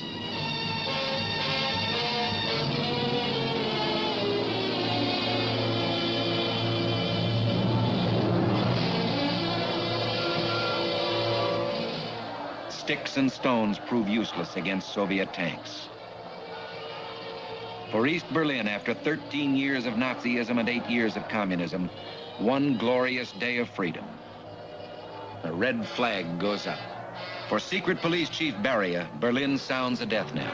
Khrushchev finally sees the chance to split the triumvirate and take over Beria's police power. Among other charges, Beria is accused of treason by his failure to foresee the uprising and is arrested.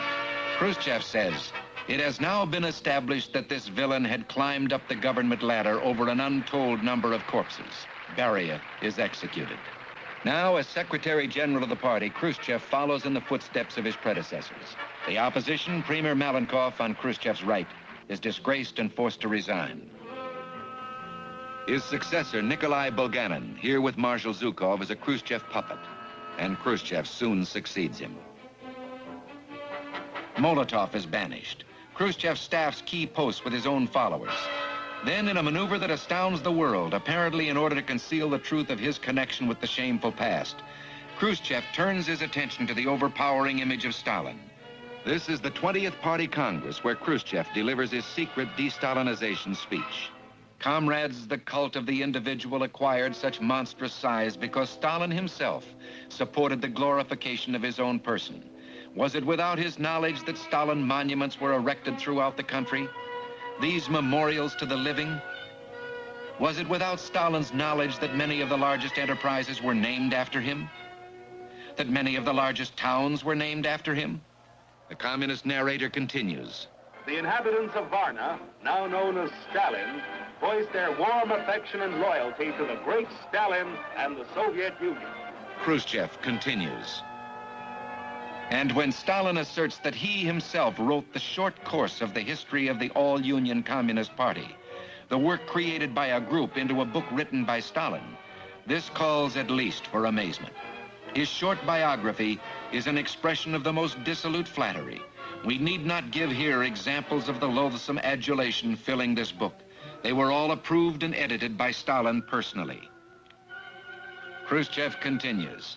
Stalin knew the country and agriculture only from films that dressed up and beautified the existing situation, and so pictured collective farm life that the tables were bending from the weight of turkey and geese.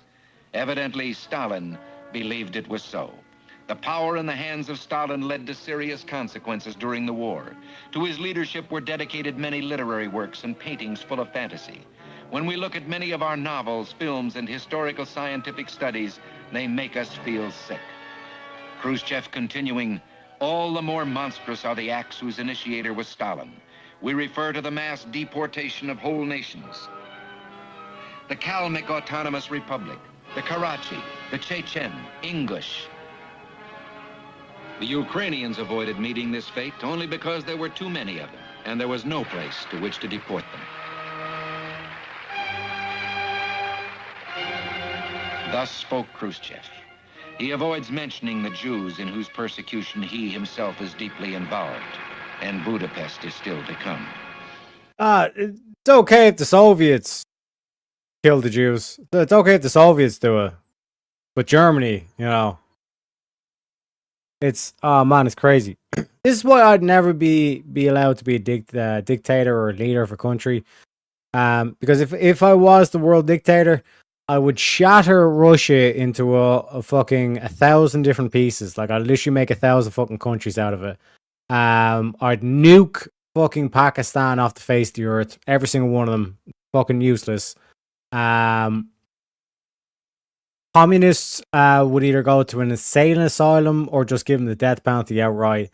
Bro, it's just crazy that fuck, like, do you know the way the typical like moral dilemma is, like, if you could go back in a time machine, kill baby Hitler, would you do it?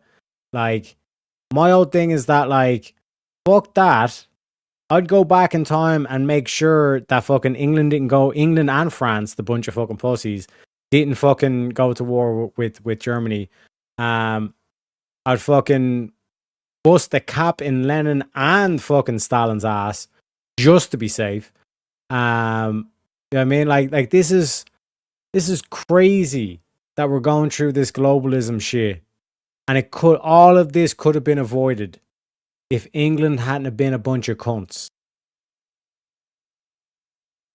If England hadn't have been a bunch of cunts, this globalism thing, oh my god, man.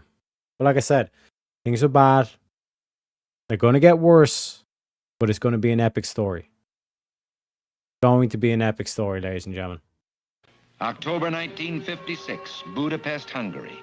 The Hungarian Writers' Union is attacking the communist government for oppressing freedom, distorting the truth, exploiting labor, and abusing the farmers. Students by the tens of thousands denounce the Soviet occupation. They rip the hammer and sickle from their flag. Based.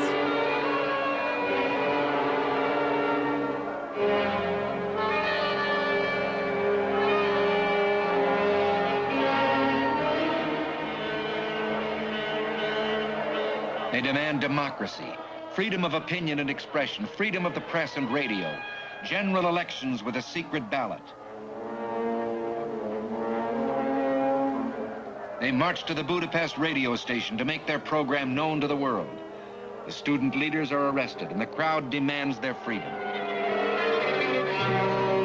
Now the AVO, the Communist Security Police, opens fire. The first blood is drawn.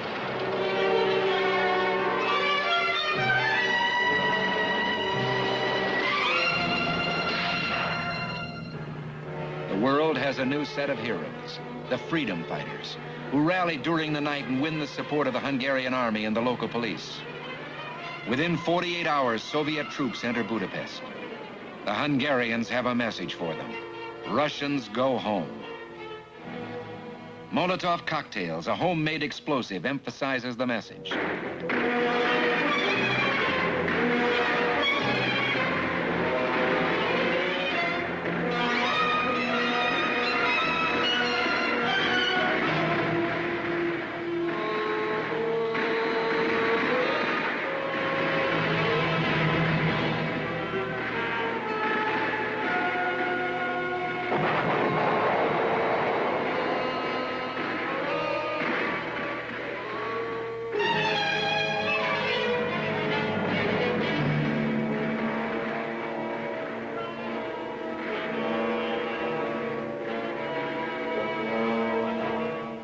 Eventually, the Soviets are forced to lift the siege of the Killian barracks, where a hastily organized defense under Colonel Pal Malater has withstood a violent assault.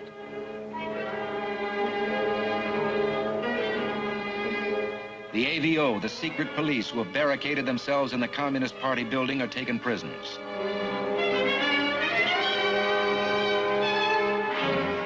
Political prisoners are freed. One of them, Cardinal Minzetti, has been a captive for 8 years. Russians go home. Radio Moscow broadcasts, the Soviet government is prepared to revise its policy of stationing troops in Poland, Hungary, and Romania. The Red forces withdraw. Soviet officials and their families start to evacuate the city. For the moment, Hungary is free. For the moment.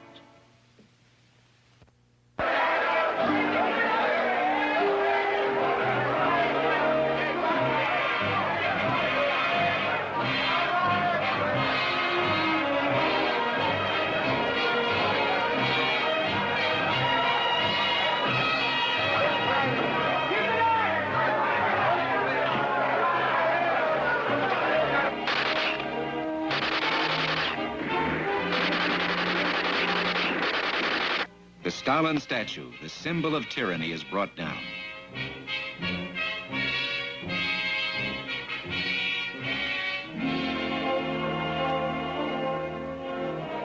The inscription reads, Free Hungarian Radio. The free press rolls.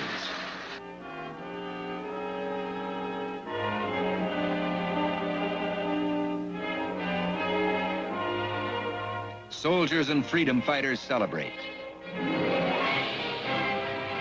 Janos Savo, one of the citizen heroes to emerge from the revolution. Malater, now the Hungarian commander in Budapest, and Kildy, the Minister of State, are invited to Soviet headquarters to discuss the final withdrawal of Soviet troops. It is a trap. Malater never returns.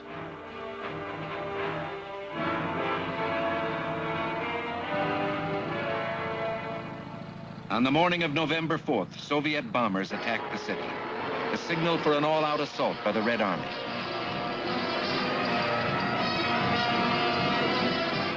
Says Khrushchev, you think that the communist system can be maintained only with the help of our armed forces? I would not fight for such a system. The communist system must be based on the will of the people. And if the No, I get that. I get that, Daddy Bob. But what I'm saying is, do you think that England would be in a better situation? Do you think the whole world? I think, like, look at all this globalism and this communism that's infected America, that's infected Europe, that's infected South America, that's infected Asia. Like, they all, like, fed you this lie that Germany, like, Hitler wanted to take over the world. No, Hitler wanted to take back the land that Germany was incorrectly taken from Germany in World War One. Treaty of Versailles. Like, I gave you the map. You know what I mean? Do you think that communism would be as prevalent if England and France had have, like, sided with the Germans rather than sided with the Soviets? Like, all the massacres that the Soviets done against the Jews, we gave them a pass. But we have this whole thing of, like, Hitler is the number one evil. Like, anytime we say evil, it's always Hitler.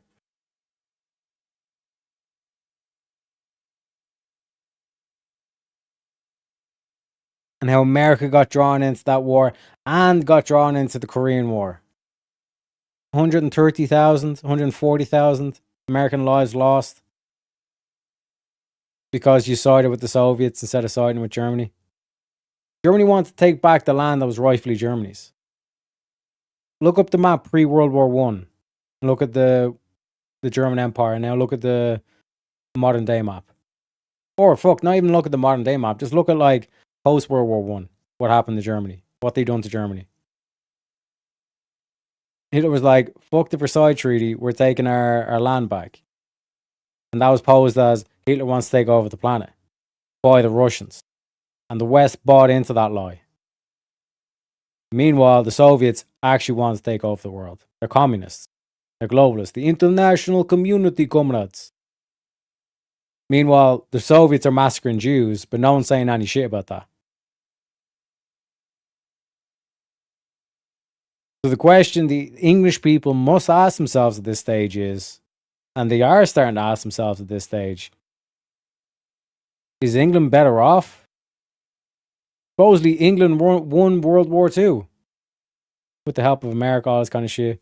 Or are they better off? With communism on the rampage across the globe?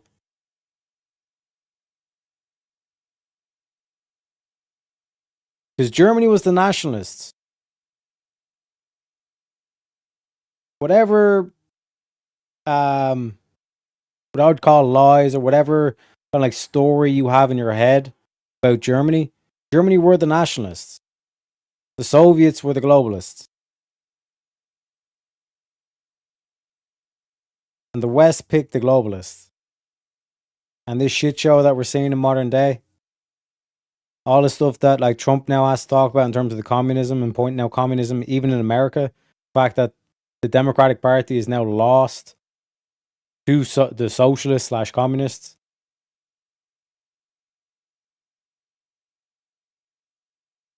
The question has to be asked. It's an uncomfortable question. Don't get me wrong. But if you're not willing to ask that question,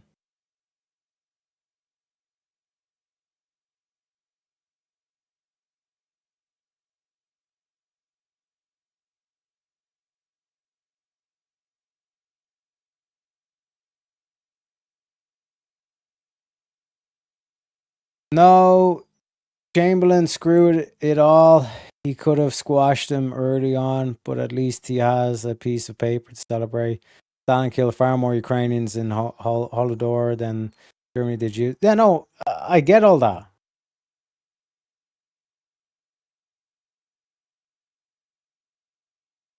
But think about it. Just think about it in terms of like the dynamic of nationalism versus globalism. And allowing Germany to have a German empire.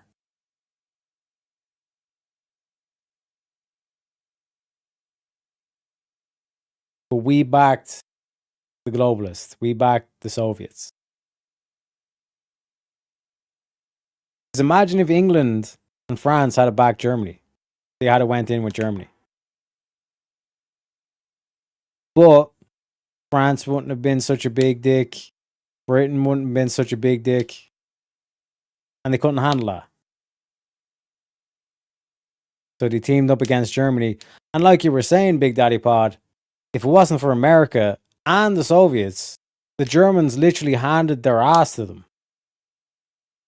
Like France basically surrendered straight away. They were like, fuck this. And then England was about to lose it. And then America came in. And Soviets were attacking them on because like think about this, like Russia was like Soviets were already at war with Germany. And Germany still managed to get France to surrender and was handing their ass to the British. Whilst also on the Eastern Front, fighting the war on the Eastern Front as well. And they were like, oh, we can't let Hitler win because then they're going to do. Nationalists don't give two fucks about taking over the world. They care about their nation. And all Germany wanted was land back. Pre-World War One, they wanted their empire back.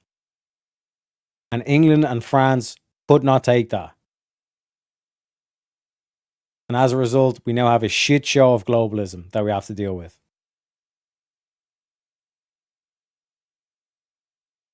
And again, I'm not saying that the Germans were angels. I'm not saying that the Nazis were fucking angels, all this kind of shit.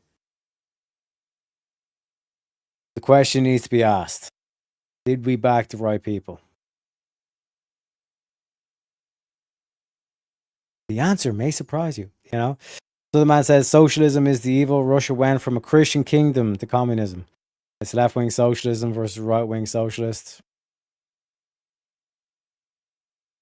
That's what I was trying to point out as well. Like if you operate in the dynamic of capitalism versus communism, the communists have a right-wing way. They've got a backdoor way. They start talking to you about anarcho-capitalism. You know? And that's how they sway libertarians. That's why, like, for example, you have what the fuck's his name? Counterpoints. He's apparently a capitalist. He's a libertarian. But he sides with Destiny. He sides with the lefties. See what I'm saying? 100%. 100%, bro. Nationalists versus globalists. And the globalists have got to go.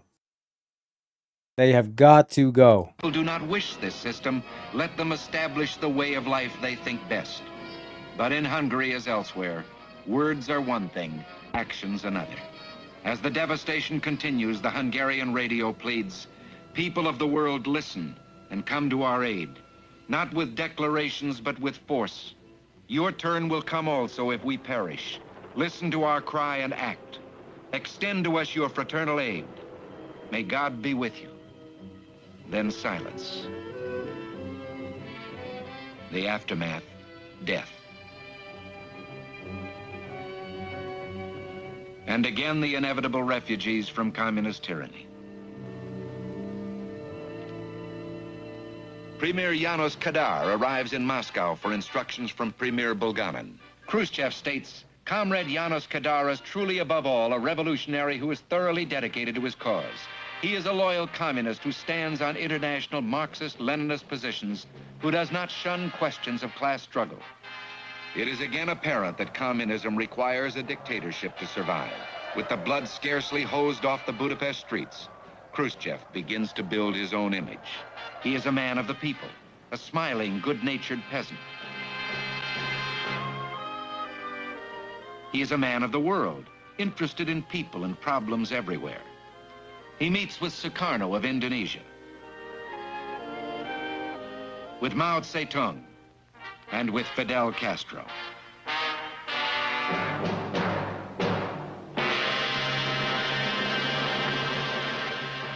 Khrushchev is a peaceful man who sponsors peace organizations throughout the world.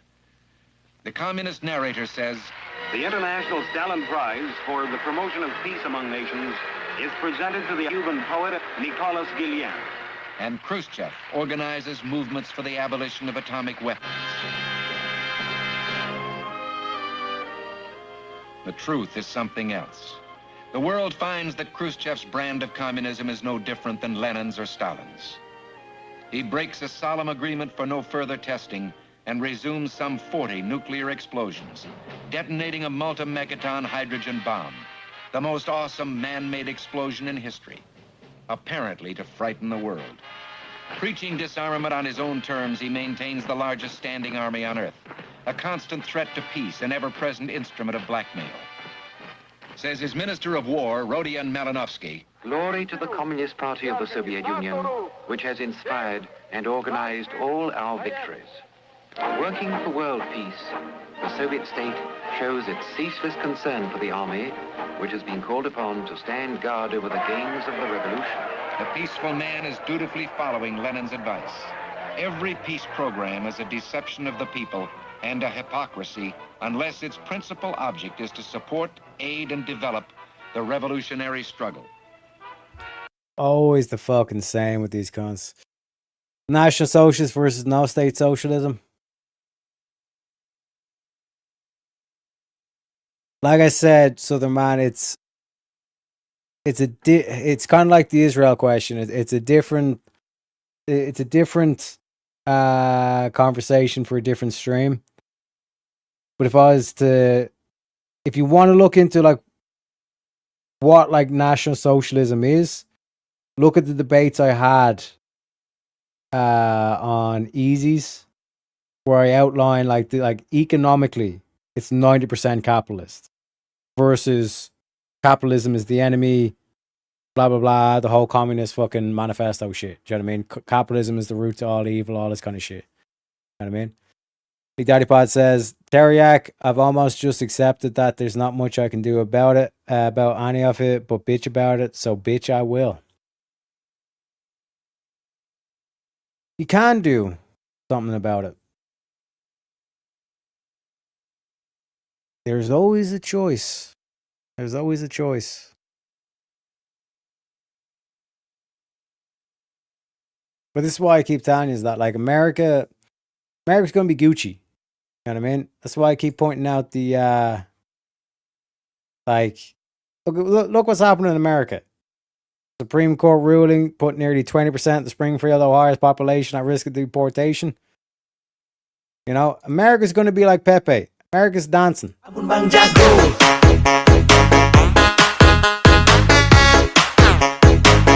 This is America right now.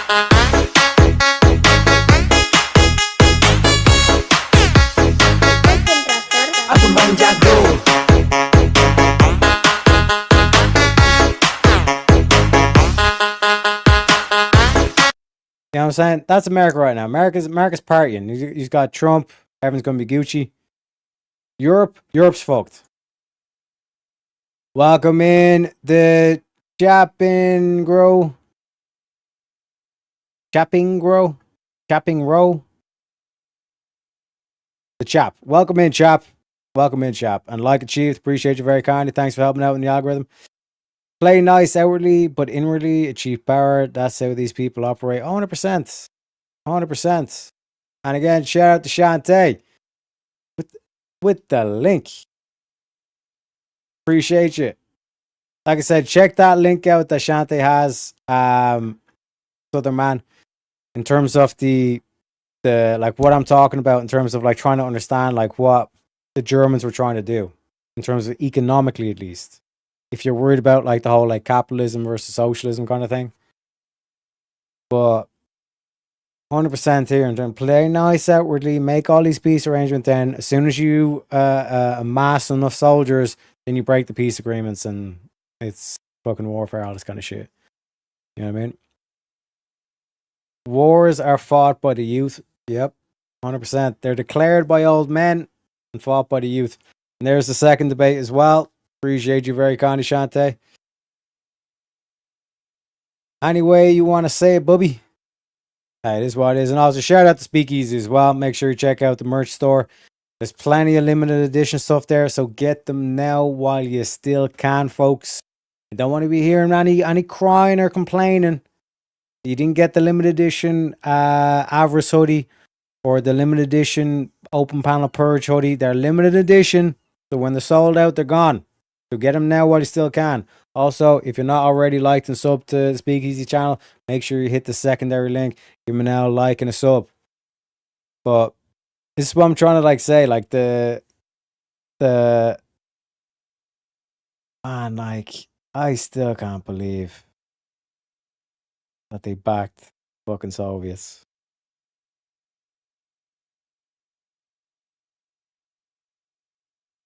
It's unbelievable, man. Unfucking believable. That's why I keep telling you, it's going to be a great story. It's going to be an epic story, ladies and gentlemen. Let's finish off this, and then I think we should be in around the same time to go on a brief break. Good-natured peasant admonishes, if anyone believes that our smiles involve abandonment of the teachings of Marx, Engels, and Lenin, he deceives himself fully.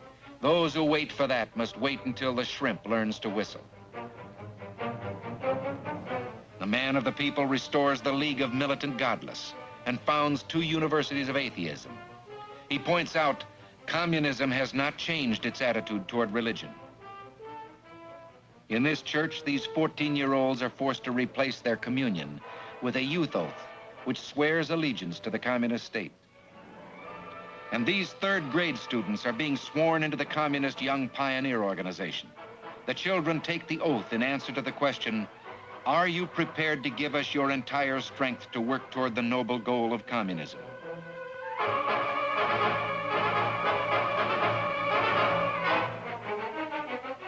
Khrushchev accelerates the youth program and coordinates it on a worldwide basis, identifying communism with the future. This World Youth Festival, just another instrument of communist propaganda, is taking place in Vienna. The theme, as always, peace, a communist peace.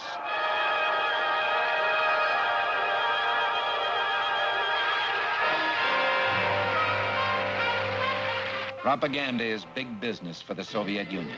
Khrushchev's excuse? Our enemies spend vast sums on subversive activities against socialist countries. The truth is, the Soviet Union is paying around $2 billion a year for their propaganda, employing about 500,000 people. Moscow spends approximately $2 per free man to be subjugated, as against 2 cents per person allocated to world propaganda by the free countries combined. The Soviet effort is roughly 100 times as great as that of all the rest of the world. The money to pay for this fantastic propaganda machine comes from the masses under the communist yoke, who work for absurdly low wages to enable their masters not only to dominate them the better, but to also deceive more successfully the masses in free countries. The importance of propaganda to the success of communism was emphasized by Lenin when he instructed, every sacrifice must be made, the greatest obstacles must be overcome, in order to carry on agitation and propaganda systematically, perseveringly, persistently, and patiently. While Khrushchev believes he can win the world with his policy of peaceful coexistence, in China, where the communist tyranny is the same, the communist objective the same, the destruction of the dignity of man the same, Mao Zedong's conception of achieving the communist goal is different. Again and again, he says, war with the West is inevitable. It is desirable. Meanwhile, in China as everywhere else, communism produces waste, squalor, misery, and death. Thousands challenged the terror of the secret police to flee into British Hong Kong.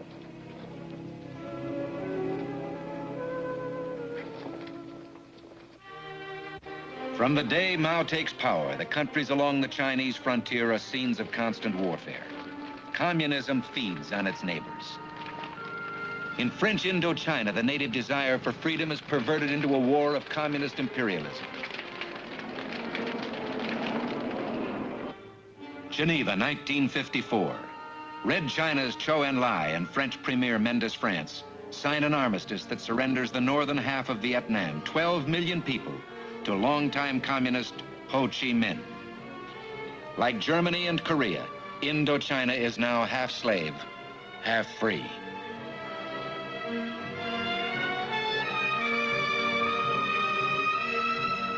The French leave Hanoi according to the armistice terms.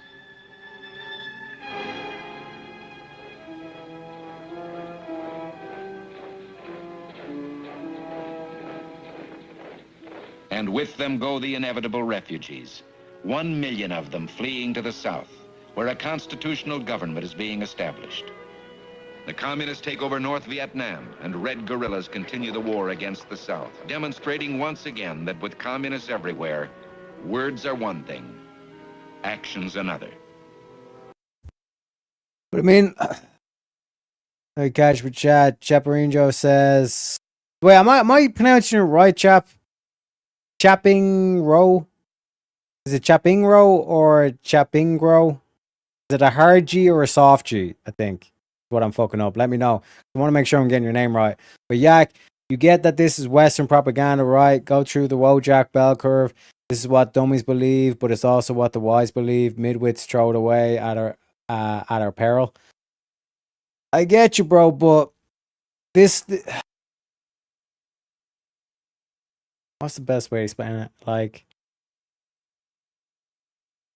a key thing or a key tenet of the like what we've seen throughout here is that like you cannot be a communist and be a Christian. You have to be an atheist, right? Now, let's compare this actually to I'm not going to mention who says this, but let's just listen to this clip for a second. We are a people of different faiths, but we are one. Which faith conquers the other is not the question, rather, the question is whether Christianity stands or falls. We tolerate no one in our rank who attacks the ideas of Christianity. In fact, our movement is Christian. We are filled with a desire for Catholics and Protestants to discover one another in the deep distress of our own people. The Catholic Church should not deceive herself. If National Socialism does not succeed in defeating Bolshevism, then the Church and Christianity in Europe too are finished. Bolshevism is the mortal enemy of the Church as much as of fascism. Man cannot exist without belief in God. Those are the words of Adolf Hitler. The Protestant Catholics should unite. Bolshevism is the true enemy. If Bolshevism, aka communism, aka globalism, succeeds, then Christianity is doomed. But somehow, those were the enemies, and we sided with the Bolsheviks. Like, are you fucking kidding me, bro? Are you fucking kidding me? Welcome in, Blue. Pull up a chair. Like I said, probably a weird time to join the stream, but like I said, glad you're here. Glad you're here, sir. I think Teriak says everyone's name wrong on purpose. I have no proof, but I believe it. Hey, it is what it is. It is what it is. And the customary rub you take. Appreciate you, Shante.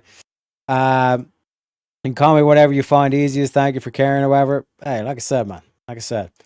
I like to at least make the effort. You know what I mean? I am Irish. I do have got the tisms and all that kind of shit, but like I said, man, there's two sides. One that supported Christianity, that said like Christianity is our strength. You know what I mean? And that if this globalism, communism, Bolshevism, like if that succeeds, then that's pretty much the end of Christianity, and anyone who's against Christianity is against our movement. And we picked the other guys. We picked the fucking Bolsheviks.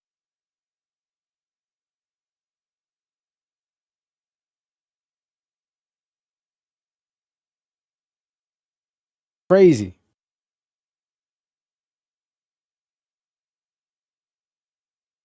That's the conspiracy, right? Either way. Hey, it is what it is. It is what it is. I've been called worse, Shante. I've been called worse. Or people have said worse things, you know? I do appreciate the trolls, you know? Don't fall into word thinking, Bubby, just because they use different words. If the ethos, if the mission is coming from the same place, you should see past the symbols for the substance. The state is the only way forward, is the underlying ethos to the mustache man, as for the USSR/CCP. So you're saying get rid of the state?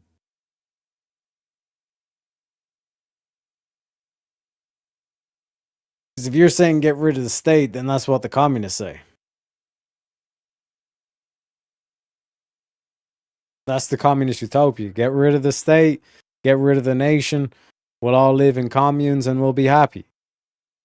You will own nothing and you will be happy. You'll be happy. You know? And that's why I keep talking about this whole thing of like, you think, oh yeah, capitalism, that's the way forward. Everybody's become capitalist. Then they'll get you with the anarcho-capitalism. They'll get you with the, oh yeah, let's, you know.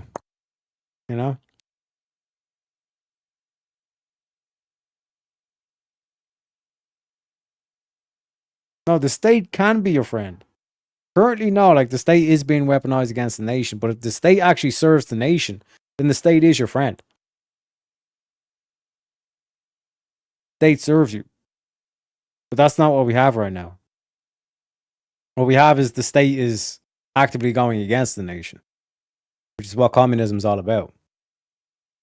That's why the communists need to seize means of production. They need to seize power. They need to control the state to turn the state against the people. You know? Tale as old as time. Red Chinese invade and subjugate Tibet. At the first opportunity, the Dalai Lama, the spiritual leader of Tibet, escapes to India, where bloody riots are incited by communists as Red troops assert constant pressure along the India-Chinese frontiers.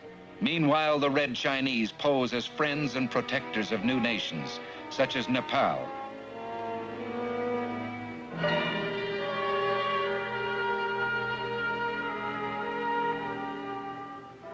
And old nations such as Albania. and seek to extend communist influence into Latin America. Here in Peking, communist delegates from different Latin American countries meet their hosts, Mao Zedong and Zhou Enlai. Their most important success occurs in Cuba. Only 90 miles from the United States, where a brutal dictatorship under Fidel Castro has imposed the yoke of Marxism on the Cubans. Another 7 million people trapped behind the Iron Curtain. In Moscow, Yuri Gagarin, Soviet cosmonaut, speaks of the peaceful foreign policy of the Soviet government.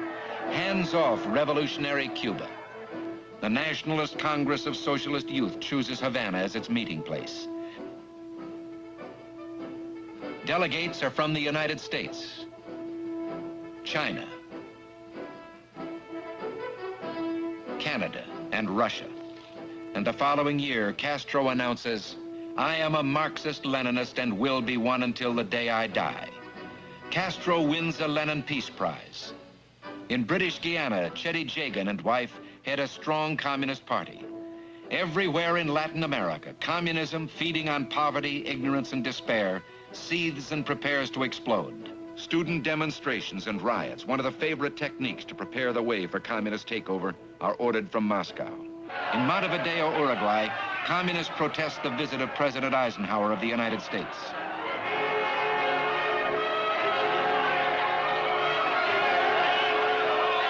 In Caracas, Venezuela, Vice President Nixon is mobbed and his car stoned by communists.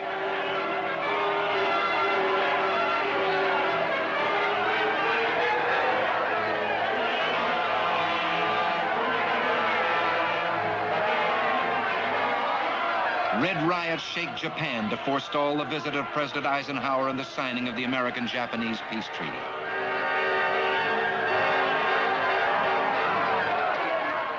Throughout the non-communist world, again and again, on orders from Moscow, violence. It erupts too in Africa, in the Middle East, and in Europe, in supposed neutral Yugoslavia, in France. But in the communist world, the demonstrations are quite different. Despite the infamous Berlin Wall, a constant stream of refugees proves to the world that communism has never been the free choice of people anywhere.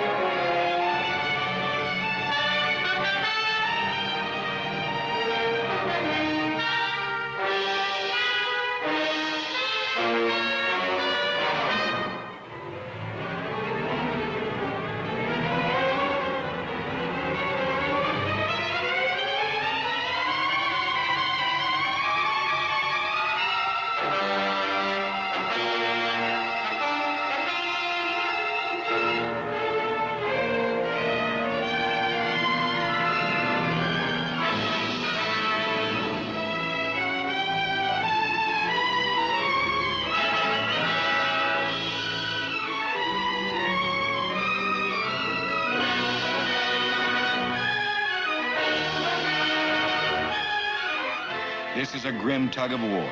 East German police try to pull this woman back to captivity.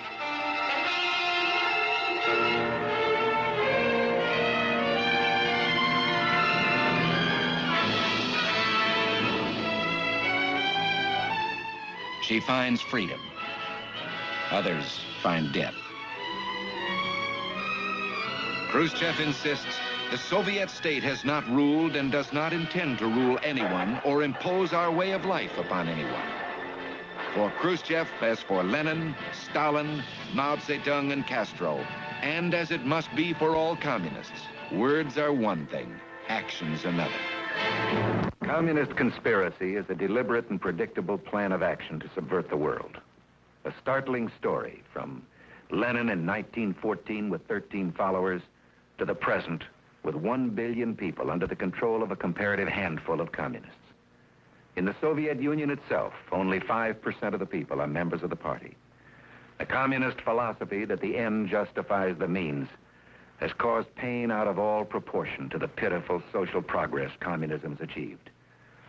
And yet it has spread at a fantastic speed and demonstrated a frightening vitality.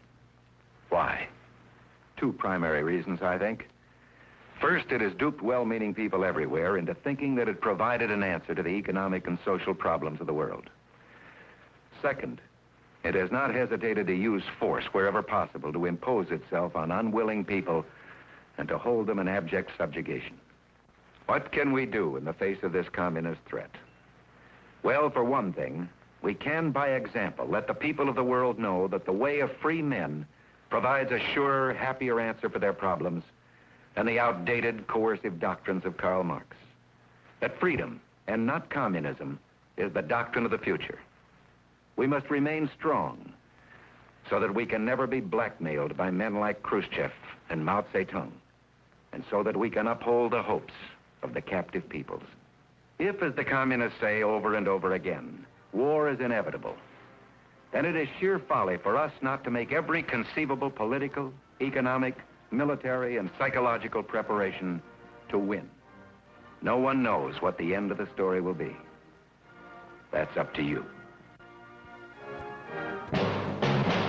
God bless America. God bless Ronald Reagan, baby.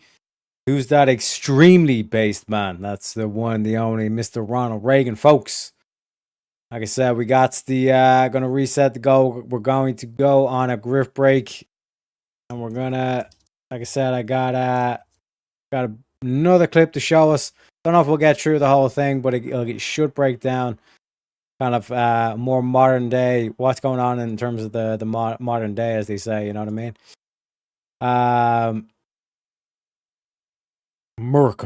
Merca, baby. True communism forgets humans play the game. The state is a necessary evil. Some are less bad than others, but no state is the end of a people, hence the necessary part. Not 100% what you mean there, you know what I mean? But the like, what is your solution, chap? Because on the one hand, you're saying like state with power, but a state without power isn't a state. You know what I mean? Like the whole like no true Scotsman. But like I'm trying to like work out like what are you saying the right balance needs to be, or what would be your political philosophy to it? You know what I mean? Reagan was the guy who liked USA, right? In terms of the initial conception, well, I'd even do this whole thing of like foreign aid, like even like giving, like for example, like giving clothes to Africa or villages in Africa, like giving them clothes, or giving them food and all this kind of shit. It's like you're undermining those countries' ability to actually produce for themselves. You're constantly giving them handouts instead of a hand up. They're never going to actually learn to fend for themselves. The whole thing of give a man a fish, he'll eat for a day. Teach a man how to fish, he'll never go hungry again, you know?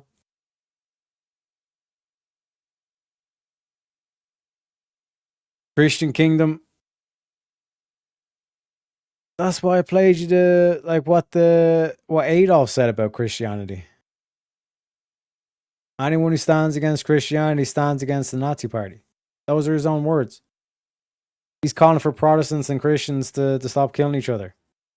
To unite against Bolshevism, to unite against globalism, to unite against communism, you know?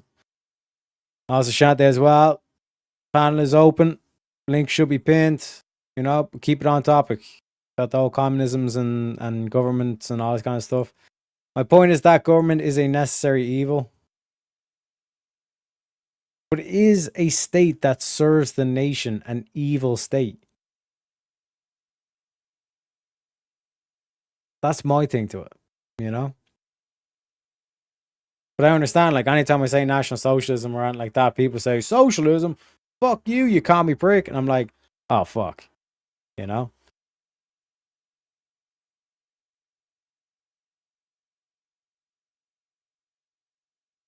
Show me such a state, please. I'm talking about the political philosophy. I am talking about political philosophies. That's where we have to start first. You know?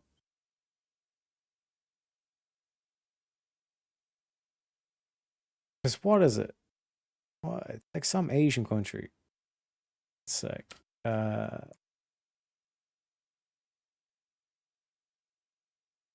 Is it Singapore?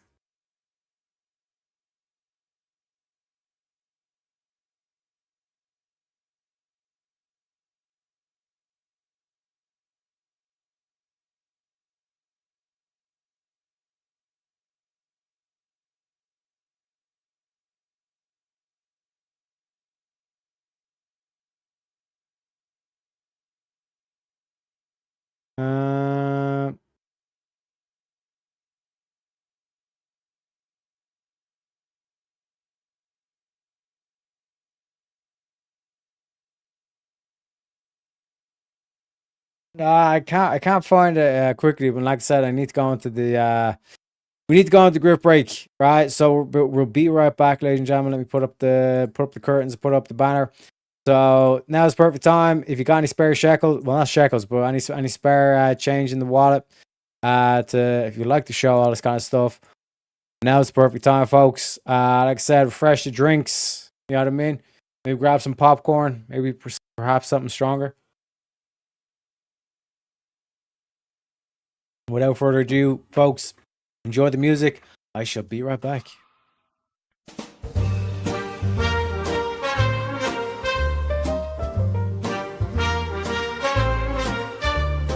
Birds flying high, you know how I feel. Sun in the sky, you know how I feel. Breeze drifting on by, you know how I feel. It's a new dawn, it's a new day, it's a new life for me. Yeah, I'm feeling good. Rainbows and gleaming, you know how I feel. Clover patch scheming, you know how I feel. Little green man dreaming, you know how I feel. He's a grifting leprechaun and I'm helping with his gold. Yeah, we're feeling good.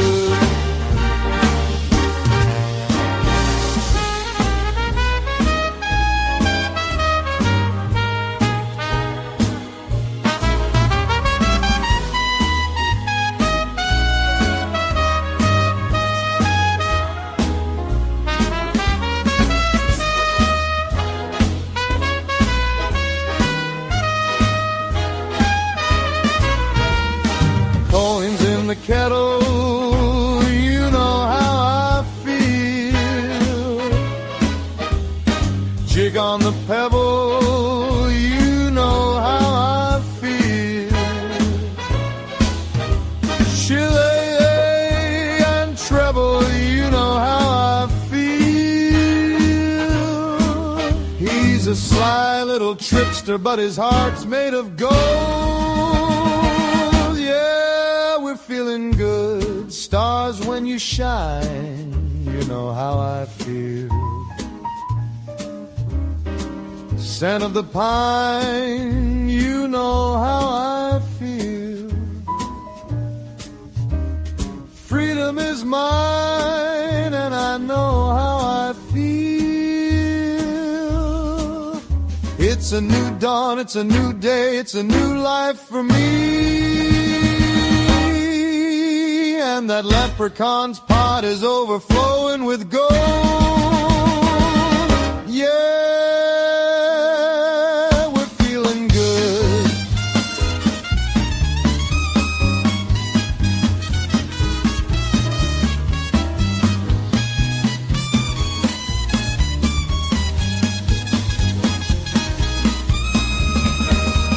Fish in the sea,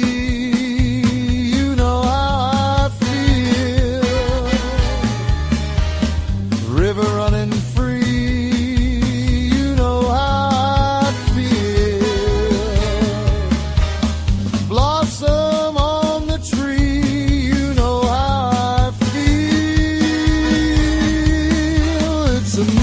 dawn, it's a new day, it's a new life for me.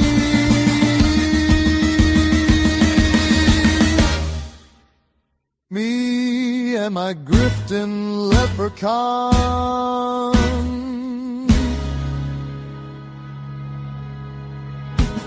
We're feeling good.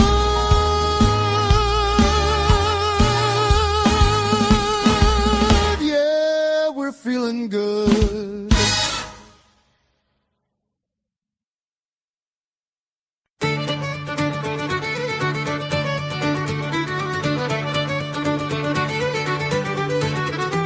In the merry month of scams, from a hidden lair I started, left the suckers crying, their wallets nearly parted, saluted me old ma, who popped some Tylenol, made me slow of wit, but a trickster after all. Then off to spin the yarn, leave where I was born, cut a shamrock crook to charm the fools and nobles, a pot of rainbow gold, promising the bold, and swindling all the cold on the rocky road to Grifton. 1, 2, 3, 4, 5, hunt the mark and turn 'em down the rocky road, all the way to Grifton, whack full all the raw.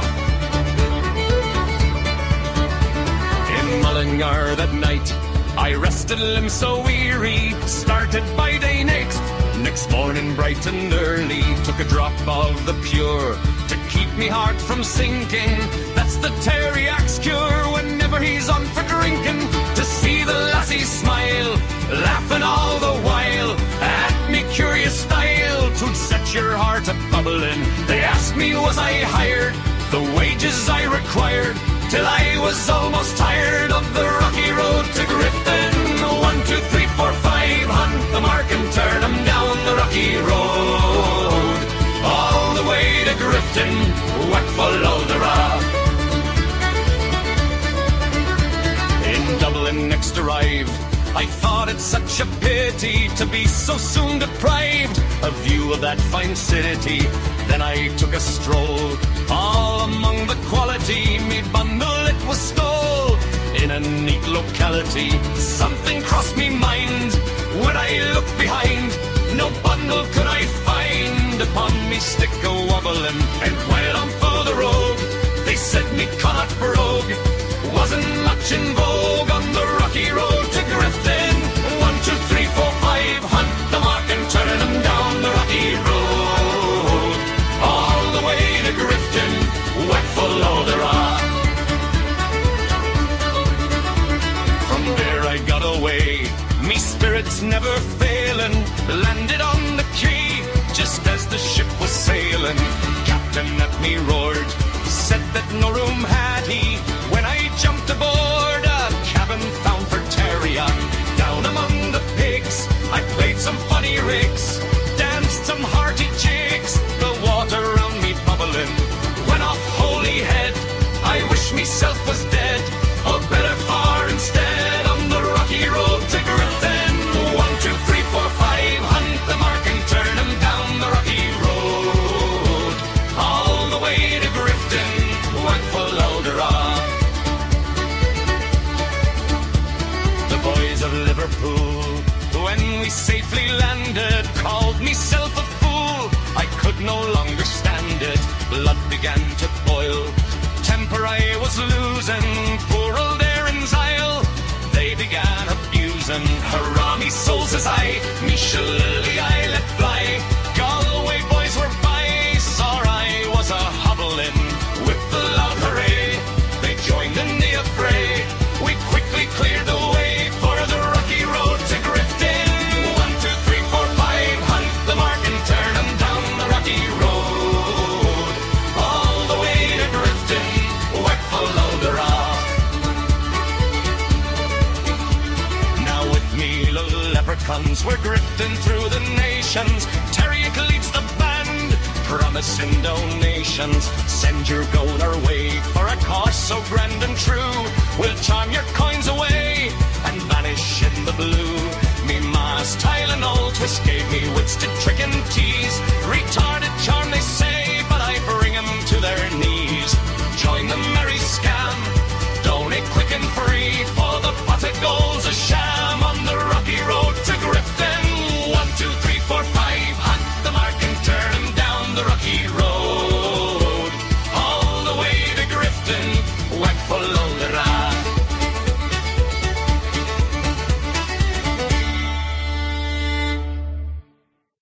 Yo!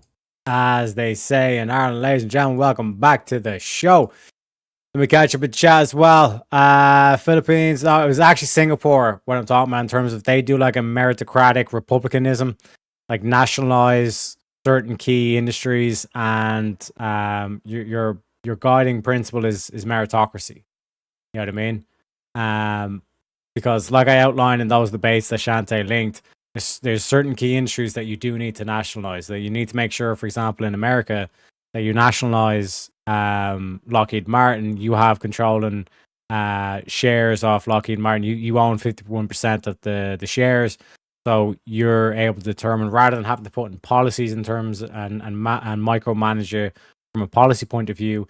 You can just make sure you put in a CEO and guarantee that, and you have access to all the company's internal documents, all this kind of shit, and you sharing profits in the company, and all those kind of stuff. So Singapore would be a model that you could look into in terms of like that meritocratic national republicanism that I'm talking about. You know what I mean? And no, tyranny is not a good thing, even if for good reasons. But you need to pick some sort of system. Like you're kind of saying, it's like a necessary evil. So it's like what system do we put in place? And a government that's serving the nation through a meritocratic principle, hard to disagree. You know what I mean? Don't forget to hit the like button as well. And thank you very much, chap. Is there anyone that wants to be on the panel? Like I said, it's no worries if you guys want to sit back and chill, you know, and just listen to the wisdoms or lack thereof, you know. And also, again, yeah, shout out for minus YouTube and Apple take over 50%.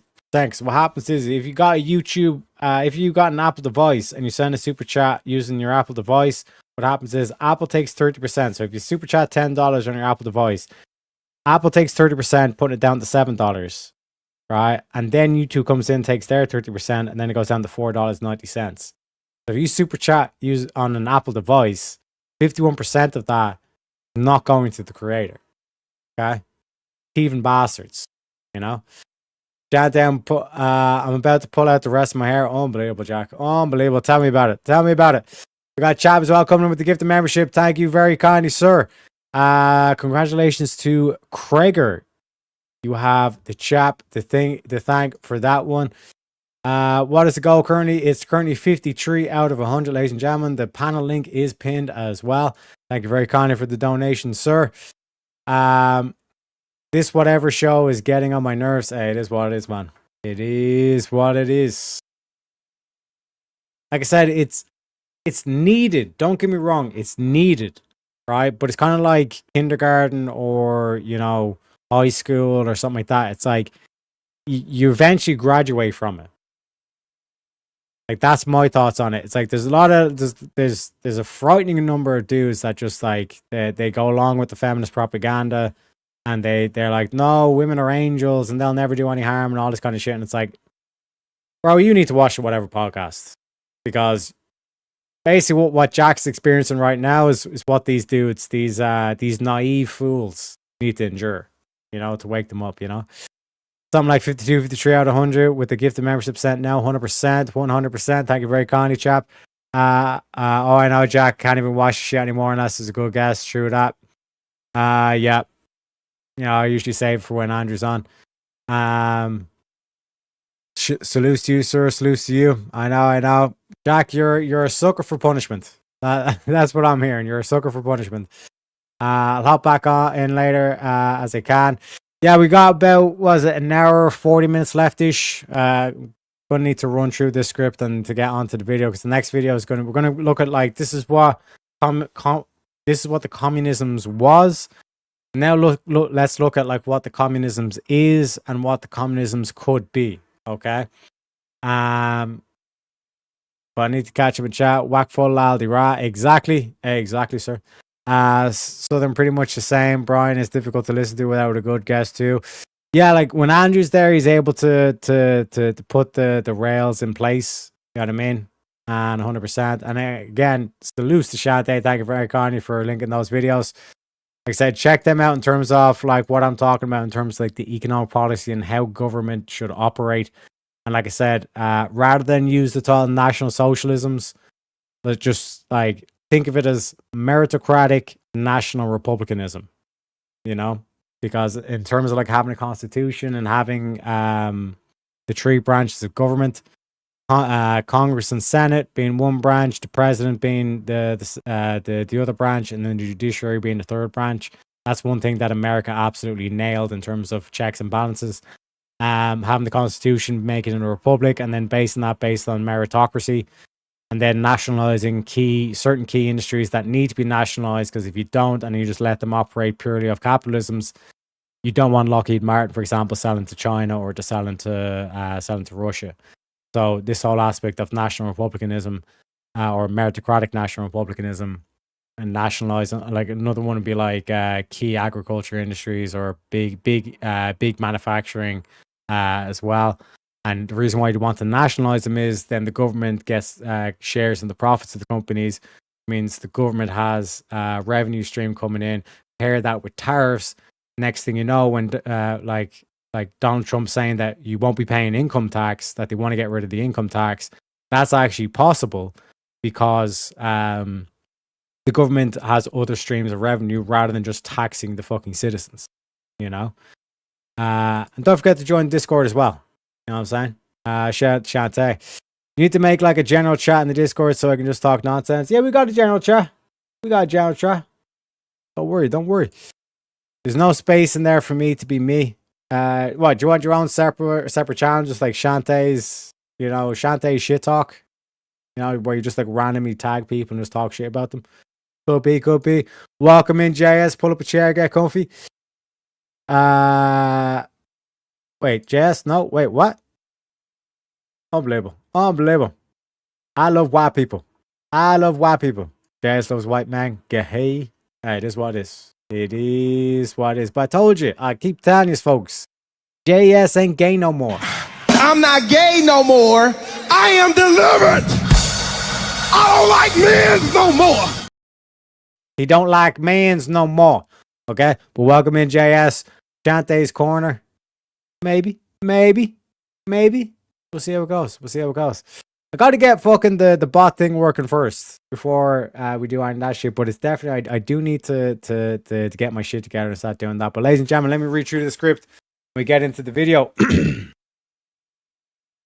We outlined the previous horrors of the communism, but let's talk about what if communism was to take over America and what it would look like in terms of in the modern day and how it would look like going forward. If a centralized, ideologically driven system blending communist economic controls with globalist supranational governments triumphs, erasing national borders, private property, free speech, and individual rights in favor of equity, central planning, and elite-directed sustainability, the world could descend into scaled-up versions of Soviet horrors, amplified by modern technology. This is speculative extrapolation from historical precedents, not prediction. Centralized power without checks has repeatedly led to catastrophes.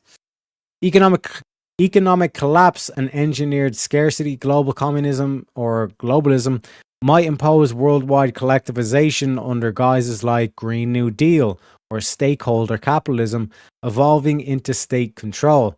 Private farms and businesses nationalized or heavily regulated via international bodies. Supply chains optimized for efficiency under markets, fracture under quotas and redistribution. Food production plummets as incentives vanish and farmers become state serfs. Engineered shortages follow. Ration apps on mandatory digital ID track consumption, penalizing excess. Famines on a planetary scale dwarfing Holodomor as climate policies restrict fertilizers, meat, and energy. Billions face malnutrition while elites in fortified compounds feast. Black markets thrive but risk execution for hoarding. Then you have surveillance and loss of freedom. Technology enables totalitarianism but beyond Cheka dreams. Universal digital IDs, CBDCs, which is central bank digital currencies, facial recognition, and social credit systems monitor every transaction, movement, and utterance. Dissent, questioning equity metrics, carbon footprints, or official narratives flags you. AI analyzes speech patterns, online history. Wrongthink leads to debanking, job loss, or re education camps. Privacy evaporates, families self censor around children indoctrinated via global curricula. Travel requires permits, migration control for demographic equity. Free assembly banned as hate. This echoes Stalinist purges, but instantaneous and omnipresent. Then you have the political repression and purges. Opposition parties dissolve into one world authority. Class enemies redefined as privileged, deniers, or populists. Wealthy, small business owners, religious traditionalists, and independent thinkers targeted first via asset seizures, taxes, or cancellation. Show trials via media and digital tribunals, extract confessions. Intellectuals, journalists, scientists are purged for non-conformity. Historical parallels suggest millions imprisoned or eliminated as resistance mounts. Global institutions enforce compliance with peacekeeping forces quelling unrest. Then you have the cultural and social erosion, identity, family, and tradition subordinated to global equity. Children raised by the state or apps, gender and family norms fluid by decree. Religion is suppressed or co opted. Art and media become propaganda. Socialist realism 2.0 glorifying the collective. Cancel culture escalates to erasure. Statues toppled, histories rewritten, books burned digitally. Loneliness surges as community dissolves into atomized compliance. Demographic engineering via migration and policies disrupts societies, breeding resentment and violence. Then you have the environmental and health catastrophes. Central Planning's track record, the Ariel Sea disaster or Chernobyl, suggests mismanagement. Net zero policies cause energy blackouts, industrial collapse. Forced relocations from unsustainable areas, and vaccines or health mandates enforced globally with the centers isolated or quarantined. Then you have overpopulation controls or neglect during crisis lead to excess deaths, and with pandemics weaponized or exacerbated by poor coordination. Then you have the labor and the gulag-like systems. With sustainable development, in quotations, mandates forced labor for infrastructure, green projects, or rewilding. Dissidents are the unproductive or climate criminals funneled into work camps under humanitarian pretext. Modern day gulags would be digitally monitored, drone guarded, and biometrically tracked. Overworking, poor conditions, high mortality. Global scale, hundreds of millions affected. Then you have the violence and the atrocities. Civil unrest suppressed brutally. Equity redistribution sparks conflicts.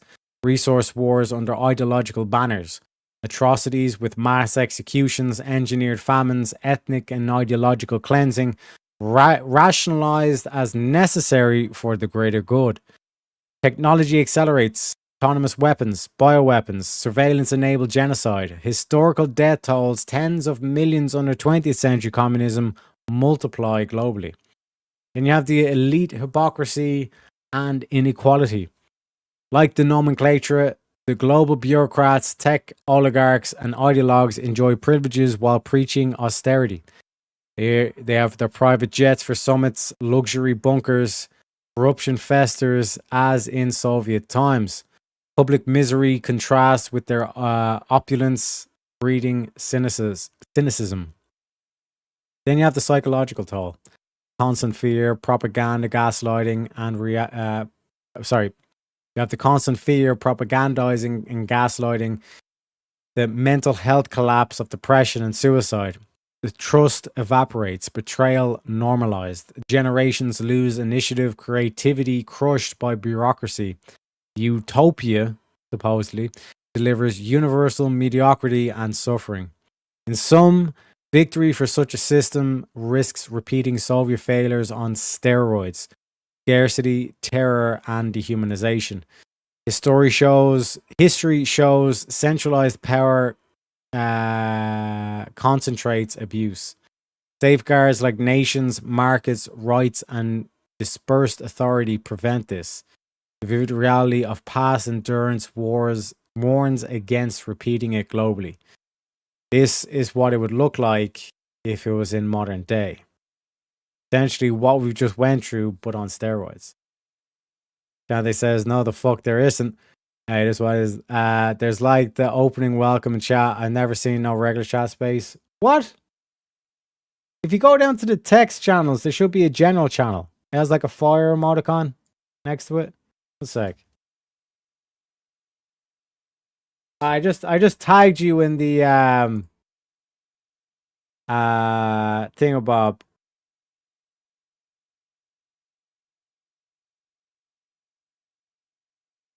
One sec. I'm gonna do the fry emoticons. What you talking about, Willis? What you talking about, Willis? I'll get my whole corner, make me sound like a damn prostitute. Yeah, exactly, Jack. What are you talking about? You calling Shantae a prostitute? Unbelievable. Unbelievable, Jack. Needs more room and class. Shantae's chalet, perhaps. Now we're talking. Now we're talking. I didn't say all that, Shantae. You didn't say it, but you implied it. You implied it, Jack. Don't be lying. Don't be lying, okay? I guess you use the welcoming space as general chat. I'm Discord challenged. I barely use it. Fair point, fair point. Lou, that somehow sounds just as bad. True. True. I never trust the French. You know what I'm saying? I know you didn't, Jack. It's just how it sounds to me. Yeah. No, it's a logical entailment. It's a logical entailment, Shantae, okay? Logical entailment of his position. You know what I mean? You gotta learn this debate lingo. You know what I mean? Keep these motherfuckers in check. Let's get a good debate going with JS. True that. More than welcome to hop up, JS, if you're still in chat. Unbelievable, Jack says. Unbelievable. I'll debate JS, he's gay. Yeah, JS, come up on panel so then Shantae can come up on panel and just tell you to go fuck yourself and then instantly drop off the panel. Like I said, she done that to Jack. It was quite funny, I'm not gonna lie. No, I won't. LOL, that was a complete lie. Do not ever read that, JS. Hey, it is what it is. It is what it is. What the fuck? Don't spin this on me. Unbelievable. Unbelievable. What can I say? I don't even see. Shantae says in Discord, I don't even see nothing. Like I said, we're gonna just rename this. I'm actually too lazy to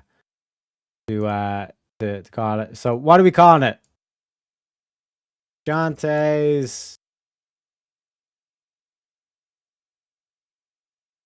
Wait, Shantae's. I can't do Shantae's chats.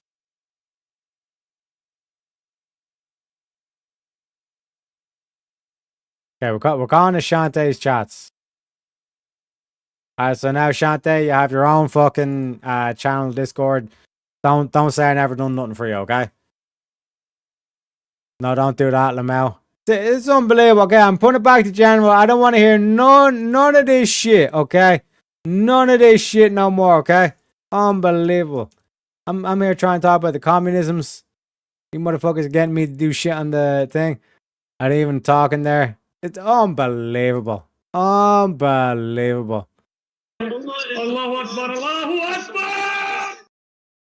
Unbelievable. Unbelievable. Haram! Haram! But ladies and gentlemen, let's get it in terms of the modern day, okay? Let's get to the modern day stuff, right? So we got this guy in a suit. This is the Heritage Foundation. Speak a lot about the whole cultural Marxism, because this is what the whole thing. Like back in the Soviet days, they were able to convince the masses purely based on the economic struggle. But when you've seen with like capitalism and the fact that it's basically produced so much wealth, even for like the average day common man, the whole kind of like economic argument doesn't work anymore. This is when you have Gramsci coming around, and Gramsci makes the argument. Again, he was kind of one of the big boys in the Frankfurter School, where he pushed this whole argument, kind of saying, listen, you're not going to be able to just do it based on the economics. You need to be able to do it based on the culture as well. right? So a fundamental thing that you'll see now is this whole phrase of cultural Marxism. So what cultural Marxism is this whole thing of intentionally trying to divide the people based on the whole feminism versus the men, the atheist versus the Christian, the or just anti-Christian in general. The whole kind of like trans and sexuality thing, the whole LGBT and all this kind of shit, the whole pride parades, like all that is basic cultural Marxism. Is divide the people and just essentially just lie and talk shit and to say like, oh yeah, these guys hate you, these guys want to kill you. Like the whole kind of like thing that we see with feminism, especially, is that it's like, oh, they're trying to oppress me because I'm not allowed to get an abortion. Nah, bitch, you're not allowed to kill your kids. Simple as, you know. Trying to cover for Jack. Unbelievable. Unbelievable. You see what happens, Jack? See what happens when I stick my neck out for you? Blue says he didn't mean it like that. He meant like in the corner with a dunce cap on. He was saying she's slow, not a hoe. Right, Jack? Jack's just basically run away from the chat. He's like, I'm not even gonna deal with this shit. Y'all a bunch of haters, you know. But Jack, you gotta. I keep trying to remind you. Haters gonna hate, and ain'ters gonna ain't. That is not an actual thing people say. Ain'ters gonna ain't, Jack. They hate us because they ain't us. Okay. Nah, not you, but you too. Exactly. Quick maths. Well, let's get into it, ladies and gentlemen. Let's get into it. All right, let us begin. So one of the really important aspects of what you two have done today is that this isn't just an analysis of the threat of cultural Marxism. It's a response, it's a strategy. We have lots of mapping out the diagnosis of the problem of the internal threat we face. But let's start with that. How do you defeat something without first adequately defining it? I know you had an internal discussion on what the threat is: next-gen Marxism, Marxism, cultural Marxism. What are the right labels to use? And is Marxism per se an old threat from the Cold War, or is that what we are talking about, Mike? Well, I mean, thanks, Seb. And by the way, I had the best of co-authors, and She's tough. She's tough to work with. Erudite woman who's the opposite of you. No, just kidding. Look, it is Marxism. It is Marxism that has gone through a couple of evolutions, as you know, and we could get into what those evolutions are, but just say that it has retained the main elements of Marxism, but it's Marxism for the modern world. Eric Hobsbawm said of Gramsci adopted Marxism for countries that could not have the Bolshevik Revolution, and the people that we have today are heirs of the New Left, and the New Left were heirs of the Frankfurt School and of Gramsci. So it is that. I think, how do you fight it? We'll get to the how you'll fight it. Let's stay at the beginning of the diagnosis. Katie, is this Marxism? If it is, how much has it changed from the Cold War external threat of Marxism? Well, before answering that, I want to say I think it is so important that we identify it, first of all. So, you know, one of the things that we looked at as a model was NSC 68, the great document from 1950, drafted primarily by Paul Nitze, which really provided the strategy for combating the Soviet Union. It's a great document, and one of the very first things he says is you cannot tackle an enemy until you name it and understand it. We felt, after all the research that we did, and you know, Mike has been working on this for years, that it is Marxism, and it's really important to call it that. Why? Two reasons. One is they say it about themselves. Right. They self-identify as Marxists, and we provide lots of evidence of that in the paper. For example, the co-founders of BLM on that infamous video say we are, quote, well-trained Marxists. Correct, Mike? You wrote the book on BLM. Absolutely. I mean, they were trained not just in Marxism, but in Marxism-Leninism with a doses of Maoism as well.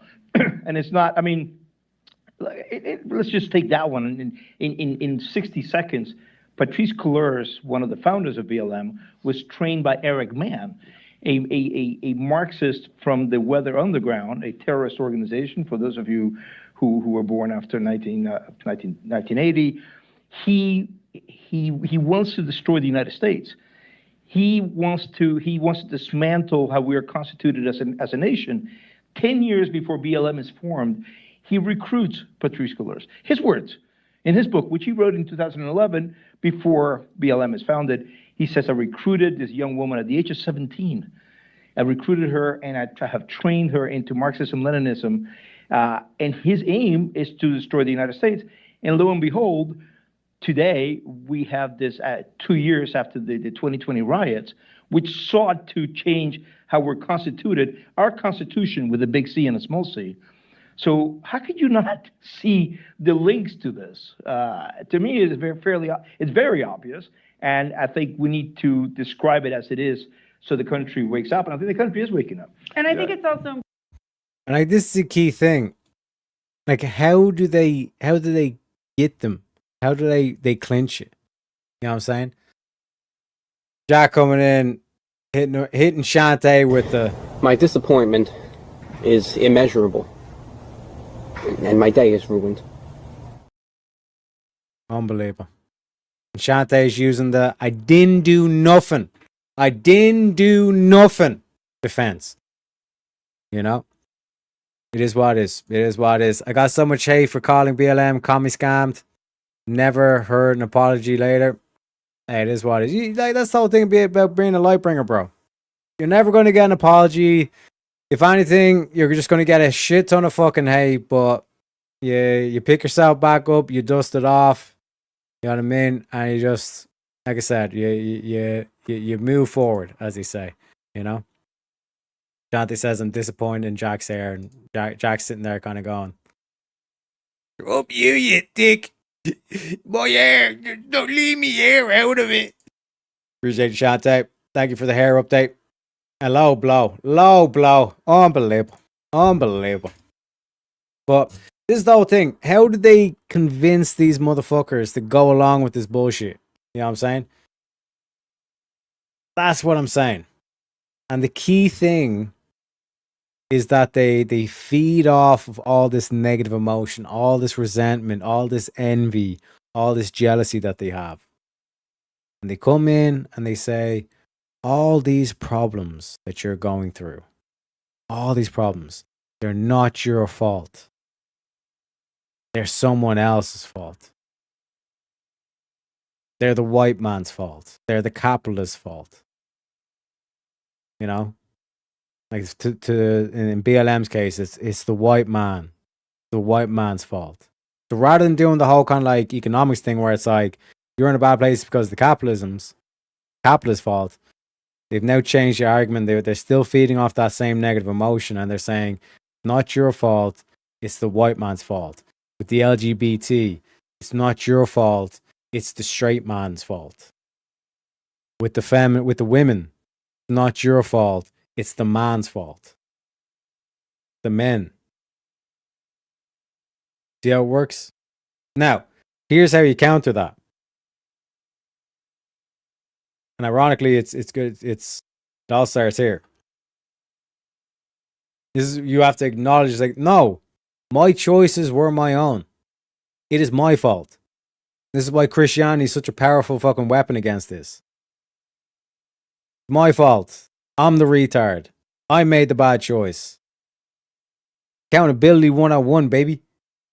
Please be patient. My mom took Tylenols. I'm a retard. I've made bad choices. Just because I've made bad choices doesn't mean that I can't make good choices in the future, that I can't learn from these bad choices and make better choices going forward. You know what I mean?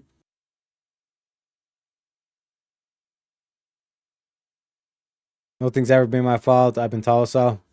See what I'm saying? See what I'm saying? Bellissimo. Bellissimo. Whose fault is it? You are the product of your own decisions. It was your choice. And that's the uncomfortable truth that people need to deal with.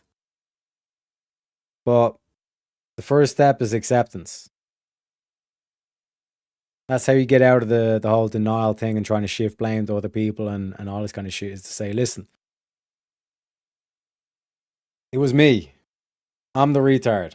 I made the bad choices. I'm in this position because I chose it.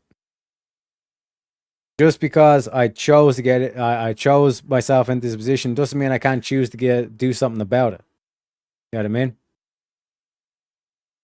So, but like I said, I'm pretty sure this dude in the middle completely fucked up this intro. He's like, yeah, let's describe. And then he's like, okay, let's talk about the solutions. Like, no, let's talk about the description first. Important to point out that, one of the things we did was sort of trace the evolution of these ideas from the old left to the new left, to critical legal studies, to critical race theory, to now DEI. At every stage, even though it was shifting and adapting, at every stage, they self-identified as Marxists. Now, Mike mentioned Gramsci. Let's look at Gramsci for a second, or how the external revolutionary Trotskyite Marxism completely changed to this internal type. So it's not just revolution against the system; it's becoming the system. So will you unpack for us, Katie, a little bit the DIE, the ESG, how these ideas have inveigled them in a Gramscian fashion into the system. So whether it's CRT, you've been traveling the country, working with parents groups, pushing back on CRT. This is a far more sophisticated and nuanced form of Marxism. This isn't smuggling a fellow traveler into a policy shop in DOD or State Department. This is corporations. This is Disney. This is local school boards. So explain to us this new permutation. Right. Well, the really important thing about Gramsci is that they realized after, 70, 80, 90 years after the Communist Manifesto was written, the great uprising of the proletariat that was supposed to happen really never happened. I mean, yes, you had what happened in Russia, but that was imposed from above by a small band of revolutionaries. So Gramsci kind of... It was not an industrial country. It was a rule. Yes, exactly. Right. It was agrarian. Very important point. So the two, let's just be clear here. This is why Gramsci is so quintessential to this whole discussion, that the realization, his contribution, is that if it's not an agrarian country like Russia under the Tsar, if it's not China in 48, it's not going to work. If you have a robust middle class with Judeo-Christian values, a functioning market, you can't take it over with an armed revolution. This is Gramsci's contribution, and this is how we get eventually to the new left, correct? Right, and it's so important because even workers in factories in countries like the United States knew that they had a chance to better their lot. And they didn't want to rise up against that system. They didn't want to see that system taken down. They loved that system. They came to this country for that system. So Gramsci's argument was, okay, the only way we're going to make this happen is you can't have a frontal assault. Let's do it from the sides. And it was called the War of Maneuver. And so let's insinuate ourselves into the institutions and change the ideas and win that way. And that's what they did. Now, you've done some groundbreaking work on this. Can you just map out this idea of when class division doesn't work in a robust nation like America, you've got to divide it along different generated identities. Will you explain to us, Mike, what you did in mapping out the Hispanic little box on federal forms and how this all fits into it? And that's one of the things that Katie and I call for, is getting rid of that in the census and in cleaning out the Census Bureau, getting rid of the National Advisory Committee on Race, because it has been taken over by these people, by these activists. But let me just go back because people in the audience or with the hundreds of people watching may say, well, why are Gonzalez and Gorky talking about Gramsci? He died in 1937. He's not translated until 1970. He's translated by the New Left Review. Gramsci, because he... Can I just interrupt you?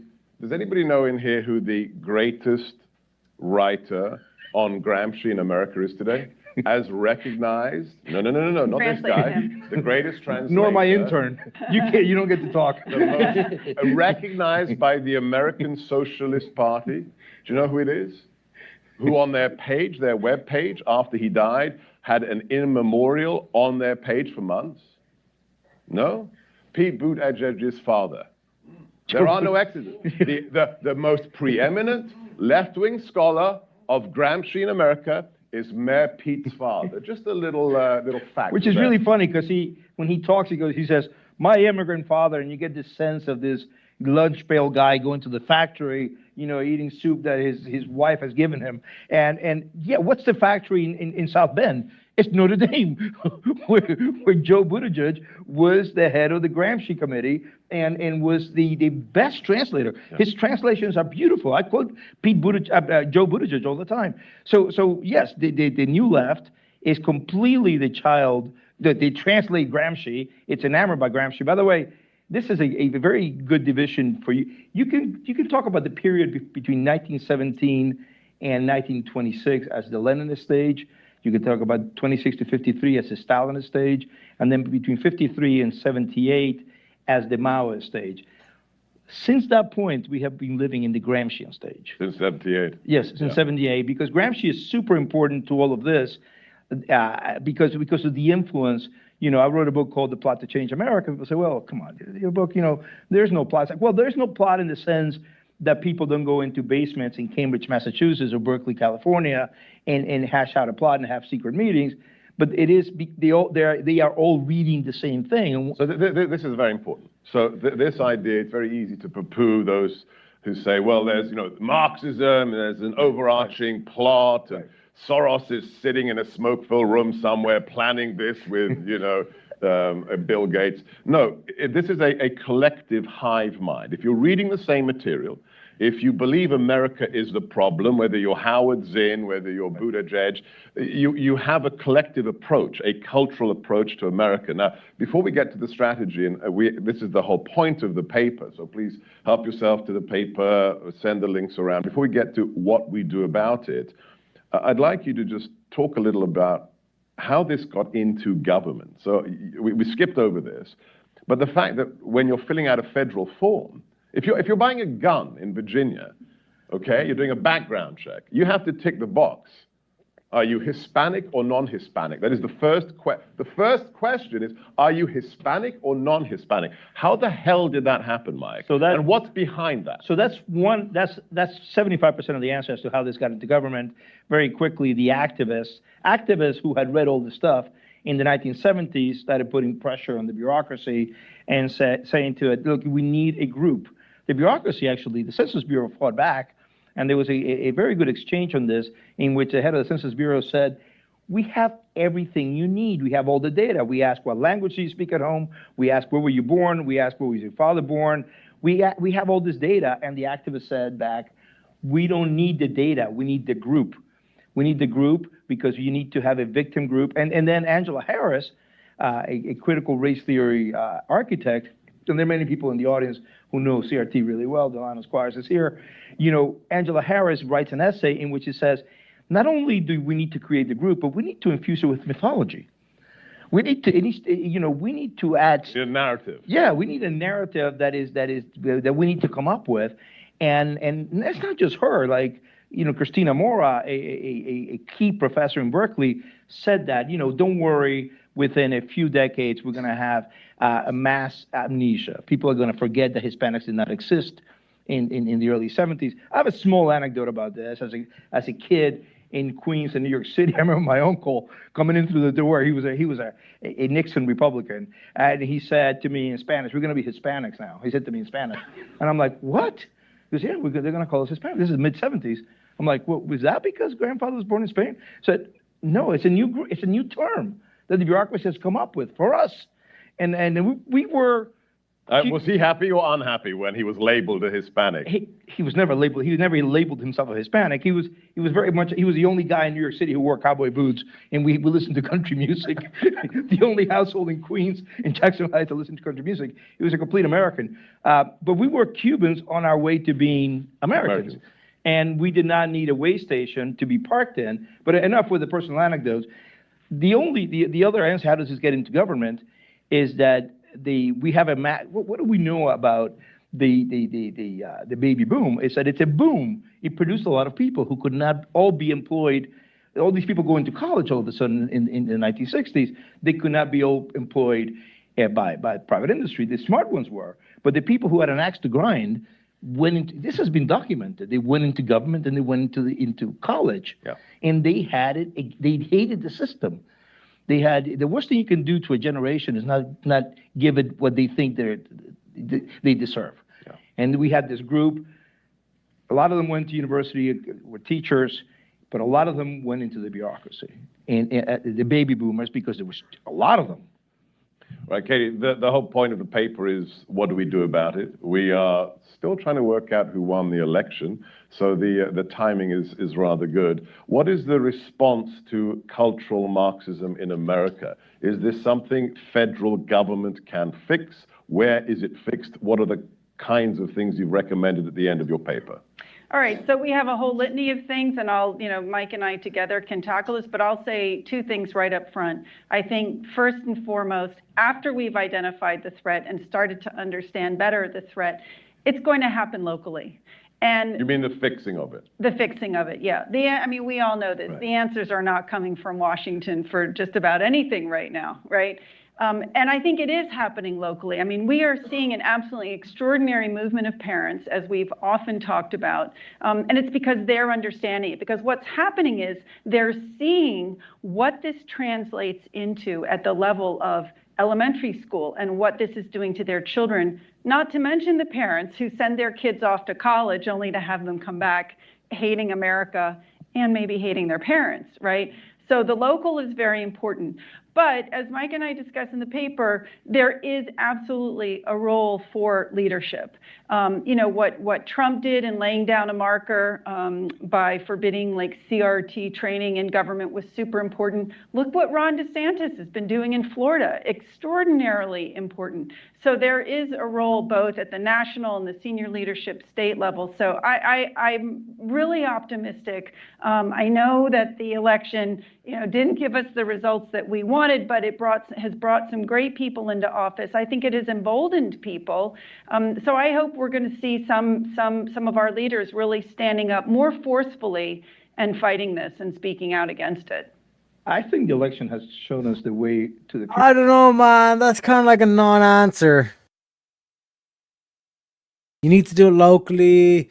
You got like politicians going to stand up against this and all this kind of stuff, but it's like, give me the tools. Give me the tools as an individual. What can I do? How do I fight back against it? Like I said, pinpointing into like their method of like how they get into like these young people's minds and how they twist them and distort their perception, all this kind of shit. It fundamentally comes down to they're playing off those negative emotions. It's the same fucking shit. But rather than saying you're not in a good financial position and that's because the capitalist is exploiting you, is the exact same argument of you're not in a good position as a black person because white man is holding you down. You're not in a good position as a gay person because the straight dude's holding you down. You're not in a good position as a woman because the man is holding you down. Patriarchy is holding you down. You got to come at it from like understanding like how the fuck did they convince these motherfuckers to go along with this absurdity? Because remember, if they can convince them of the absurdity, they'll get them to commit the atrocity. And I'm, again, like I said, I'm a retard, I'm a leprechaun, all this kind of shit. My mom took Tylenol. But that needs to be the direct attack. That's the core, the fundamental premise to which they get them to swallow everything else. It's someone else's fault. It's not someone else's fault, it is your fault. Like Jordan Peterson had a very powerful line where it's like, he said, like a lot of people, a lot of these Marxists are like, they're in a shitty situation, they're in a bad situation. And they got half it right, whereas there's someone to blame for me being in this shitty situation. And that person is you. Future, because it is the candidates who were very active in this sphere. And by the way, a lot of school boards flipped. This is a story that has not been told. Yeah. But you're talking about the genesis of this paper is that I started traveling at the end of 2020. I visited 30 cities in 2021. I'm visiting a lot. This week is crazy what I'm doing. I'm going to Ohio, Detroit, New York, this week alone. And I talked to people about the 2020 riots, how Marxist inspired all of this was, and the whole genesis of this. And then people started asking questions. They said, well, you have a grand strategy for this, right? And the answer, the truth was that I didn't. You said you're going to ask Katie. Right? And then I came back and I told Katie, and Katie said, well, we need to come up with it. We need to write a paper. So for the first time in my life, I've always hated, you know, I've only written solutions chapters when the publisher has held a gun to my temple. But this time it starts with solutions because Katie and I talked about it. That we need solutions, and there's a lot of great solutions coming back from the States. To name one, Riley Moore, the state treasurer of West Virginia, has done wonderful stuff against ESG. We have a lot of stuff on Ron DeSantis, what he's done against the colleges, what he did with Disney. And a lot of the ideas are from Katie and me, myself, but we really stretched out a very large net to try to get the best things that were happening out in the country. Before we go to questions, one last thing that may surprise some in the paper. You mentioned the sexualization of children, that we've got to stop that. How does that fit into what cultural Marxists are doing here in America, Katie? Right. Well, I mean, first of all, eradicating the nuclear family is a primary goal of Marxism. Which used to be on the website of the BLM, correct? Yeah, until we wrote about it, and then they took it down because as good. Fuck. Yeah, like that's a key thing in terms of like the queer theory. We covered that. Trying to destroy the nuclear family, which again is another way to destabilize the nation. The backbone to the nation is the nuclear family. But like if you were abused as a kid, accountability. No, accountability is still the counter to it. Because what are you going to do about that? It's still a choice. It fundamentally comes down to a choice. So don't think coming at it from the angle of you are the sum of all your actions.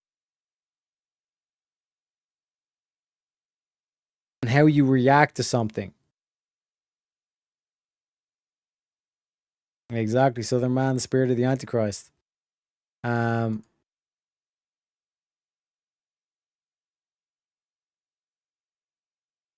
And it's not necessarily a blame game.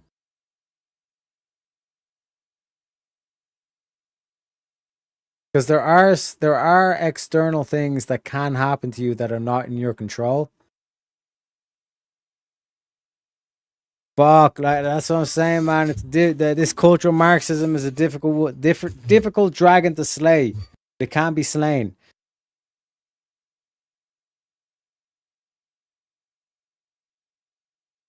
You cannot control all of the external, but you can control all of the internal.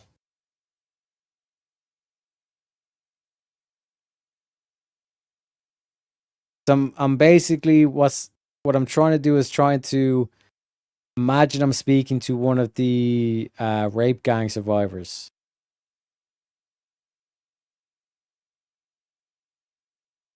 And if one of them had turned to like cultural Marxism and all this kind of shit, because what they're mentioned there with the sexualization of children is they want to put them in that position, which is abhorrently evil. Like spirit of Antichrist, Southern Man, you pinged that right on the head. Fuck, dude, these are sick, twisted, evil cunts. Fuck, dude. And that's why, like, Pride is their, like, the Pride Parade thing is, like, their spearhead. This is a difficult fucking dragon to slay.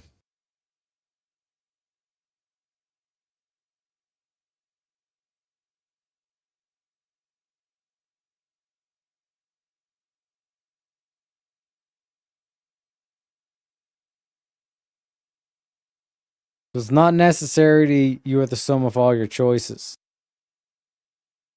Or you're the sum of everything that takes place in your life. But, like, when we look at the women that chose to speak out, when we look at, like, for example, like Tommy Robinson, who chose to speak out even though he suffered the consequences. But it's a difficult fucking argument to try and present to them. Holy fuck, dude.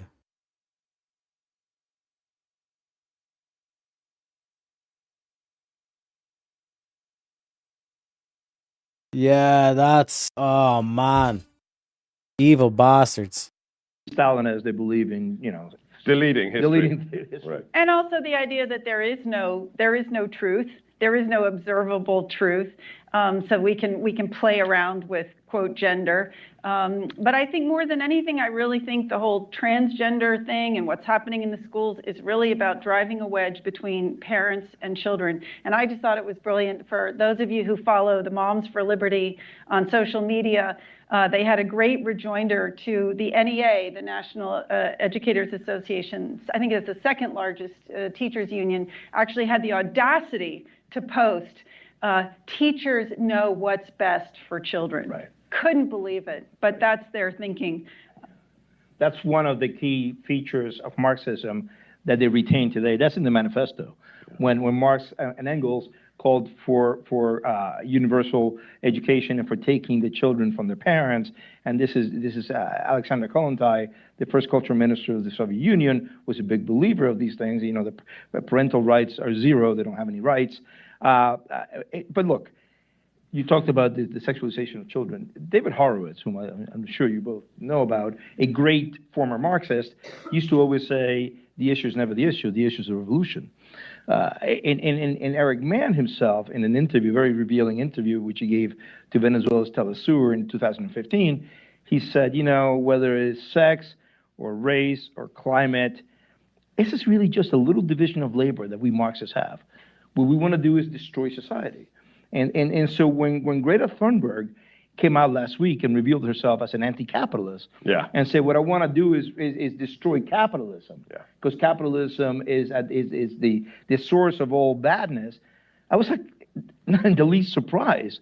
The founder of Greenpeace walked away. We have it in our paper. He walked away after 89 is a key year. We haven't talked about this, but after 89, he said, everybody who was pro-Soviet all of a sudden became an environmentalist, became a climate extremist, because that was a way to destroy capitalism. This is the founder of Greenpeace.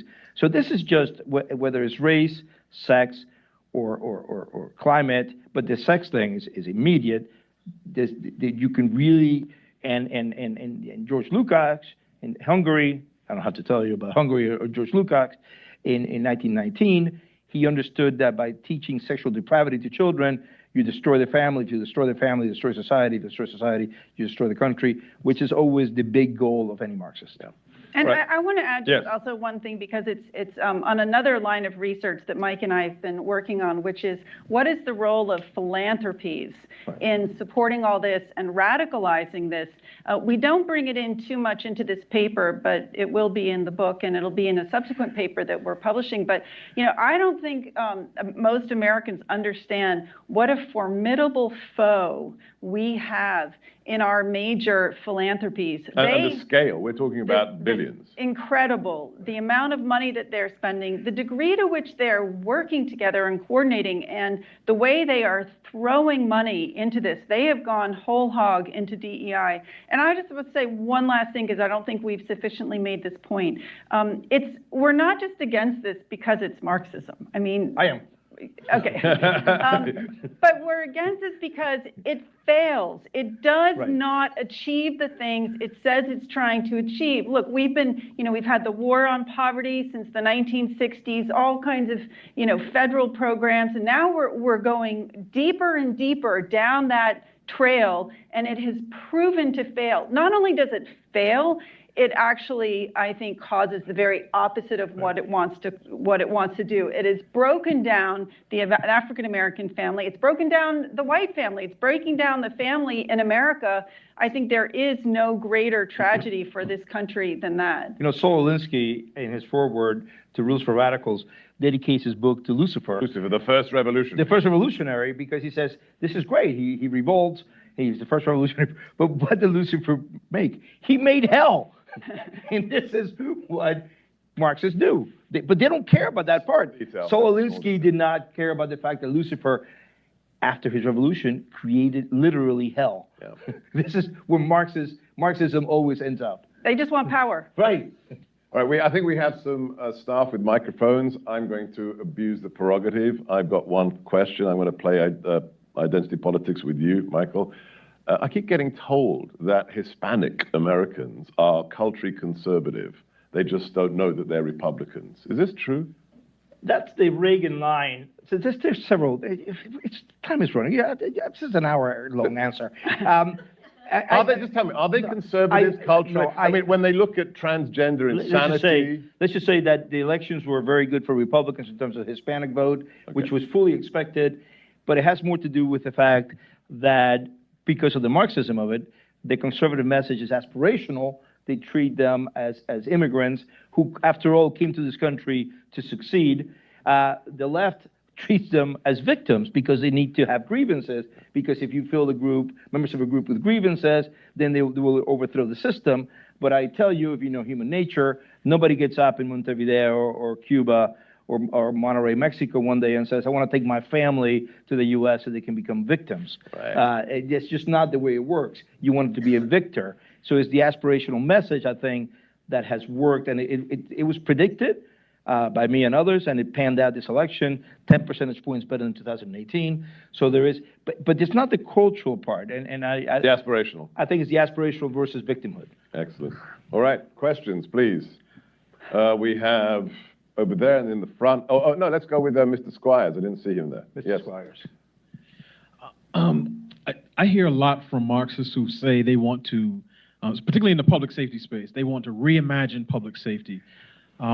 Are there any writers or thinkers, contemporary writers or thinkers, who have put some meat on those bones to say, this is what I think society should look like after we have fully implemented the Marxist revolution? Who would you say are maybe the top two people who've actually sketched out what society should look like? Well, Marx didn't even do it. I mean, that's the irony. Right. Marx was right. Marx never did it. But, however, we do have a couple of, and I do take them seriously. One is Angela Davis, the other one is Patrisse Cullors, and they're abolitionists. Not abolitionists in the sense of Frederick Douglass. They're abolitionists in the fact that they want to abolish not just the police, but also the court system. So they're anarchists? No, I wouldn't say that. They have an idea in mind that they call restorative justice, which they're trying out in schools right now, which is to say, there really isn't a victim, there really isn't a criminal. We need to bring the two groups, the two agreed groups together, have them talk it out.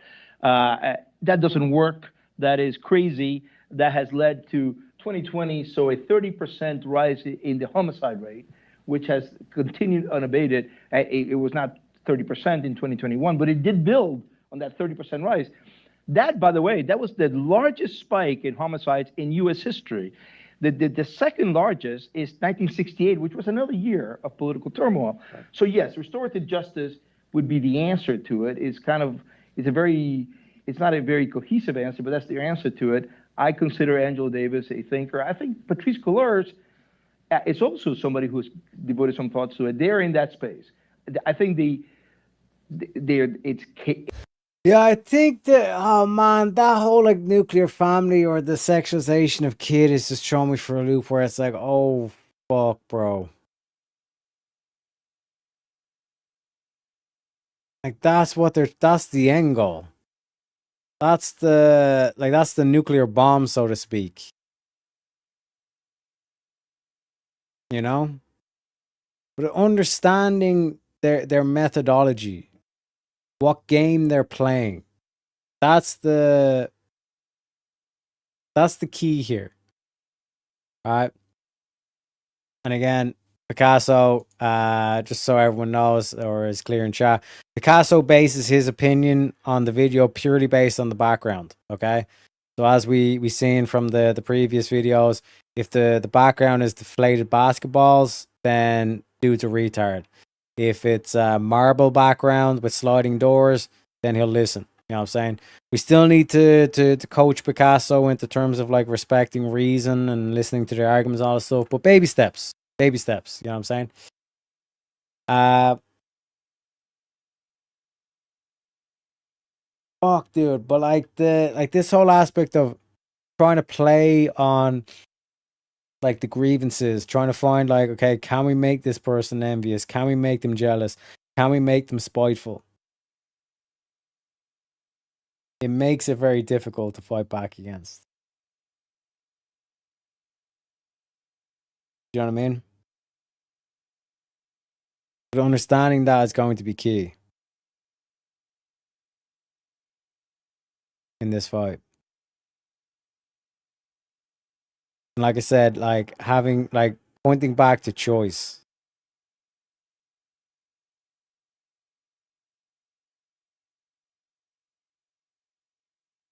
Pointing back to the choice. Saying you can't, not necessarily that you can control all external. You can't control the internal. And the choice you make from that going forward. Are you going to let your past define you?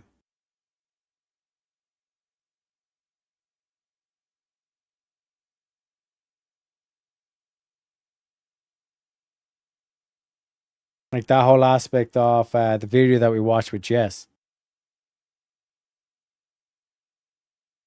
Are you going to like if you were abused as a kid, are you going to succumb to the pedophilia and then try to put yourself around kids, or are you going to speak out against it?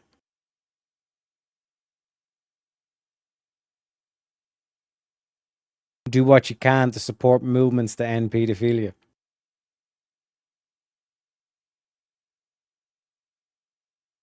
But again, it's not an easy thing to do. Like that rape gang inquiry that we read, that was a fucking difficult read. Let alone a difficult fucking experience, but having the courage of your convictions to actually speak up about it.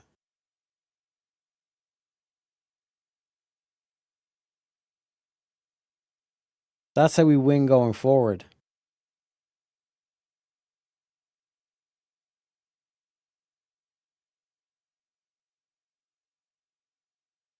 And in a way, this whole aspect of like not letting a group define who you are,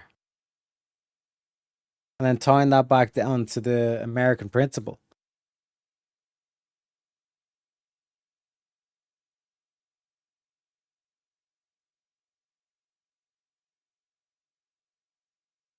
That we are a group of individuals, not an individual group. A lot of food for thought happening right now, folks. The grey cells, as Poirot would say, the grey cells are working. It's chaos that would happen if we got rid of prisons and the court system and police. And maybe that's what they want because they want to destroy the system. Sorry, anybody, you want to add to that? No, that was great. I have a question in the front, and then we'll go back here. A microphone, please. I saw the revolution. I know you need to use the microphone. I saw the revolution. Right. In fact, too close. My mother's cousin was the vice premier, Rafael Rodriguez, probably the leading intellectual, head of the Marxist Party at 21, a genius. But he was an orphan. My grandmother had to adopt because his parents died, and he had. So do you have a question? Yeah. The question is, when I went to Cuba, the Cuban said, "Why did you leave us?" I said, "Because you didn't want us here. We left." He said, "Well, can you come back?" I said, "No, we don't. We're not coming back. It's over." So basically, it doesn't work at all. And all these people like Castro are billionaires. So they're just after power. That's my question. And you have to say it on the news like Gorka. It's after power. They have no ideals. They're evil. They're evil people. It doesn't work. Not a question. And they're after power. Well, and they're look, super it's all about power. In fact, if you... It's power and mansions. Remember, Patrice Colors has 4 mansions. Right, but okay? if you that's power to the people. But Alicia Garza, when she writes about this, she talks about power, raw power. She said power is who gets to make decisions, who gets to, I mean, so the beautiful thing about the U.S. Constitution, which Katie wrote about in our paper, is that it's a constitution that limits power. We're about limiting power. They're about enhancing power and grabbing power and using power to the max. Yeah, no, I just have to concur. I mean, we've been talking about this whole issue of power a lot. In fact, one of the things that I was reading this morning on the philanthropy piece is this is one of the problems with these massive philanthropies where Corporations have stakeholders, have customers, have shareholders who put a block on their power, who put limits on their power. In the U.S. government, we have the American people who put a limit on their power. Philanthropies have basically unlimited power with these huge piles of money. No. It's just one example. Over there, we have a question. Gentleman in the blue tie. Yes, thank you. So what can we do about the universities? Because as it stands right now, they are the source of the poison. Yeah. Katie? Yeah, so 100% agree. I think they really almost have to be the number one priority. So there's a whole slew of things that we've proposed that people do with regard to universities. I don't know if we actually said this. I think the first one is stop sending your kids.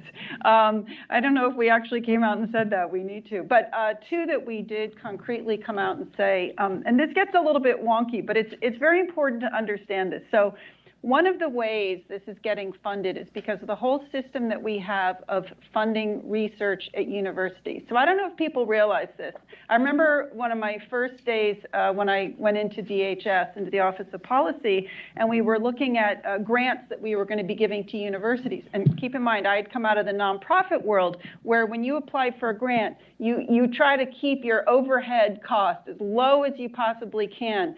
When universities apply to the U.S. government for grants, and this is, we're talking billions of dollars that the government feeds to universities for grants and research, they get a 50% overhead. No, not even in Europe do they give those kinds of overheads. And the argument is that this level of overhead is what's funding a lot of these DEI positions.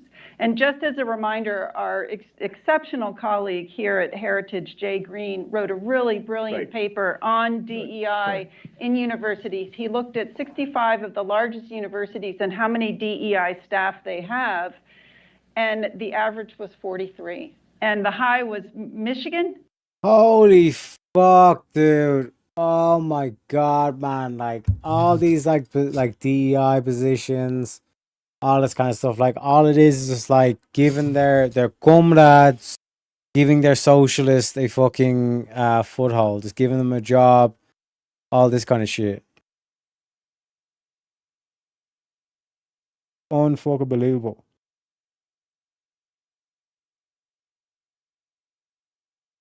This is like crony capitalism. You're just inventing a fucking useless job to give somebody so you can pay them. Officially. Use taxpayers' money to fucking, it's just like, just pay your buddies with taxpayer money. Useless jobs for useless idiots. Exactly. This is what we're up against, folks. Holy shit. Holy shit. With yes, Michigan. 100 University of Michigan. Yeah. Yeah. So this is a big one. 113 DEI officers. I think it was. Yeah. So I mean, we have to look at this. Ultimately, do keep in mind, parents and children are the customers that are being served. So I think they have a lot to do with regard to universities. And then we had one more on universities, which is, and this is a tougher one, but I think this is something that we need to be discussing nationally, is let's not make the university degree a requirement for jobs anymore. And I think we are absolutely moving in that direction, but concretely, that is one of the things that we proposed. So I went back and looked at our paper, because Katie and I have been working all year. I just used to get on the phone. When are you going to pull the trigger on this? Can you finish this bloody paper, please? So we had like 45,000 words, and I talked to the editor. She said, "Nah, we're not going to publish 45,000 words." So this is why she mentioned the book. So a lot of this is in the stuff that we already have, but it's not in the paper. But one of the things that we did have, we had something on DeSantis and the wonderful stuff he's done with tenure, view diversity, and accreditation. Yeah. And I think he was rewarded for doing all these things, by the way. Moving against tenure, saying, this is not going to be automatic, and moving against this is another hallmark of heritage research, is changing the accreditation of universities. And in the view diversity, demanding, if you take the government's money, you're not going to have 99% of professors who are of one view. You need to have view diversity. So I think that this is something that will be, if we have a book, which we hope we do. We already have it written, but there's very little of it in the paper as opposed to what we already have. Yeah. I'd just also point anybody to what Charlie Kirk has done in the last 2 years. He said, basically, don't give your money to your colleges. If you're a parent, if you're a grandparent, don't give them a brass farthing, don't give them a red nickel if they've got 48, assistant deans of diversity, and send them a letter and tell them why you're not funding them. One last thing that I think was fascinating for me, I think it was his 4th day in the job. The new president of Heritage, Kevin Roberts, came on my show. And I interviewed him for half an hour, and I had a certain lady smuggle me a question in to ask him. And Katie said, ask him about education. What should we do about education? Because he's Professor Roberts. He's I think, 5th or 6th generation educator, ran a college. He's a historian. So just before we finished live on air in front of 3 million people, I said, President Roberts, what should we do about education in colleges? Because it's exciting that the school boards are being taken over and we're getting K through 12 normalized. Can we do anything about higher ed? Response, no, burn it down. Start from scratch. He literally said it is unsalvageable. With the exception of, Hillsdale and even Grove City's gone woke. There are very few places to support. Everywhere else, pull out your money. And I'd recommend one last thing. They lose their tax-free status. If you're a political entity, why the hell do you have a $40 billion endowment that's not taxed?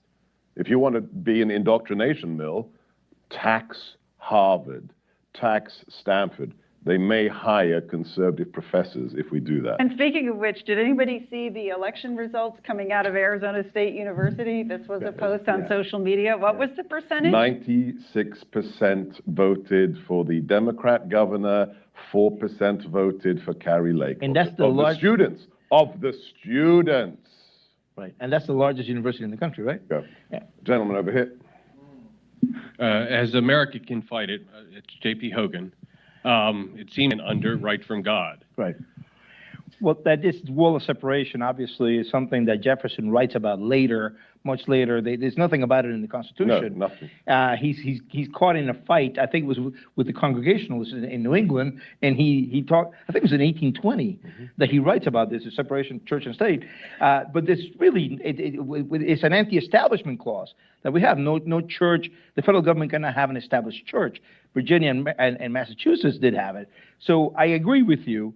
That is. I don't know if we can offer a policy solution to that, but obviously I am completely in agreement with you. Well, yeah, 100%. And, it's funny because I was actually thinking about this morning because this is not something that we articulate because we were really focused on policy solutions. But I think both of us believe that the only way we're actually going to get out of this is through a revival of faith, a strengthening of faith. I think it underlies everything. But that's a hard one for us. Like I think we leave that to the priests and the preachers. It is a hard one for us. I know I didn't have time to prepare fully for this, and I still went to mass this morning because I need to have God on my side for this event today more than I need to prepare for. Right, we have a question over here. Yes, in the back. Yes, sir. It should be on. Following on the university question, specifically, let's talk about an institution, or 3 institutions rather, that have the American people as their customers.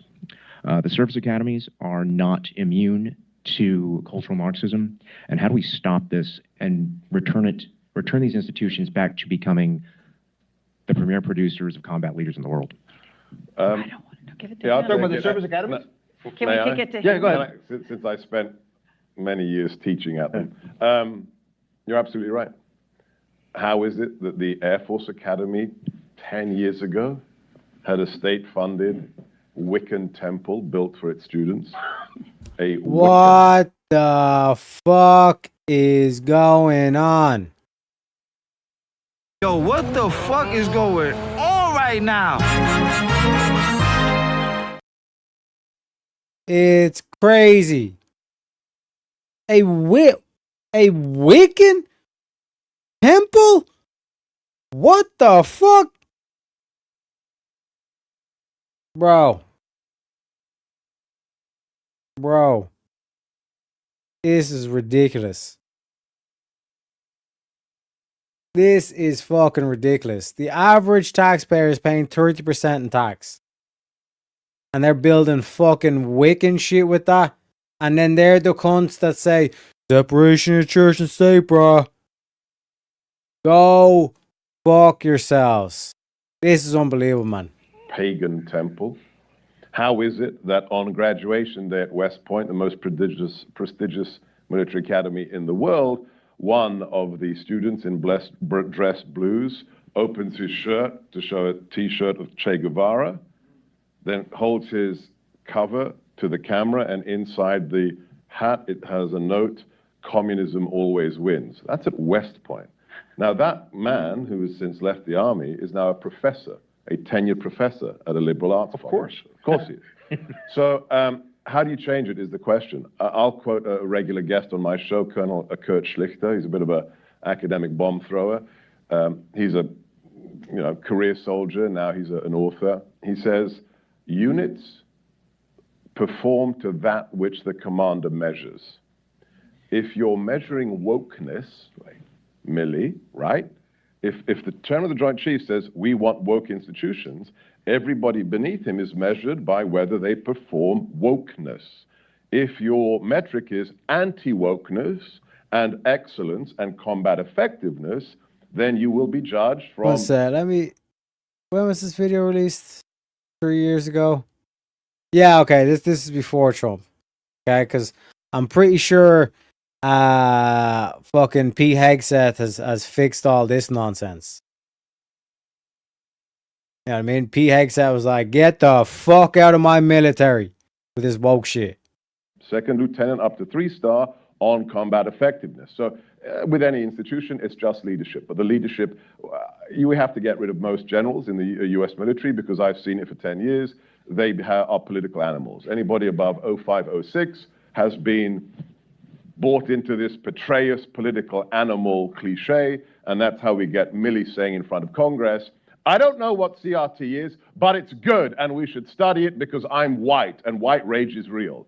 Yeah, and I think the congressional oversight, that's a big role to play in this. Totally. When we hope that we can see some of it now. But what about the role of the commander-in-chief as well? Don't you think it ultimately comes it starts to with him? the commander-in-chief, and it starts with who he puts in his chief command, and then people have to be fired. I mean, we haven't had generals fired or retire or resign on matters of principles for 40 years. How is that? How is that after Afghanistan? How do we not have people resign or be fired as a matter of principle? Question. Go ahead. So thank you so much. Huge fan of all three of you. So you talked a little bit about the infiltration of the academy and the bureaucracy, the government bureaucracy, especially after the 60s and the baby boomers not finding the jobs they were looking for. We're like on our third or fourth recession in the last 20 years. So are you seeing that there's like a huge kind of a receptiveness to these ideas besides what we would already sort of expect from all the indoctrination camps? And having gone to a school for bureaucrats, I can speak to the fact that it's replete with all of this stuff. So I'm kind of wondering, how do you cope with it in conversation when you're talking to someone who might actually have legitimate kind of uncertainty economically in their future, and they're falling for it because it's promising them things? So let me... How do you deal with a young generation that doesn't have economic prospect and finds this stuff sexy? Yeah, you know, I don't know about the young generation because I haven't really studied, and I saw that they voted a certain way in this last election. I think the reason why Katie and I travel so much, and he travels as well, and we talk to each other from airports, is that there is a huge demand in the country to hear from us. You know, I don't generate my own speaking engagements. People call me, the same with you, and we travel the country because people want to hear about all this, right? I mean, that's... Get a non-answer, bro. It's a non-answer, because this is a key question. How do you fight back against a bunch of cunts that are going to sell the world to these young kids? And play on their negative emotions, play on the envy, play on the thing. How'd you do that? Teach them accountability. Don't sell. Oh, man. Let's see what the woman says. But I still think you're getting at a really important question, and I think this is one of the areas where I think our side has to do a better job, and I don't think we're doing a good enough job of this right now, of explaining why those policies fail. You know, when I think about, my dream is always to have something like, we need a new. No. Man, this is why they need Christianity. Why they need Christianity, bro, because any Christian will tell you, do you ask God for an easy life, or do you ask God for a strong spirit? Do you ask God for strength in your soul, or do you ask him for an easy day, an easy life? Ask him for a strong soul, because life ain't easy. And this is the reason why this is a key question, is because communists and the socialists, they're able to tell, oh yeah, it's all someone else's fault, and you're putting in the max effort, even though they're clearly not. Like, you're perfect just the way you are, big is beautiful, blah blah blah, all this kind of shit. Feeding them, putting all fucking a bunch of sugarcoating nonsense in their fucking head, bunch of slogans and platitudes and all this kind of shit. How do you fight back against that?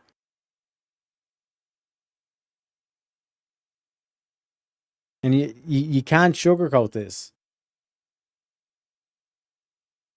You have to tell them that it's like, you need to have a strong spirit in this world, otherwise you're not going to get there. Yeah, the system's fucking rigged against you. But through reason, through planning, through logic, you're able to game the system.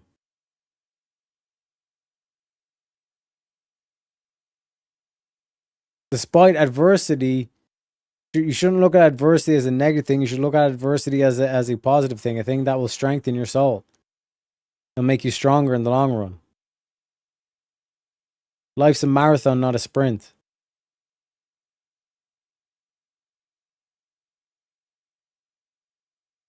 And by drilling down to that core, by saying, listen, you are some of your choices.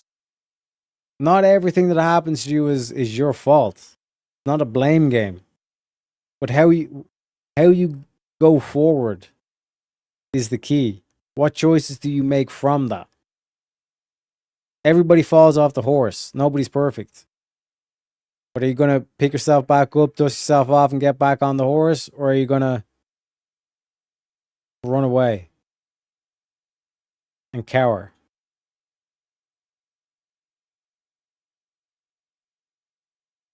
That's the answer, I think. Again, let me know if I'm wrong, chat. To Hayek, The Road to Serfdom, and the fact that it was serialized in the Reader's Digest. Right. You know, it really, this is not something that you intuitively grasp. I mean, intuitively, Marxism sounds like a good thing, or socialism sounds like a good thing, but it's history that has shown us it never, ever works. And this is the problem with the left, is they go with what feels good, what sounds good, and they don't go with the science, the history, what we know to be true. And I think that we haven't done enough to make the case that these programs have not worked. And I hope, Delano in particular, this is what I want to talk to you about. I think that we haven't done a good enough job of explaining why the war on poverty ended up being a war on the family. Right. Do we have internet questions coming in? Go ahead. So why hasn't the United States Congress had hearings on the BLM riots, given that the leaders are self-proclaimed Marxists and a direct threat to individuals, families, and the governments of our country? Excellent. Let's ask the guy who wrote a book on BLM. We call for that in the paper. We call for exactly that in the paper. I think that Melina Abdullah, Patrice Couleurs, Alicia Garza, and Opal Tamedi have to be put under oath. They have to be asked why they unleashed what they unleashed. It's perfectly fine. You know, we're not fighting the Soviet Union anymore. We're confronting people who are Americans with constitutional rights. It's perfectly fine to be a communist.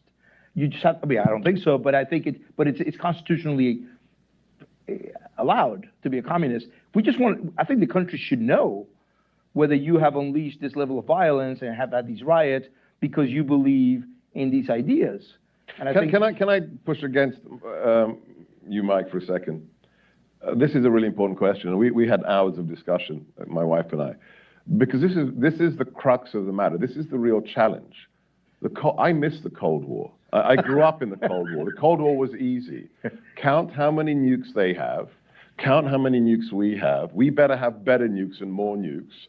And our early warning may be better. I mean, it was really that simple, right? You're measuring power that was easily measurable, and the enemy you could point at was over there in Cuba, in Russia, in North Korea. Now we have the enemy inside the wire, right? And we have a US Constitution. And we have people, and I'm sorry, it's not okay to be a communist in America if you're a real communist, because if you're Alexandra Vindman in the White House and you are leaking the president's classified phone conversations to undermine him as a serving lieutenant colonel, you are a seditionist and you have committed a crime. So this is the real challenge we face as a nation. How do you deal with Americans who actually hate America and are taking actions that are against the US Constitution? Because if you're a real communist who actually is subverting the nation, is not actually allowed in America. You're not allowed to subvert. You're not allowed to be a conspiring individual inside government saying, the president, I'm going to go rant here for a second. Mark Milley, in an interview for a book that was just released, said, I wrote a letter of resignation to President Trump, but I didn't give it to him so I could stay inside the building to protect America from the president. Can we just stop there for a second? Nobody elected that fat git, okay? 64 million people elected President Trump as the commander-in-chief. And the most senior military officer said, I'm going to protect America from the man who was elected. This is why this paper is so crucial, because the challenge has so utterly transmogrified from an external kinetic military one to an internal political one. And these people have rights, but they're undermining the Constitution with those rights. What I'm saying, Seb, is that it's legal and perfectly fine to believe in central planning. Sure. It's legal and perfectly the fine. actions you take. It's to believe that the schools really should have power, and parents have no parental rights. It is legal to believe that and say that. Yeah. It is legal to believe that God has to be abolished. It is legal to believe that the nation state should be abolished. You know, you can express these ideas. They said and they have the constitutional right to say that. But we should be very aware that they believe these things. And in fact, the more aware that we are, the better, because I think that the American people just are not going to sign up for this program. So as soon as they come out and say, yeah, actually, these are the things we believe, and not just when they're speaking to each other, but speaking to all Americans. And that's what I say it is that we're facing a different challenge than we faced with the Soviet Union. Oh, yes. Because Brezhnev did not have constitutional rights. Internet question? Yeah. Go ahead. I have another question. The Marxists have a deceiving message of standing up against oppression in the name of social justice. How do we fight that message? How do we fight the social justice message? Well, I'm going to go back to what I said earlier. I think we have to make the case in showing how it doesn't achieve their programs, their policies don't achieve what they say they're setting out to achieve. I think it's as simple as that. I think they dissimulate. Actually, they hide the truth. They don't say what they really believe in. This is part of the problem, is that although they have hints, and critical race theory and critical theory are filled with hints. For example, calling the textbook of critical race theory the Big Red Book in an allusion to Mao's Little Red Book, or talking about the Long March to the Institutions, another allusion to Maoism and the Long March in China in the 1930s. All their inside jokes are about how Marxist they are. So I think that they understand, and we could go on about this for a very long time. There are many instances of this. I think that they're much less than candid about what their goals and their plans are. Well, and I think where they are candid, I mean, for example, oh my God, these answers are so fucking bad. Look, you gotta say to them, right? Are you just gonna be a nagger? Are you just gonna just list off all your problems and never actually fucking address them, never confront them, never actually try to look for a fucking solution? Right? Are you gonna say, oh, I can't afford rent or I can't afford the life that I want? Are you actually gonna look up and see, okay, what jobs can I get? What can I actually do about the situation? Can I learn to budget? Can I learn to invest some money after I learn how to budget? Can I do any of that shit? Like this whole social justice thing.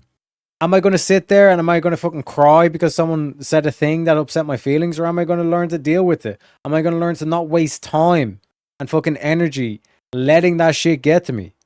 You know what I'm saying? What are we going to do? What are we going to do? That's how you get. Don't ask God for an easy life. Ask God for a strong spirit. That's the core fundamental, and it's in Christianity. It's in black and white, motherfuckers.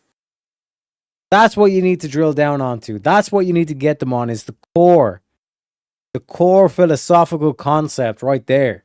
Smash this cultural Marxism with a motherfucking hammer. About like with the 1619 project, or sometimes I think some of them are very open about it's time, it's their time, and that means time for reverse discrimination. But then they took down the video where Patrice Cullors said we're trained Marxists. Yeah. That has now disappeared. Right. And they removed from the website where they said we want to destroy the nuclear family. The nuclear family. That has now disappeared. So once you point that out, they go, oh, no, let's take that out. All right, I think I have time for one more question in the front there, please. Thank you. How would you compare the threat of cultural Marxism in the United States with the threat in other democracies in other parts of the world, starting with Europe? First of all, I want to say that this man was one of the longest-serving heads of BOA, David Jackson, a real good American. I don't know how you I think that when I traveled to Spain, for example, and they asked me to speak on critical race theory, I say, well, you don't have races here, But so what they use there is gender theory. They're gone all in on they're ahead of us, like behind us. I mean, they're worse than us on the gender stuff. Because why? Because they don't have races, but they do have two sexes, and that's their way. Remember, I talked about earlier about little division of labor they have. What do they use in Latin America? When I travel to Latin America, they use indigenism. They don't because that's the way to destroy society from within, and that's exactly what we have seen in this Marxist wave, this rise of indigenism. No, I think that's All right. All right, Delano, round two, last question. Such bad answers, bro. The amount of money that BLM raised in 2020 and the sources, particularly Fortune 500 companies and how so many of them have glommed onto this movement, I would make the argument that the revolution has been corporatized. Mm-hmm. And I'd love to hear you all talk about the role that these large companies play in advancing cultural Marxism.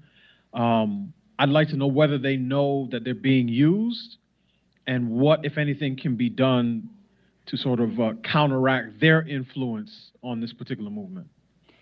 Yeah, absolutely. Well, again, they all serve customers. So ultimately, it's going to have to be the customers that I think speak out and put pressure. But I think you also have to really acknowledge a lot of them are driven by fear. A lot of them are really just trying to protect themselves against lawsuits. Right. But at the same time, I will also say many of them have really, because they've gone to our colleges, they have been educated as good socialists, and they have bought, they've bought into the thinking. And I think, again, it's just more than anything, it's going to be, we have to get better and do better at making the case. And on that note, I just want to say, I think one of the areas where, again, we as conservatives have really fallen short, and maybe even the most important way in which we have fallen short, is we are not in the culture. We are not making movies. We are not writing novels. And, there's a great case made on, there's a terrific podcast called Red Pilled America, where they talk a lot about what's going on in Hollywood from a conservative perspective.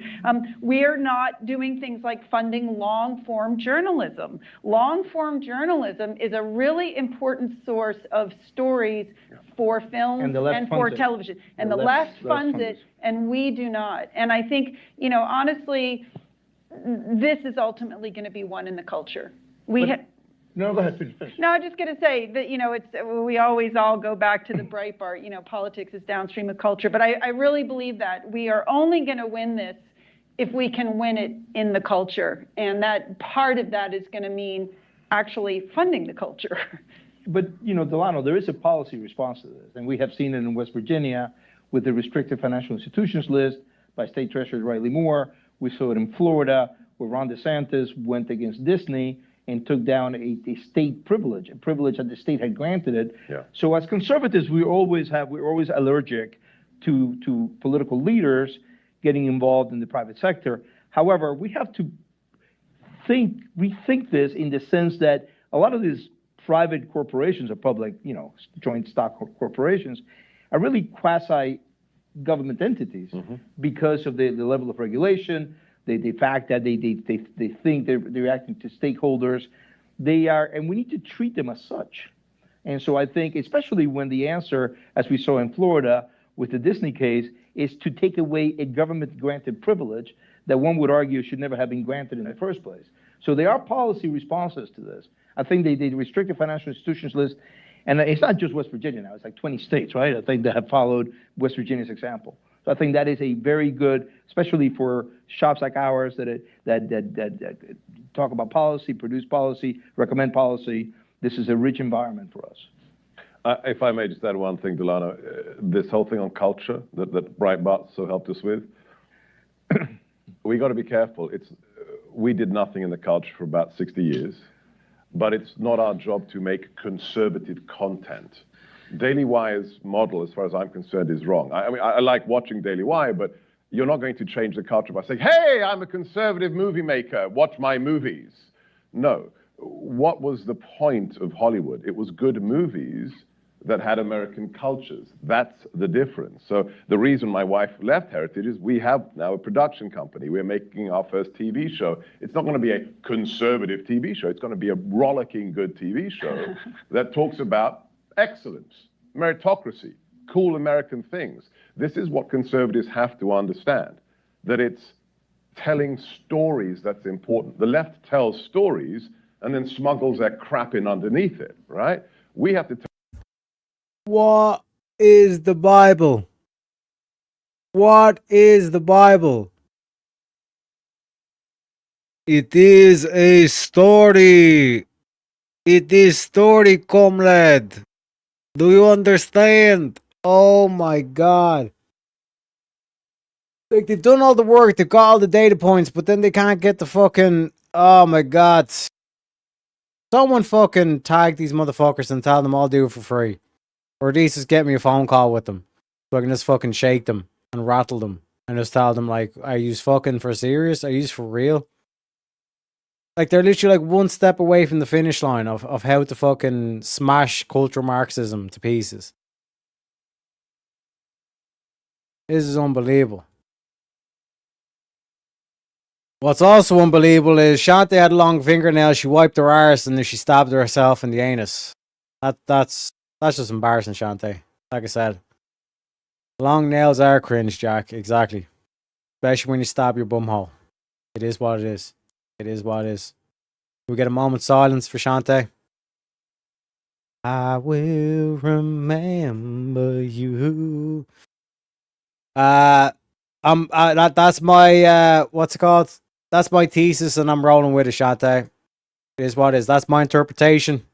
And if Sola Scriptura teaches us anything, my interpretation is what matters most. It is what it is. Well, better stories that are about excellence, meritocracy, the American dream. Very few conservatives get that distinction. We don't need another 10 movies on God is good and read the Bible, okay? No, we have to be a little bit more subtle than that. But Hollywood my God. These motherfuckers, man. These motherfuckers. This is why it's even more difficult.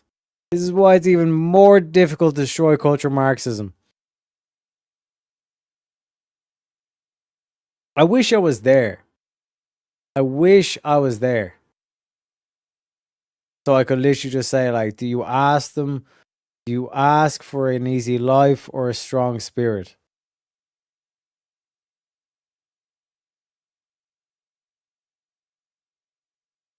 Because anything interesting in life never comes easy.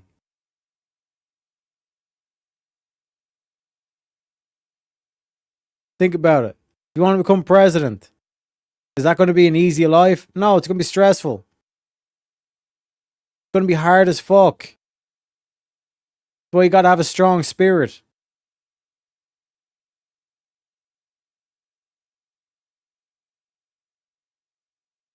This is why I hate.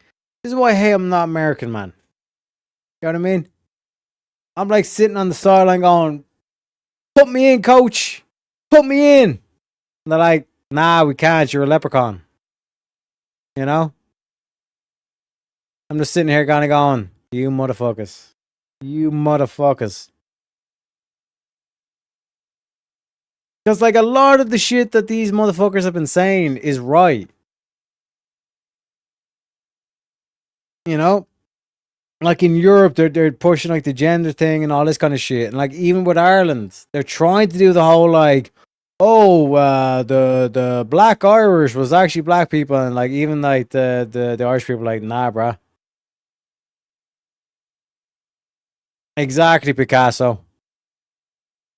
I'm like white Michael Jackson sitting there going, I'm one of you guys. And you guys are like, fuck you are, boy. Say 33. I'm like, God damn it. God damn it. You know what I mean?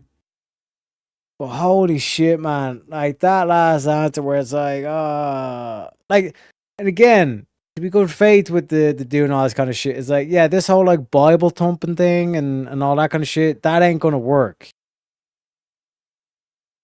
That ain't gonna work. But there's so much fucking wisdom in the Bible. There's a reason why the communists banned Christianity. And they vehemently go against Christianity so hard. Because Christianity has the answer. Holy shit, bro. Like, we have a nuke and we're not willing to use it. Oh my God, man. It's so frustrating. Used in World War II. Totally. To gel the nation. And not only that. But with good stories. Right. But to tell the story of how the Ellis Island immigration, jump had gelled into a nation. So you had in World War II all these movies that always included an Italian from Brooklyn, a Mexican from Texas, right. And they were all like good Americans fighting together. 40 years after Ellis Island, this did a lot to win the war. Par example, this is a premium meme, but I'm gonna play it just 'cause I'm so fucking frustrated with these cunts. Are you telling me this ain't Christianity? There's a Bible verse I think about sometimes. Many times. It goes, then I heard the voice of the Lord saying, whom shall I send? And who will go for us?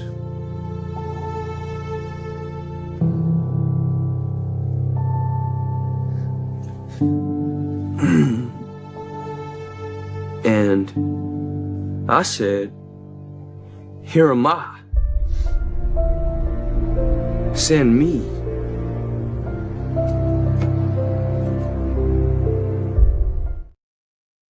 Book of Isaiah, chapter 6.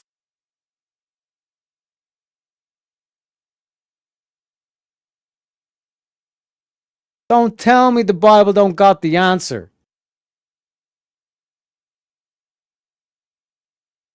Fucking, oh man, Cain and Abel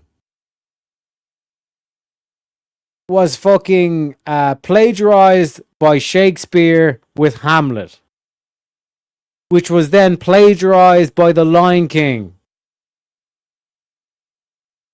Stories are there. The stories are fucking there.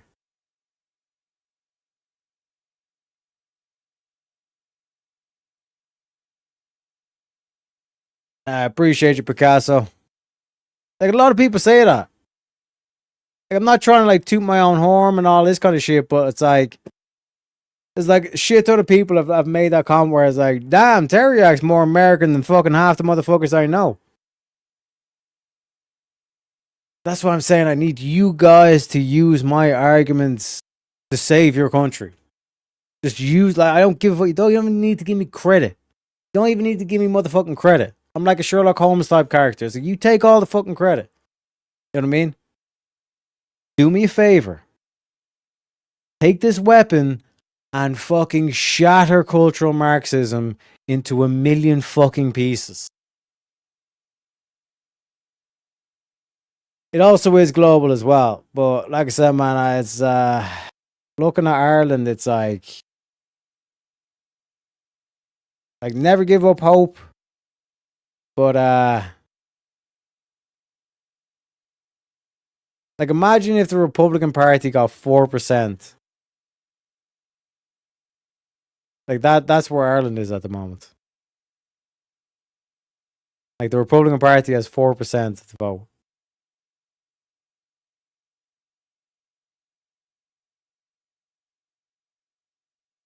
But I mean, the Huffington Post said Hillary Clinton had a 99% chance of winning the election. Chip in a chair, baby. Good odds for any Greek.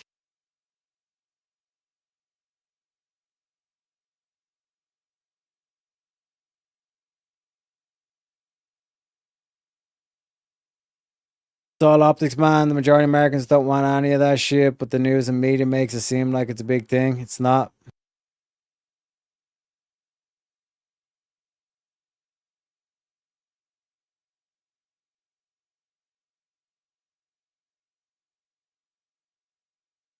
I can see both sides of what you're saying, Picasso. Like, the media, the mainstream media, like, they perpetuate a lot of myths and all that kind of shit. Like, just take a look into DSA and how many people support that shit. So the majority never stood for any of that shit. 100%. Yeah. Like, there are some pretty bad places, you know? But that needs to be the core thing that smashes cultural Marxism. Do you want an easy life, or do you want the strong spirit? Becoming president ain't going to be an easy life. Doing anything worth living for is not going to be an easy life. And that's why you need a strong spirit. You get that through resolve. You don't get that by fucking nagging and complaining and pointing out the problems but not pointing out solutions.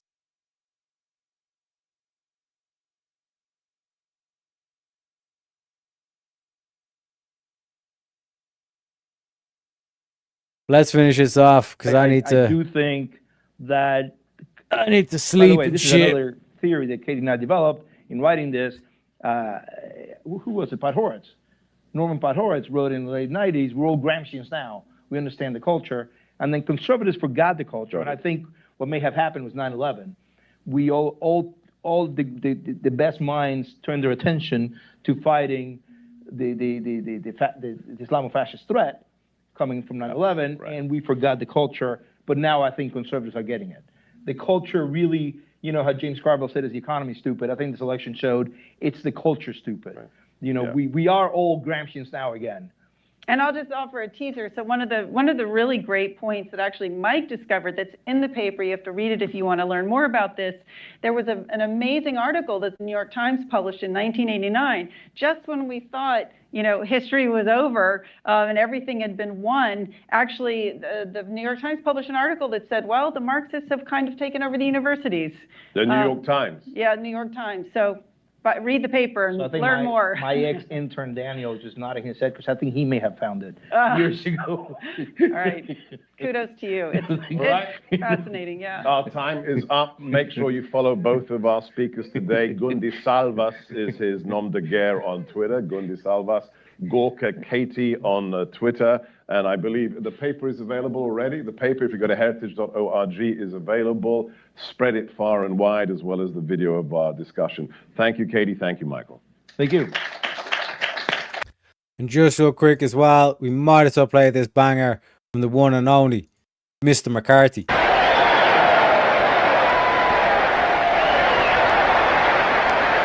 One communist on the faculty of one university is one communist too many.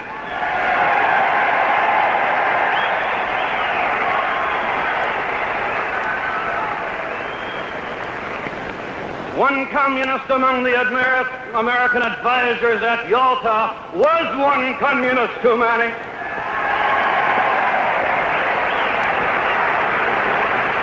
And even if there were only one communist in the State Department, even if there were only one communist in the State Department, that would still be one communist too many.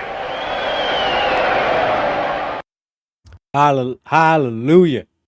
Make McCarthyism great again, motherfuckers.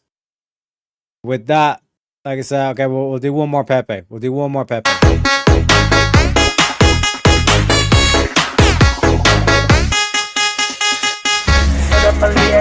Okay, that's enough Pepe. That's enough Pepe, okay? But shout out to you all. Thank you very kindly for tuning in today. Like I said, it was a bit more for a kind of a story time or story hour aspect to the that Ted Cruz. Jack, remind me if I ever meet you in person to slap you. Was that Ted Cruz? This motherfucker. Unbelievable. Never enough Pepe. That is true as well. That is true as well. Matter of fact, I deserve a slap for that one as well. You never get enough too much Pepe. But anyways, folks, like I said, hopefully you enjoyed the show. Thanks for tuning in. And again, shout out to you all. Thank you very kindly for see this. He needs it. He needs it. You know what I'm saying? Slapping for me too. No, only one slap. We're only giving him one slap, okay? But massive shout out to you all for tuning in.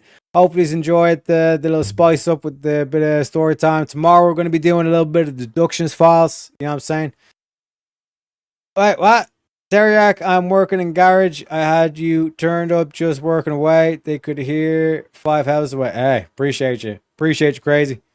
Like I said, I'll forget you too. Hey, it is what it is. It is what it is. You know what I'm saying? What the fuck? What the fuck's going on here? But mass shout out. Thanks for tuning in, folks. Thanks all for the donations as well. Again, just remind us, usually the reason why this stream's going. We don't do advertisements. We don't do sponsorships. It is fan funded. You know what I'm saying? So appreciate you all. Like I said, even just listening in, all that good stuff. And yeah, like I said, man, like this whole thing about communism and all this kind of shit, this is why we got to support the boys. Got to support our boy Donald Trump.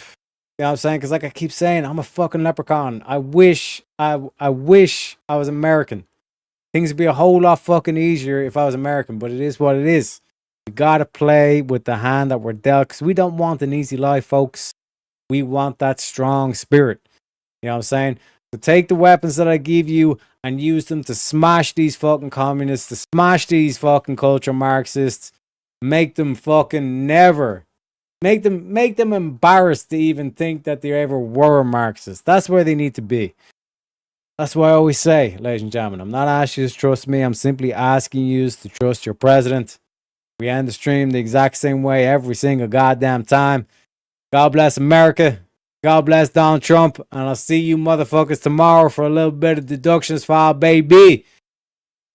Why wouldn't you dedicate yourself to public service? Because I think it's a very mean life. I would love and I would dedicate my life to this country, but I see it as being a mean life. And I also see it as somebody with strong views and somebody with the kind of views that are maybe a little bit unpopular, which may be right, but may be unpopular. I am your voice. So to every parent who dreams for their child, and every child who dreams for their future. I say these words to you tonight. I am with you, I will fight for you, and I will win for you. We will make America strong again. We will make America safe again.